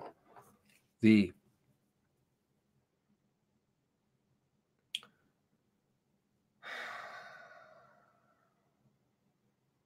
questions of why. Why would, using Nova Scotia as an example, why would the RCMP lie? Why would they use Twitter and not emergency alert? Why did they not take the guns away? And that, in of itself, is also misfiring. I suffer from it because we're good-natured people, right? So we believe, oh, that doesn't make sense. Nobody would do that. But they do. Now, why do they do that? Just change the time, the perception a little bit, and then it makes sense. Exactly.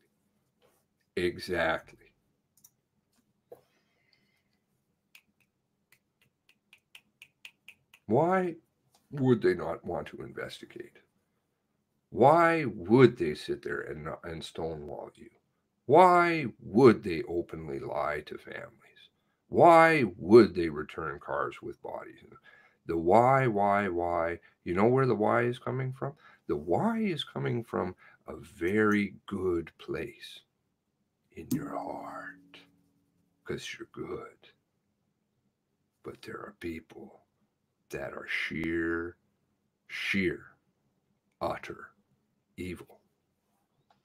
And you will never be able to understand that why until you understand that they are evil. And they have very, very malicious malintent towards everybody. And it doesn't matter.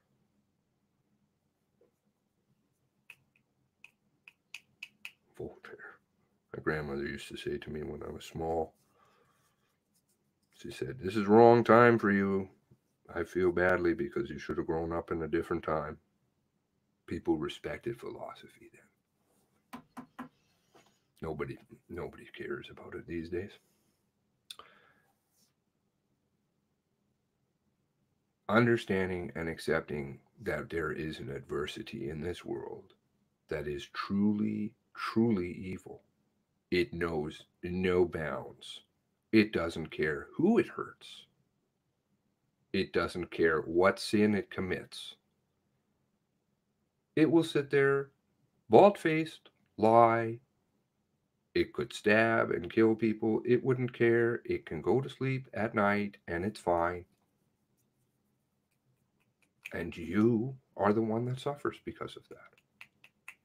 Not to get biblical, but because I'm not a scholar of the Bible by any stretch, but in the Bible, it repeatedly refers to the fact that knowingly, God knows Satan rules this world. This is his domain. How do you fight that? Because this is the test. The test is, do you capitulate? Do you give in? Do you run, fight so hard, whatever? Not run.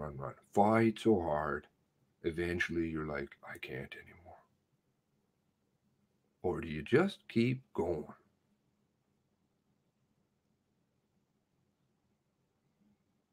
Do you rely upon the stress or the love that does exist? Here. The good nature of all of you, which will keep, it's the fuel. They don't have that. What they have is illusions and lies and deceit. And that's our problem, is in because we haven't accepted that. That is deceitful across the board. You are just evil. It's terrible that you are that way, as in, I'm not referring to you, obviously. Smoke and mirrors. It's all lies in many cases. And we believe them because we're good. Oh, why would a doctor say, who's schooled on all this stuff, suddenly say, the whole world is going to die? It must be coming to an end. Nobody would do that. Or would they?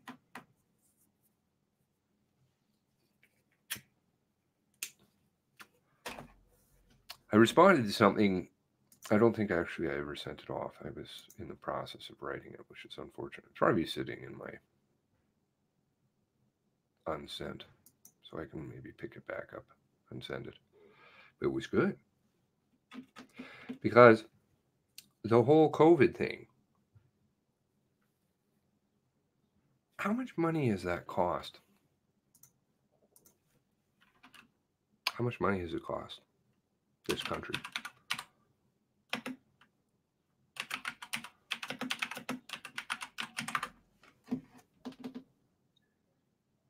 It was a Globe and Mail article. Oh, not Coast. What is it?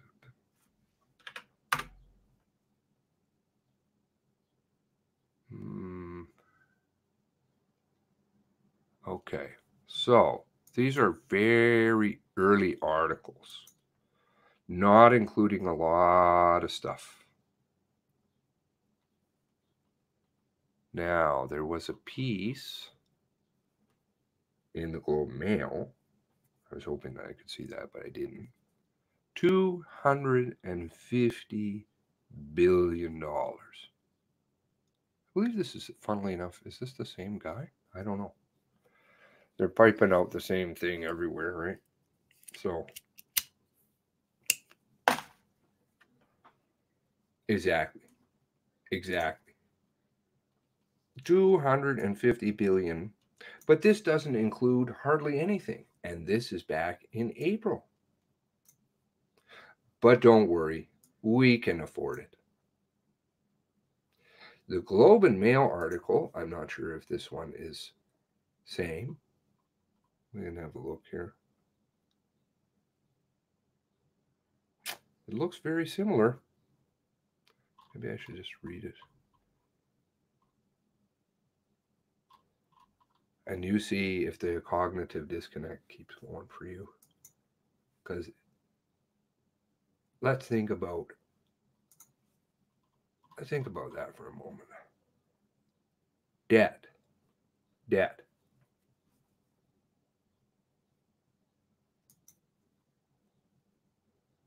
250 billion.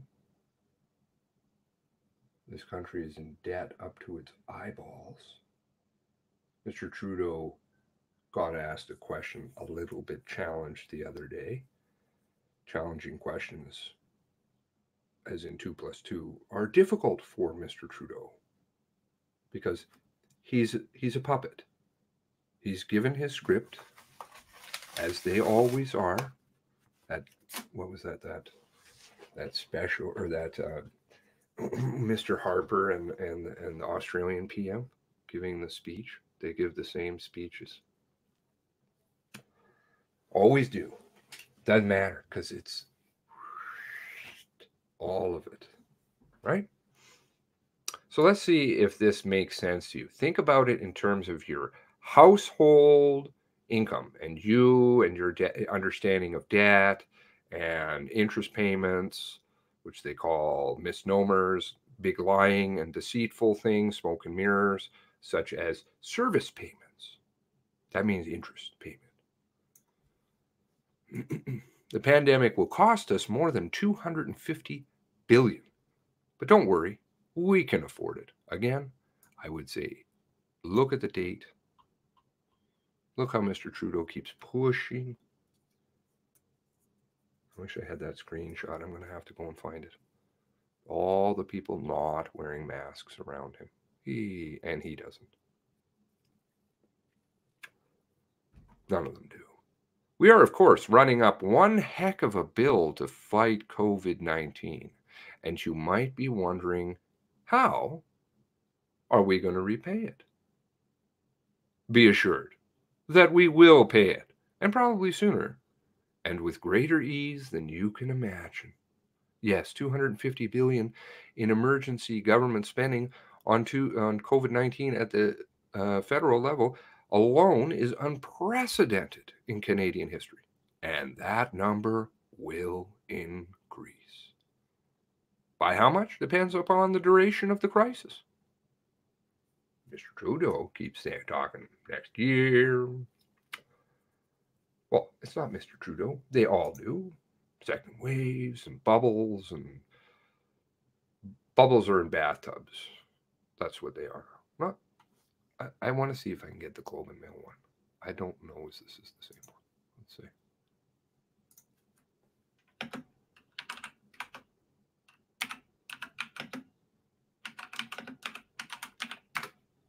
They'll just keep it going. Keep it going.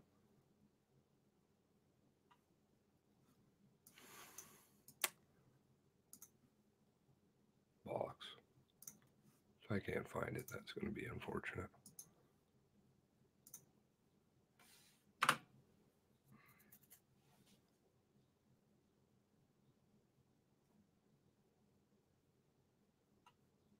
Is this it? No. This is new, though. Let's see what they say. But it's been worth it. Do you see how they keep telling you? The cost of locking down Canada has been huge, but it's been worth it. Really? Has it? You notice those coroner vehicles flying up and down the street? 3 in 100 should die. you have the COVID and you're at home, you should die. But you don't. Don't see those. See the paramedics who I've spoken to who don't have much work. Or my sister who's a doctor. And her job is overseeing telephone banks now. This is sad. You can't diagnose anybody over a telephone. But they keep getting told things. Excuse me. Ottawa will run, this is, so it looks like just for this year so far, they're estimating, and this $343 billion. This will turn our federal debt past the 1 trillion mark for the first time. $1 trillion. I wish I could find that other article.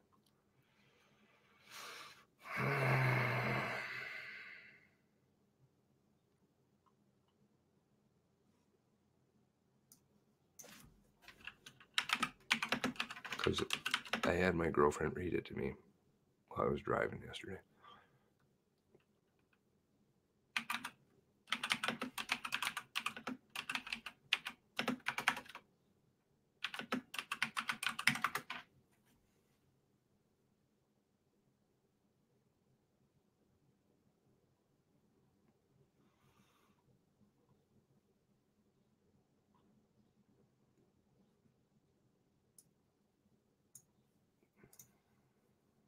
This isn't it. It was fuck off. It's going to cost trillions and trillions of dollars. Who do you think benefits from that? Who do you think benefits from COVID? This is not the big picture. It isn't. Is this it?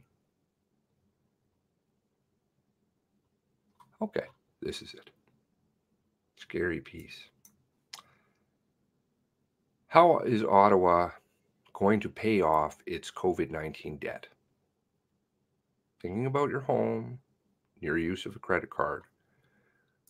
With any luck, it won't have to. Pardon? I remember my girlfriend's son would ask me, credit cards, you can just run those up, and, what happens to it if you died? I said, well, the estate inherits the debt. Oh, says he. I said, what about if your mom and I get married? How about I run up my credit card?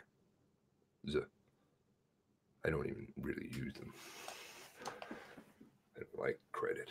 I like cash money. But, and I'll leave you that.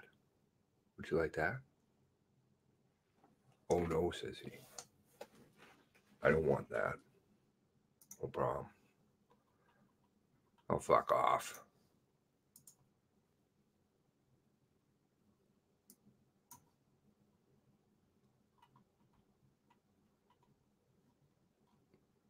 Go away. Save the economy and support millions of Canadians without work. Ottawa and the provinces are borrowing money. This is back in April. On a scale that has never been seen since the Second World War. In early April, and I have questions about that too.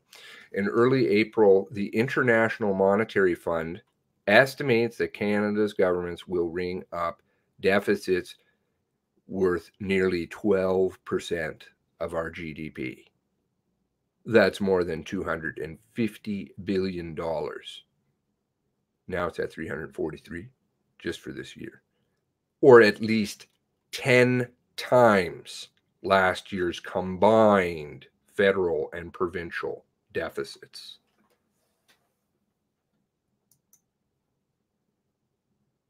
That's 10 years.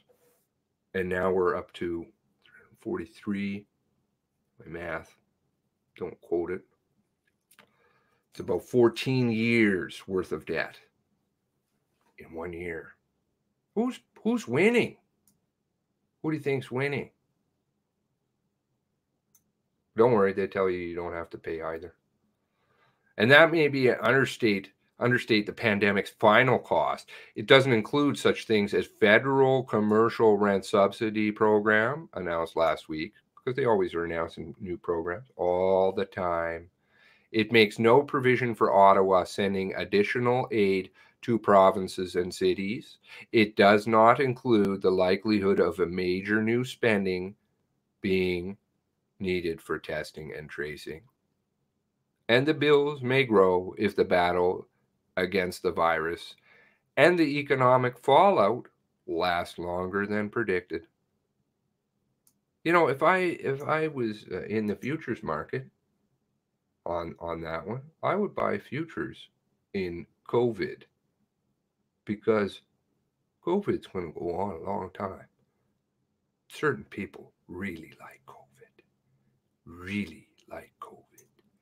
Borrowing $250 billion and counting buys the tools to fight COVID while paying for income supports that are the antidote to a downturn on the scale of the Great Depression. Remember what our grandparents were talking about? The spending is necessary, but the sheer size of it may be giving you a lump in the throat. You may be asking, how will we ever pay off this debt? The answer, we won't.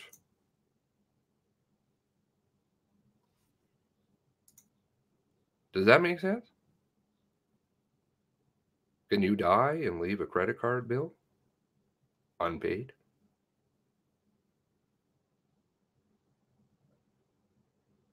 Nope. You can't. They always come calling for filthy lucre's sake. If all goes according to plan, Ottawa will not pay down the national debt. Not by a cent, ever. Instead, the country's long-term fiscal game plan is likely to look like one that financed the Second World War. To defeat Germany and Japan, Canada put more than 1 million men and women in uniform and built, by the end of the conflict, the world's fourth largest air force and navy. Actually, I think we were the third largest navy. But anyway, to pay for it, Canada borrowed as never before or since. Between 1942 and 45, the annual federal deficit averaged 21% of GDP, or about 31 times Ottawa's 2018-19 deficit of $14 billion. The national debt grew by more than 100% of GDP. Now, let's think about this here for a moment.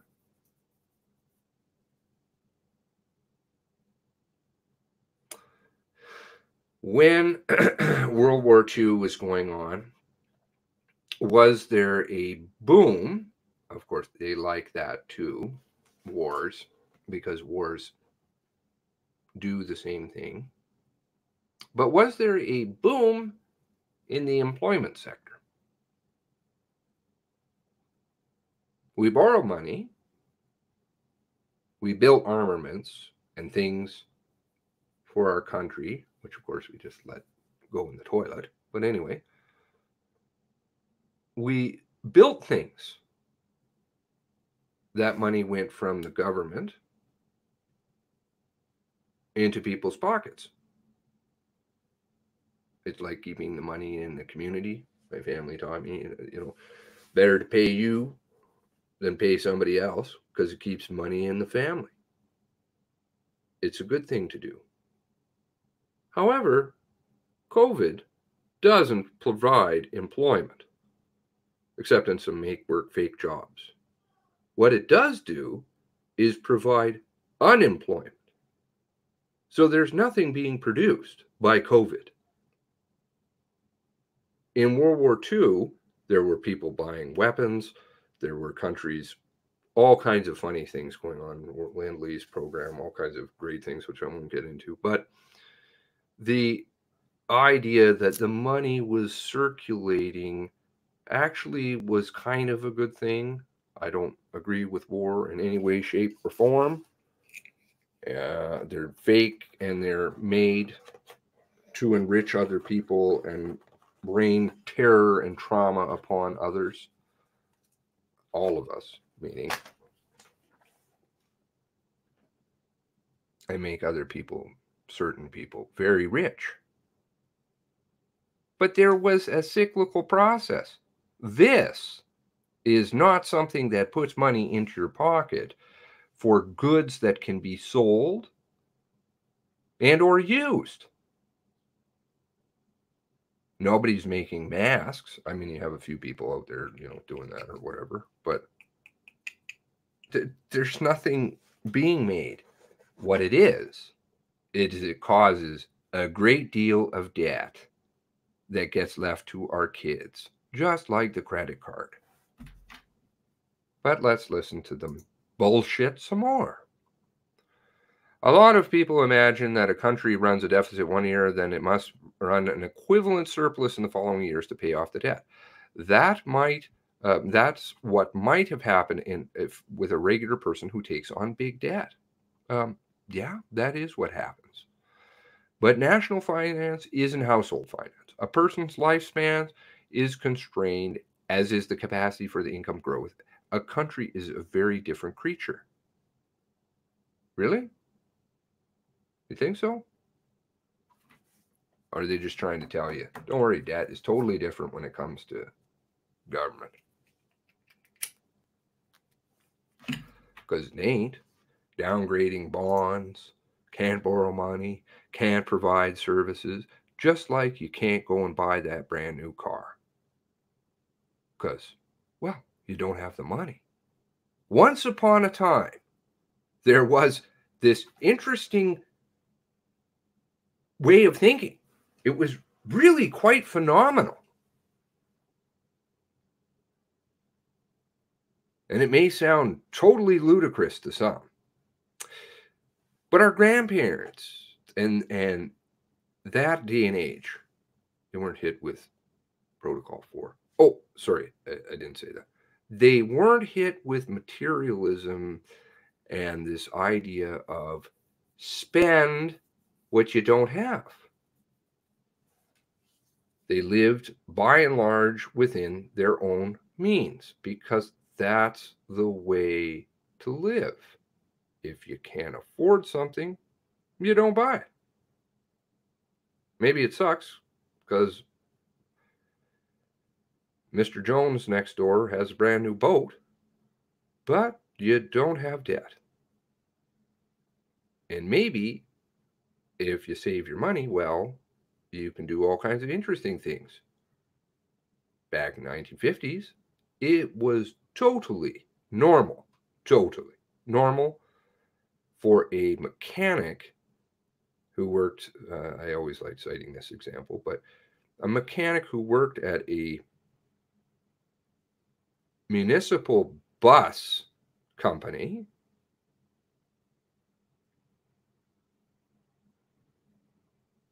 so he worked for this city transit, repairing buses, to work single income. What? To have 3 kids. Oh, my God, it's getting shocking. To have 2 vehicles. To own his house with a mortgage, but a small one. To put his kids all through university.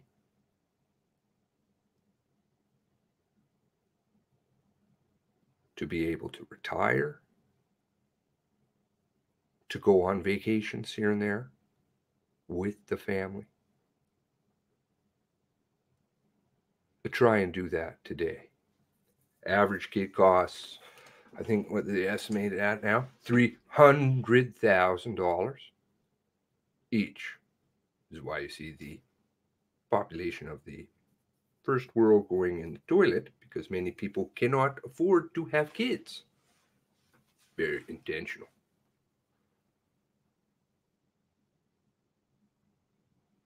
But you didn't spend what you don't have. You don't live a champagne budget or a champagne lifestyle on a beer budget. Kids went out and played. You didn't need the brand new iPhone. You just were kind of a bit smart about your money. And the government was a little bit too. Interesting case. For anybody who's not familiar with Rocco Galante and Comer, I know Adrian and I talked a little bit about it the other night. Comer suing the federal government about the Bank of Canada and how the Bank of Canada isn't owned by Canadians. It's not. They don't want to tell you that. They really don't want to tell you that. The same people that control the interest rates control the inflation rates, but they're not owned by Canada. Back in 1939, in Parliament, then Chairman Towers of the Bank of Canada was asked a series of very hard questions. Good questions. Frank type questions. Frank magazine. By some politicians who weren't totally in the bag by that point. And the questions were to the effect of, why, if we are borrowing our own money, are we paying interest? Why are we borrowing our own money? And he hummed and hawed for a while. You can find the transcripts if you look hard enough. Somewhere on my computer I have them.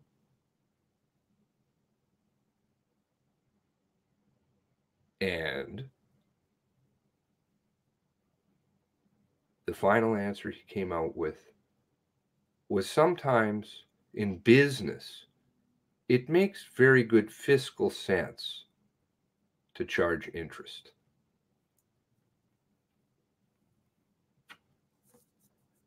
Bank of Canada is not owned by Canadians. I'm digressing in a few areas here, bigger ones. But back in the day is not silly talk.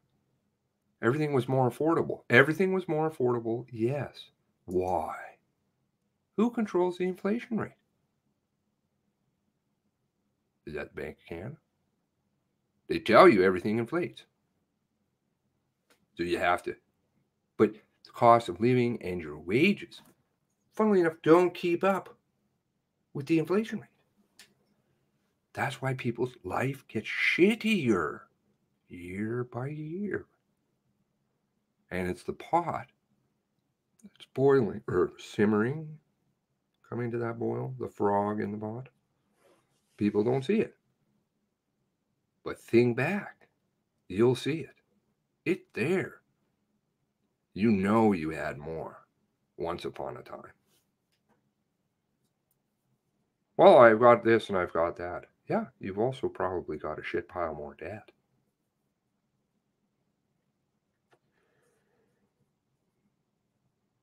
Never a borrower nor a lender be.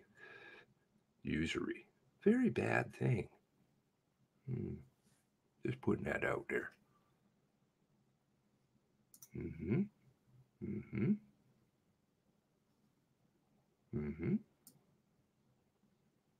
I'm not going to touch on that too much, but there is a very big game plan at work. Very big.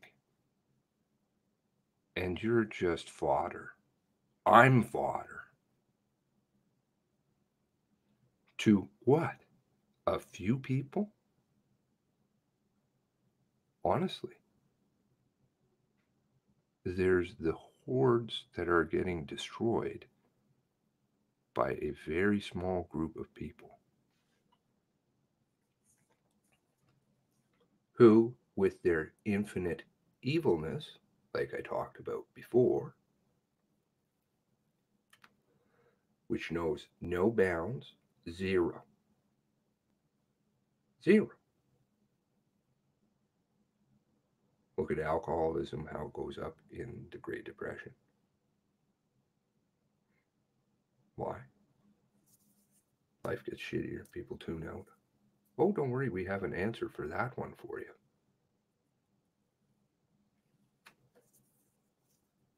Make a dime and a dollar off everything. The cube. The cube. Oh, and it isn't that one over in Mecca. Todd knows. Let's continue on with the article. See if it makes sense to you. I hate that number, by the way. Seeing it again.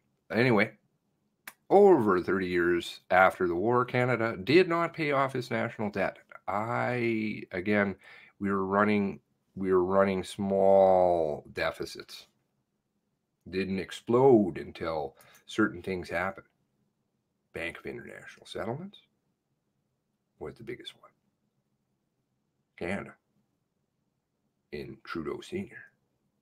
Bank of International Settlements is a good idea. See Trudeau Jr. Bank, infrastructure bank. All these banks. You see the key word there? Bank. Loans. Banks. Money. Interest. Service payments. Oh, where's that going? Bleeding money out. It even added to it. Between 1946 and 76, rarely recorded an annual surplus. Instead, the norm was relatively small deficits. Relatively small.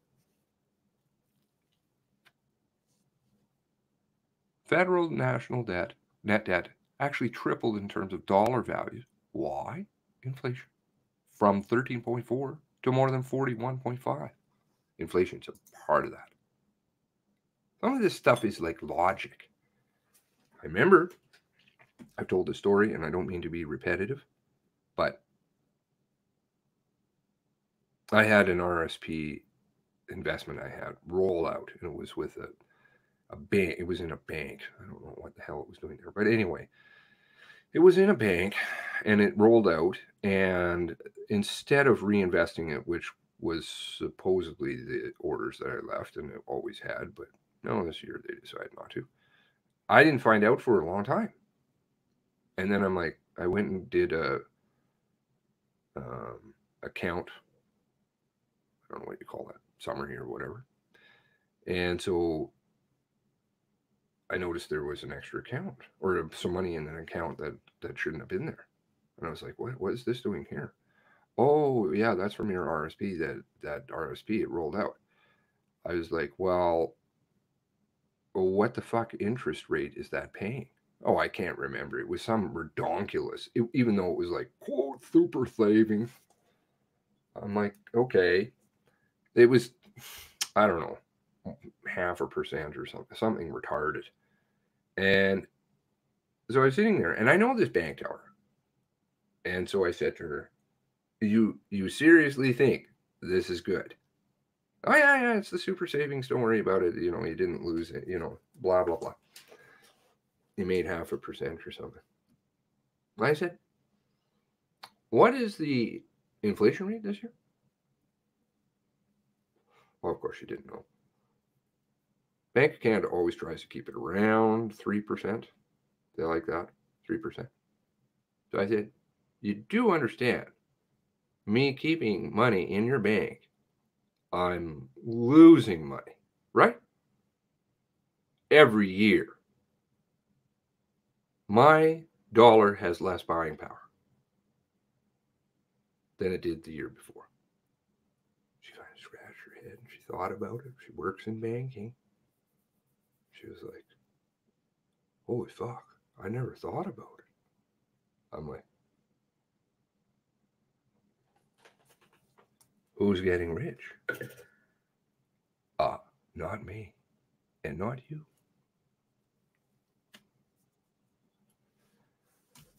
Usury. Yet the weight of that debt steadily fell. 1976, the net debt to GDP ratio. Why are we comparing this to not? It's the debt. We got to always just stay focused. Debt. I'm glad we produce lots of things. That's super. Debt.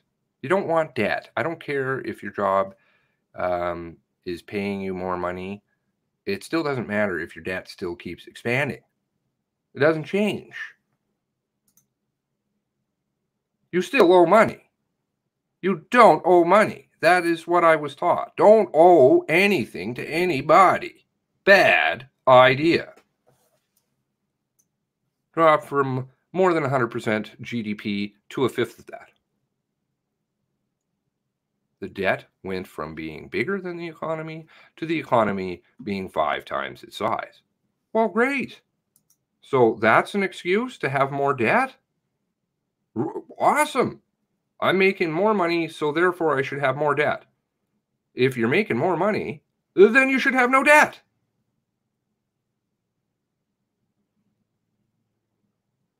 But that's not the name of the game. 12 cents on every taxpayer dollar that you pay. 12 cents. 12 cents goes to what? What? Oh, not paying down the debt. That's right. Service payments. Service payments. That's called interest payments. You know, like the minimum balance due on your credit card statement? 12 cents of every taxpayer dollar. That's more than education funding for this entire country.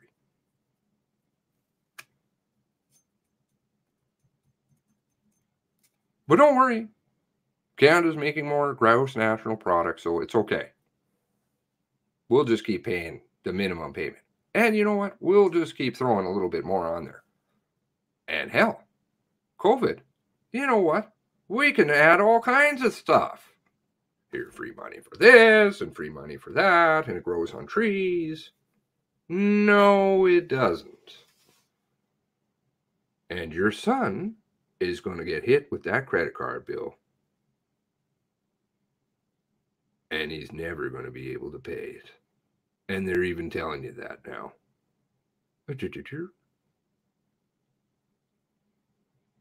I understand that smoke weed. I really do. I do. But many of these things are artificially inflated. How does a housing market work? I don't claim to be an economist by any stretch. Frankly, I don't have the genes to be an economist, maybe.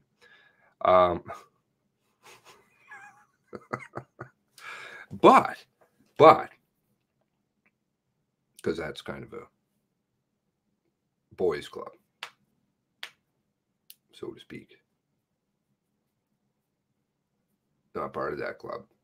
You don't get to take place in those things, but they'll tell you all kinds of stuff. Economists, same media, same everything. But I do understand the principles of debt. So if a person borrows a house, they like to hand out mortgages periodically to people who can't afford a house. Intentionally. Why? Because then the bank comes along, forecloses on that property. What do they do with that property? They put it back on the market.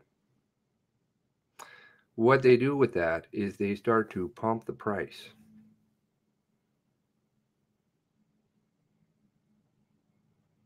And slowly but surely, houses cost a lot more money. It's part of it. I'm being simplistic, but that's a big part.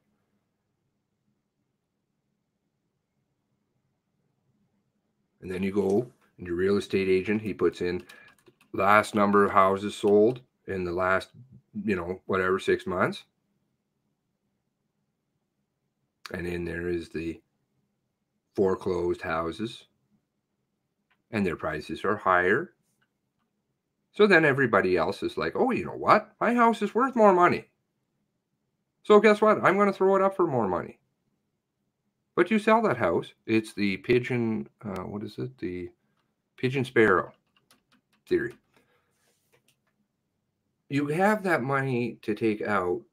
A friend of mine once a long time ago said to me, he had some financial problems. So he came to me and he said, what do I do? What do I do with this? Like, I'm really in fucked up state. And I said, okay.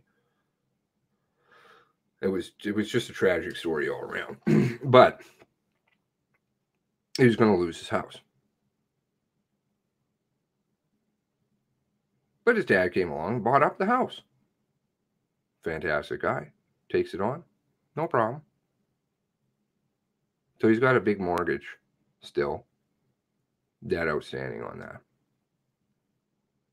And he's like, oh, look at all this money I got for selling the house. I almost wanted to give him, even though he's a good friend. I said, how much debt do you have? Well, I have this debt over here, and I've got this mortgage over here. Because he was like, where can I invest this? What can I put this into? I said, well, the debt. Let's look at the debt here first. And he said, okay.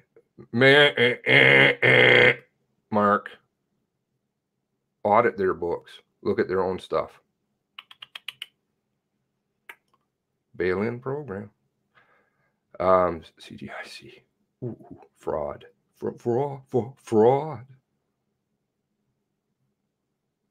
Development Insurance Corporation. 100,000 my ass. They don't have enough money if one bank were to sue her. Even if you read their fucking regulation bylaw garbage. Even if they were to hit up the government for the maximum money that they could get, they couldn't cover the Royal Bank if there was a run. Boom. Your economy just exploded. Your 100,000, you can kiss that goodbye. That's why bail-in came. So he said, I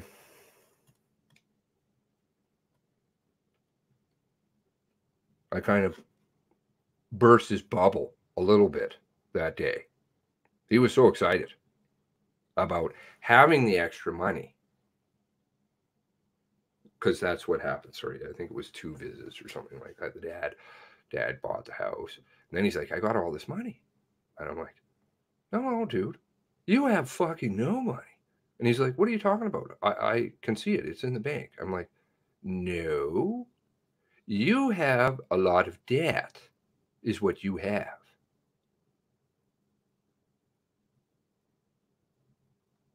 A lot of debt is what you have. So you better pay off the debt. So you have a no house, and maybe now you're almost close to even. So you're behind the game. Same if you sell your house, right? You got to buy another house. That house is more expensive. And so it goes.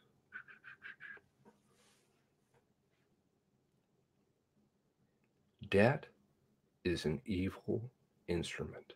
Usury is evil. It was written about biblically. It was written about in the Quran. Even though I know lots of people have opinions on that. But I think we can all agree, debt is bad. Unless somebody in here wants to tell me otherwise.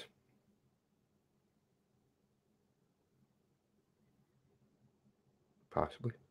I'll wait for that response. Somebody want to tell me debt is a good thing?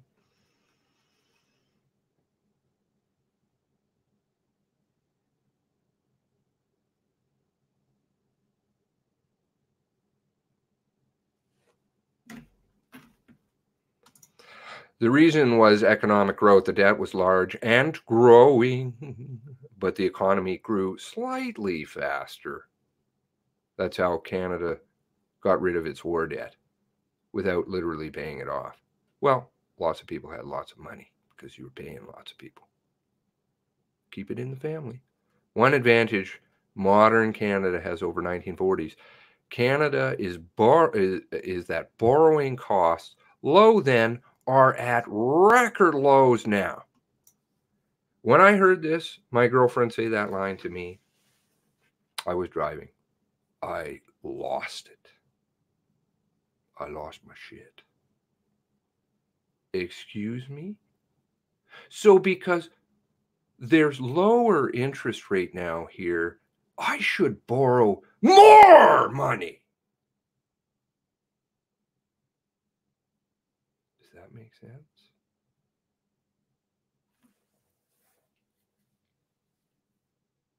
How about if your credit card went down 1%? Does that mean you should go and borrow more money? Would you do that? You'd be like, well, you know what? I have a little bit extra money now. I don't have to pay. Because Trudeau was up there and he lied. Of course. Because they all do. That's just the puppet masters pulling the strings. So there he is, and he's like, well, you know what? What did he say?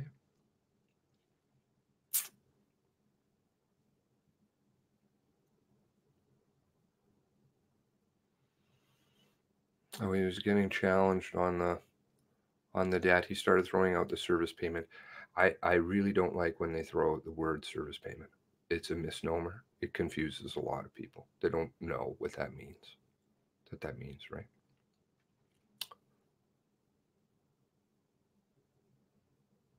Debt is bad.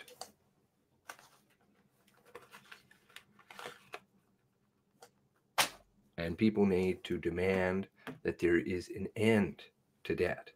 Usury is outlawed. The original principle of a bank was quite simple. It was like your fur storage. My mom would take her fur and she would put it into storage during the summer. So moths don't eat it, right? And then she would pay a small amount of money for the facility and the security to safeguard her furs. And other people did, obviously, too. And that's what they did. Because that was the principle. That was the principle originally with a bank. It's a guy with a box and a bunch of armed guards who stand around it. And they're like, okay, you know what? You pay us a certain amount of money. We're a certain amount, percentage-wise. You can keep our gold here, or a certain fee, or whatever the fuck. You can keep your gold here. Then it started expanding and going really out of control to things like, well, okay, we're going to loan out money. We're going to loan your money out, but we'll give you something back in return. But we're going to charge a lot more money on the loan, but we'll give you a nominal amount. It's your money, but don't worry, we're making money with it. We're the ones making money with it. And people bought that. And they're like, oh, okay, fine. I guess that sounds okay. The idea of paper money came from there. You have the paper money. What did they give you? They gave you a chit, essentially, like a receipt, right? And the receipt said you had X amount of gold, let's just say. And people were like, well, I don't want to keep going to the bank all the time to get the gold out. So you know what? We'll use some system so that we can take little pieces of this gold off, and then we can go and get it refunded. Okay, now you got paper money. Then they started doing the fiat currency, right? Anybody who's not familiar with fiat? What does that mean? Not worth anything. It's paper. Why? Even the paper doesn't equate to how much is really in the system. It's only a very small piece of what is actually technically in Canada's monetary system is what is something physical that you could hold on to a piece of paper. Piece of paper, what they started to do was lend out more money than they had. So let's say the bank has 2 pieces of gold in it, right? If we were to use that analogy today, the Royal Bank will have loaned out roughly 200 pieces of gold. They don't have it, and they loan it out. First of all, it's yours, right? You want to go loan your own money? You go do that. You can't do that, though. You know why? That's called usury. You'll get charged. That's a criminal offense. But not on that way. Not with bankers. Bankers. Because they've got this one figured out. It's all fake. It's all smoke and mirrors. But your life just gets shittier, and they just keep making more money. If the bank sewers tomorrow, they just are going to take everybody's money, and they'll give you a little piece of paper back and say, well, we owe you. And then they'll do something like bankruptcy. Oh, sorry. Oh, he's messing with the stream. So, understanding your monetary system, demanding an end for usury is important long term. It bankrupts them because it's one of the roots of all evil is money, right? It's an old adage.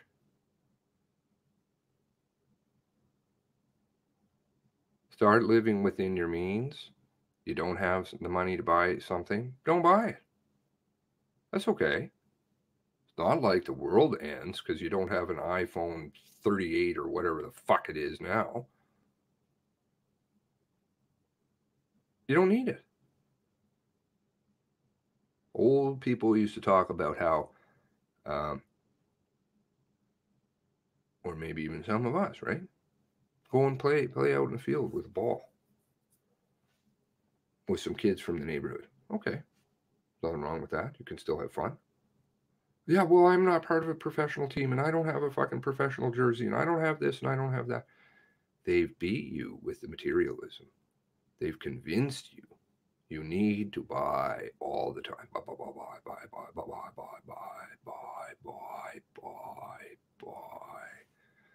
Protocol 4, replace God with materialism.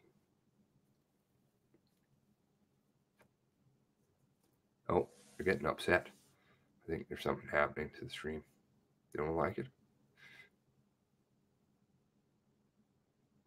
We're fine.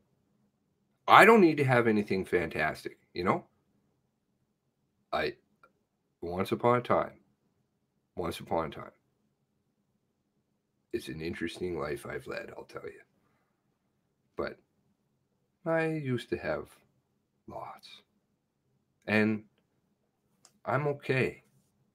Because this kind of stuff, helping together, my friends, meeting new people, getting something cleaned up is worth far more to me than driving fancy cars. Way more. And long term, I have vision. I don't know how that'll play out. We'll see. But we'll all be part of, just playing our roles. And I hope you're playing with me.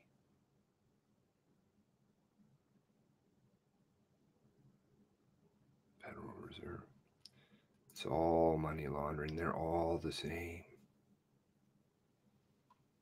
Think about it. Even the misnomer of the Bank of International Settlements. You read the history of what that is.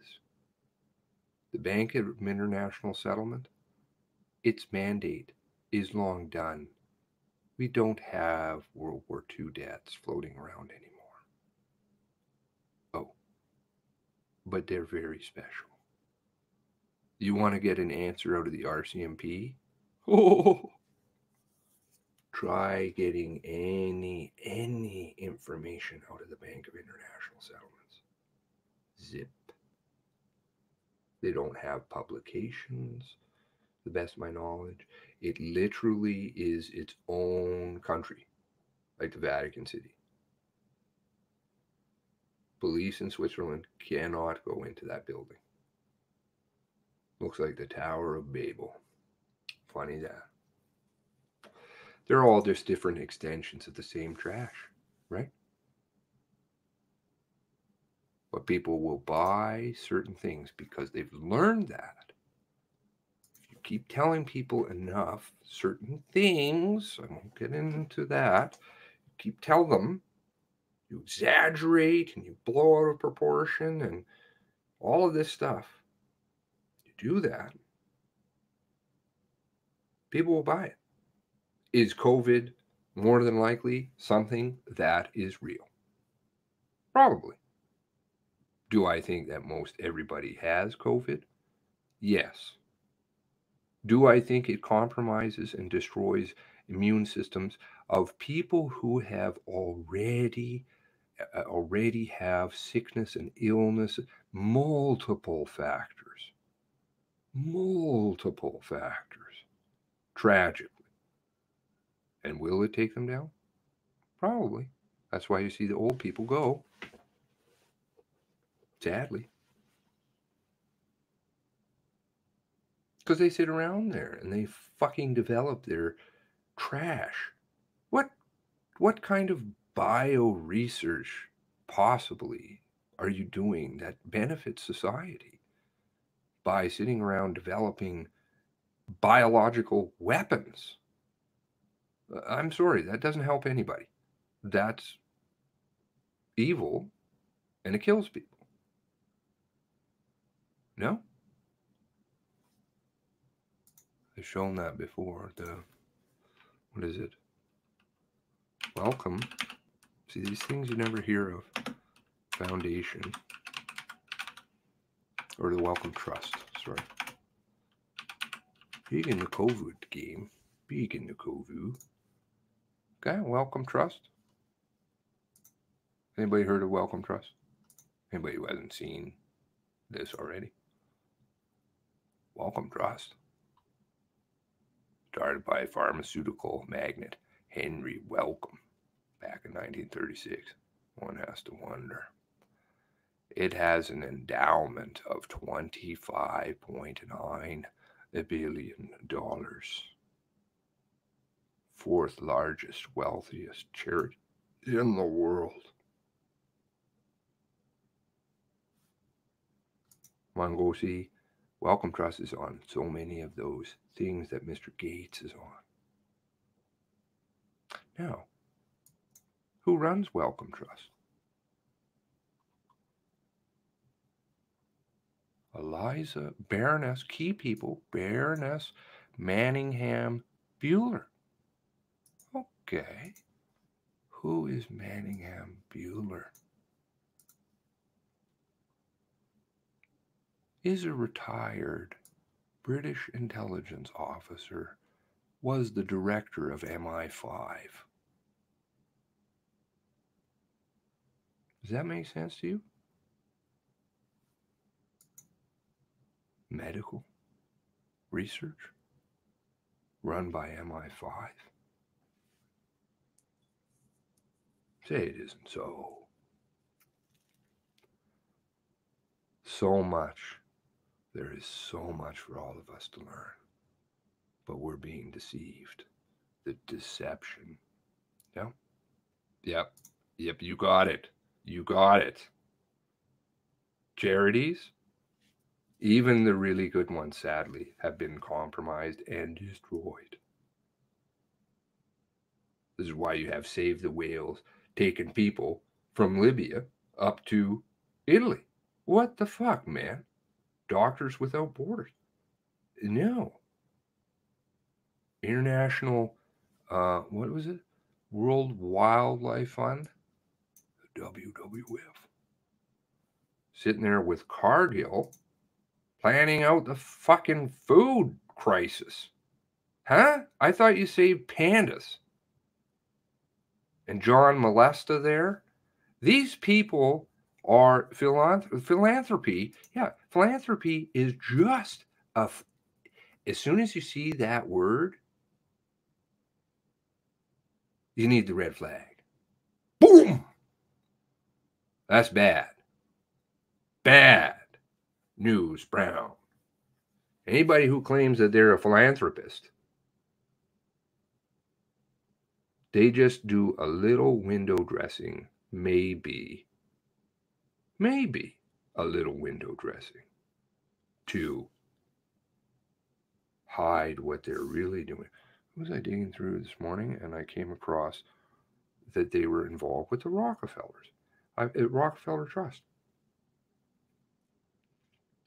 And I was like, why? You know, no, again, it's just a tuning, right? I don't really ask why. I see it, and I'm like, okay, yeah, you know, more trash. Go in the evil pile. Thanks.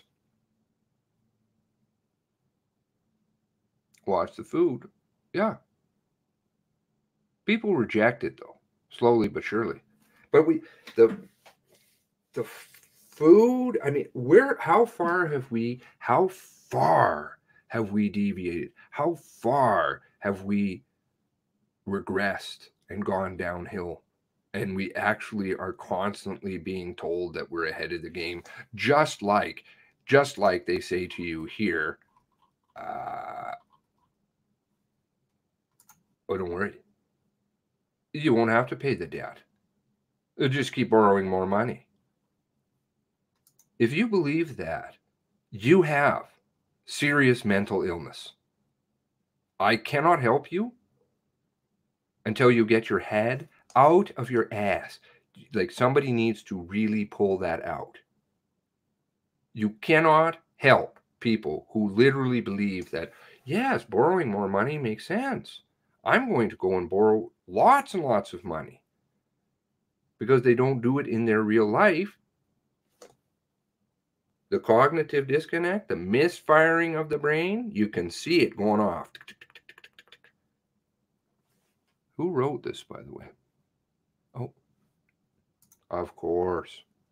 Don't you know? No name. Let's see. Who is this? Do we even have an attributed name? No, of course not. No name. That's called propaganda. Nobody's even brave enough to stand behind what they say. Because frankly, one day, probably, when the shit really hits the fan, and it will, and there'll be the 18th century hovels I've talked about, which the World Economic Forum said everybody who basically has a brain is going to.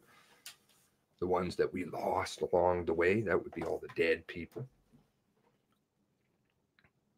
who went against the system. That's where they go. The 18th century hovels from the World Economic Forum. They tell you. They do.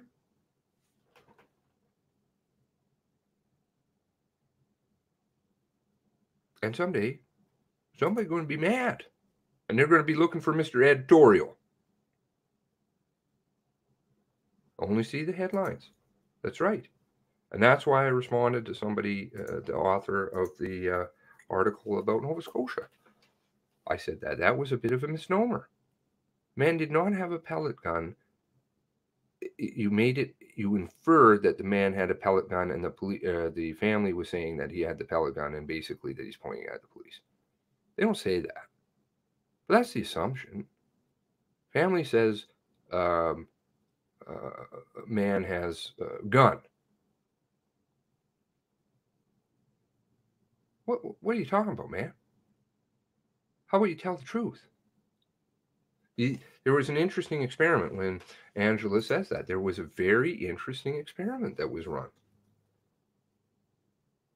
And they did headlines. And then they put gibberish in for the rest of the article. And like the percentage, over 75% of people just believed what they read. They didn't even bother to see the gibberish, because if they'd read through the article, they would have been like, oh my God, this isn't even English. It's not making sense. I don't know what the fuck it's talking about. It's totally contradicting itself. Blah, blah, blah. It was very, very intentional. And people believed it. You tell the people enough lies, they're going to believe it. They can't believe their own eyes. No, I don't see any extra ambulances whirring all over the place. I don't see my family members dying. I know one person who's gotten sick with this, and that was Boobs. Boobs got sick. I had a good chat with him over on Slippin's channel one night, and I was like, really? You got sick with it? He's like, oh yeah, man. He was totally sick. He had like a cold. He sounded like crap. So I'm like, well, what, you know, I've been looking for somebody, because, you know, I was doing stories about COVID when it was coming around, and a little bit, not totally, because I was like, this is not adding up. But I always would ask, please let me know if you have the COVID, because if you have the COVID, I'm really interested in talking to you, because I can't seem to find anybody. Boobs had the COVID. And Boobs was okay. He's like, it's like a flu. It's kind of shitty, but it's a flu. Oh, no, he's one of those rare exceptions. You can't believe that. It's totally collapsing. You need the respirators in there, and you need all this. Well, Boobs is like, my neighbor had it too.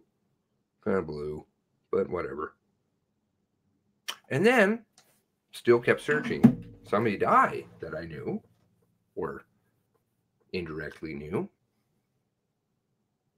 And I did come across somebody, and I spoke about that before.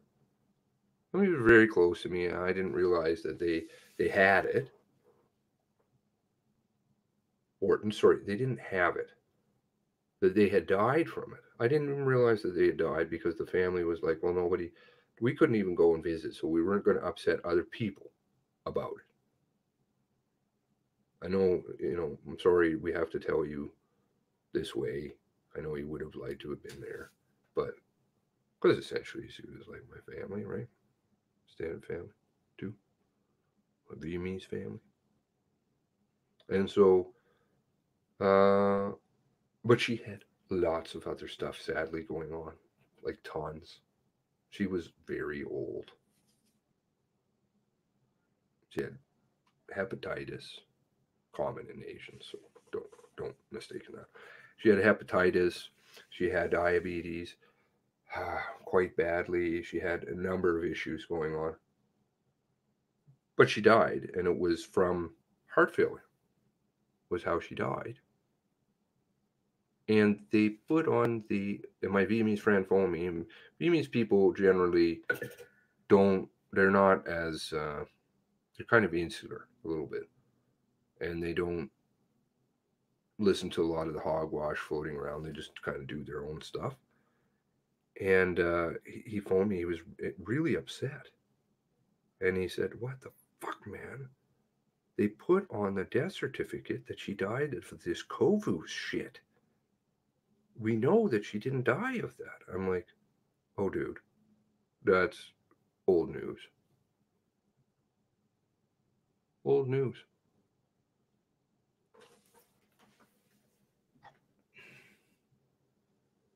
Okay, here we go. Karen had to quit smoking, or she would end up on oxygen for the rest of her life. Well, you know, that's terrible, first of all. And I'm not meaning to downplay that at all. I smoke, and I know that there's a very high likelihood that I'm probably going to need oxygen. Most of the people I know who smoke need oxygen. They have COPD and shit because they're making a very stupid decision, right? Smoking.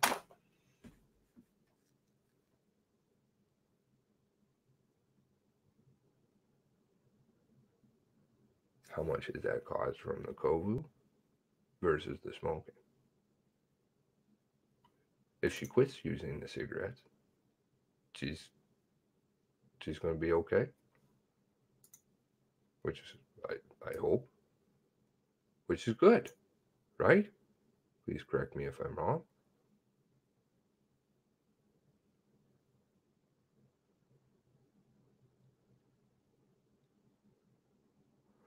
Well, I'm not being cold. I'm not being cold. I'm being respectful. I'm not the most sensitive person. I do apologize. I try. I still have a heart, big heart. I don't like to see anybody get sick or anything. In fact, I want to go after the people that brought that to us, but it's all part of the same group, right? They're all trashy nonsense. But there is mass deception, Ms. Fox. Mass deception. Double death certificates running over in the UK. Incentives, financial incentives for doctors to say down in the United States, $16,000 for each patient that they write up that has COVID per hospital. There is a lot more going on than, and you don't, I mean, one has to really think about that for a second. Mr. Gates got rich very much for a reason. He doesn't care about you. Remember, he didn't even care about the pedo that he had employed. They don't care, right? I'm not trying to be insensitive for anything. It's a bodily virus. I agree. It knocks down immune systems. I studied on it a bunch. I don't do. Does anybody really know? No, we don't. I don't. I definitely read a fair amount of medical papers on it. I'm like the nerd, who likes to read those kinds of things. And I've read some pretty interesting things. How much is real? How much is not? This, again, is debatable. What isn't debatable is what's right in front of your eyes, what you do know to be true, even what you read about. My girlfriend was telling me about, she's not like that. She's not in the same questioning realm, and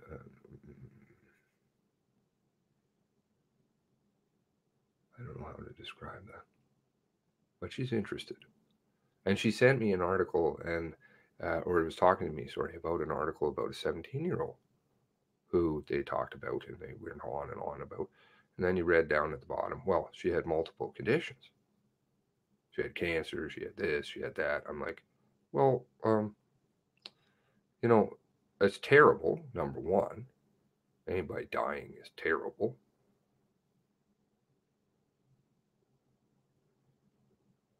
If DC died, if Mark died, if Fear died, if Loretta died, right? Jai died. There's going to be, even though I don't know these people, to me, there's an absence. I miss that. I'm going to miss those people chatting and participating and knowing things. So I have sensitivity to all people. I don't like it. I don't like, though, the game that we're playing, because we're pawns. I don't want to be a pawn. I don't like being used. I don't like the fact that I can't go and see Bad Eye. What? What did she do? She did nothing wrong. She wasn't going to get other people sick. She was fine. Because if you believe their stuff, then you're going to get sick everywhere. But think about it. You go to the grocery store, you buy the strawberries, somebody's touched the strawberries. Lots of people have touched the strawberries. Lots of people. It's not like they're sitting there sanitizing the fucking strawberries. And what this is going to do after this, you want to talk about the bubble? Let's talk about the superbug development.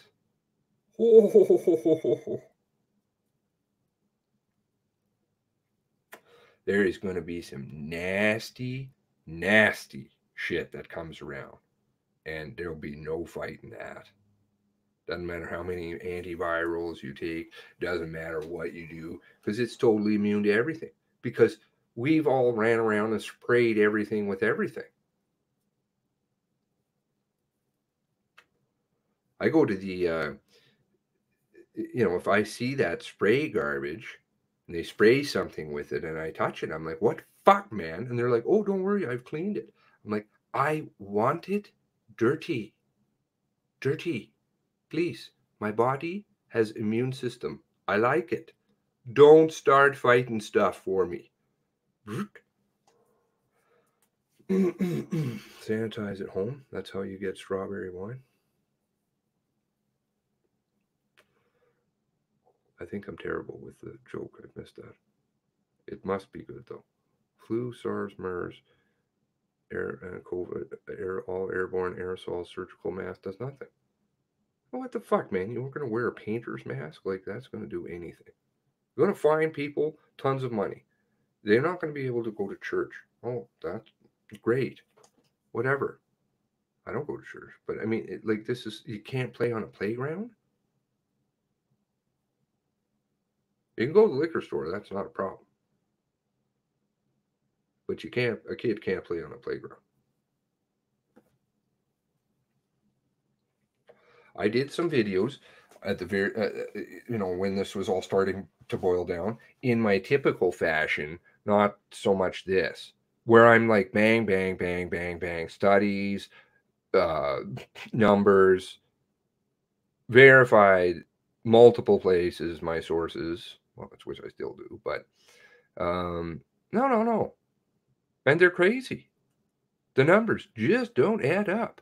Zero. Don't add up.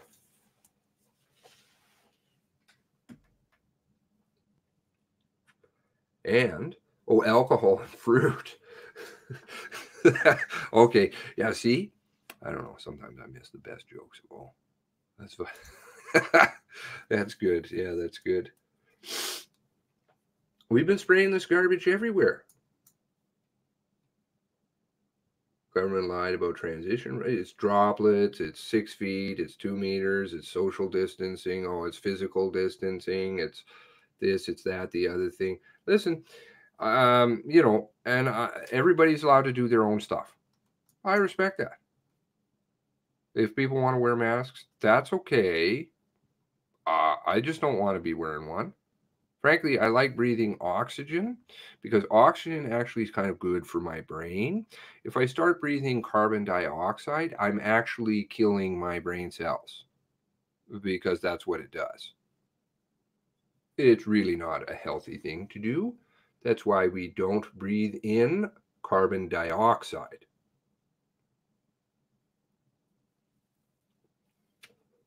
When you have a sealed enclosure, or relatively non-porous, you're breathing in more carbon dioxide. Yeah, says the smoker. There you go. Hey, but I'm gonna die of my stuff, and you know what?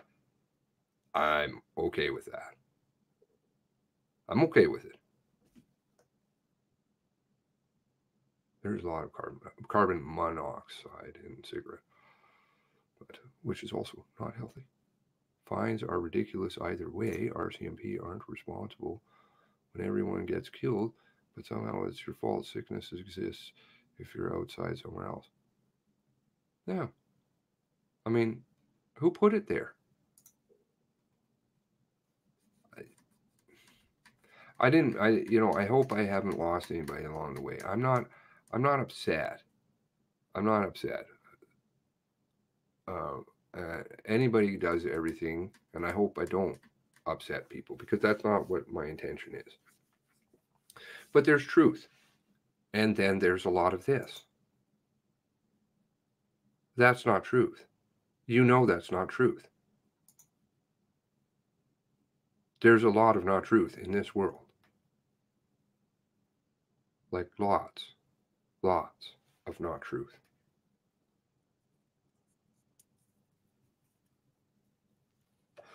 Taiwan was the one place I could find somebody who was underage early on. Well, earlier on, April. So now we're, what, 4 or 5 months in or something. No, April. Just prior to this, I was still doing a couple of stories here and there on banning parks and trails and beaches. What are they doing? These things have other net benefits, right? Net benefits. Let's see. First of all, you can't get together, really. So if you can't get together, you've just destroyed essentially socialization. Is this social engineering? You're goddamn right, it's social engineering. They've changed everything. Look at how many articles are out about this is the new way that we date and all this. No.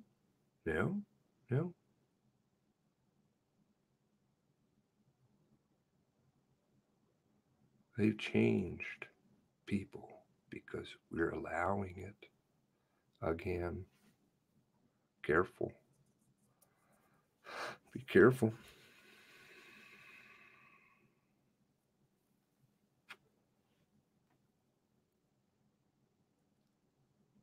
Well, they exactly. I mean, let's keep it at that. How about that? We can agree to disagree. You don't have to agree with me on the Kovu stuff. Doesn't negate what I say. Doesn't negate what you say. Just because if somebody, I'm not saying that Nova Scotia's saying, you know, whatever, like she's saying that, I believe she, the lying, the excuses that are used for this kind of stuff. But there's still truth that rings throughout it, right? The truth is here. The truth is not that. You know that's not true, don't you?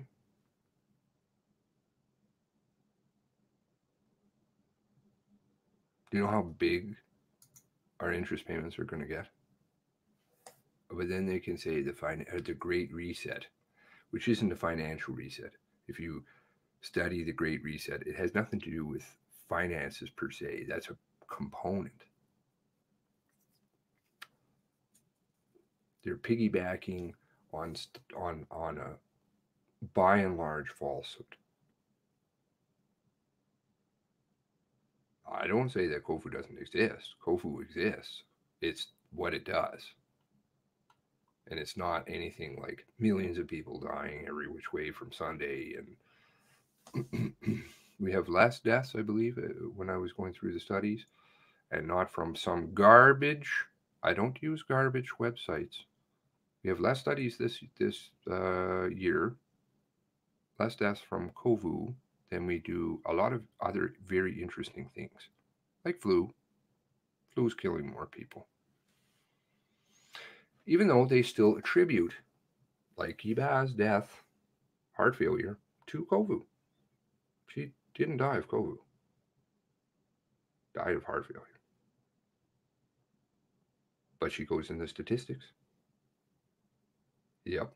They have used, there are so many things that they've piggybacked on this. And those think tanks, I've spoken about those think tanks before. The think tanks are unbelievable. If we do the following, how many things can we get? It's not like, oh, if we do the Kovu and then let's go with, okay. I'm not saying that, but let's go with Kovu was 100% real. It's not like they're sitting there and they're like, oh, you know what? We can dump Kovu out there and lots of people will die and that will be that. No, they think about all of the other things that they can do. Telecommunications, rights, How do we suppress those? Can we get as people to give away? How many rights are people giving away? This is a very good question. Lots. Lots. Adrian was right.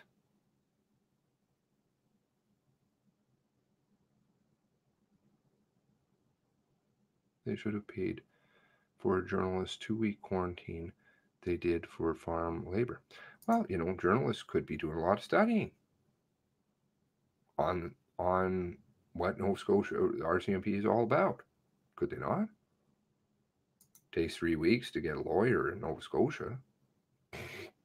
Are you serious? Well, we're all working from home, so it's hard. No, you still get your messages. My lawyer is definitely working.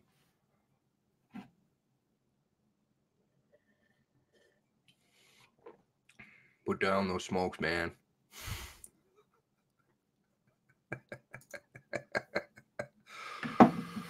Oh no, I gotta keep my I think it's my lifeblood.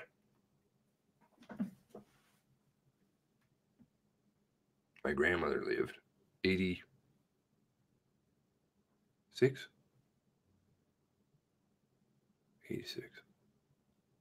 Yeah. 86 years old. Started smoking when she was 14. 5 packs a day. 5 packs. And good old coffee. She didn't die of respiratory failure. Didn't need oxygen. She had an interesting way to go. What was it? She stayed alive for a year and a half. They said that she was going to die within a couple of weeks. She was on palliative care for a year and a half at home. Probably in that neighborhood. Didn't speak a word. This woman who was just full of wisdom. Holy fuck, man. Boom. I never met somebody like that in my life. And I'm not being biased. She was awesome. Awesome. Just intelligence. Yeah, wit. Not exactly the most personable, apparently, to other people. But anyway. And then the one line. He wouldn't say anything. Just stop talking. Quit smoking. She quit smoking one day. All on her own. I don't know why. Just one day I was like, do you want a cigarette? She's like. And then somebody asked her, why? It was a bit of a crass question. And people probably are like, oh my God, that's totally insensitive. The person who asked it, you have to understand. But they said to her, Dr. Ruth, why do you keep living? And she said, pride is a very hard thing to let go of. And that was it.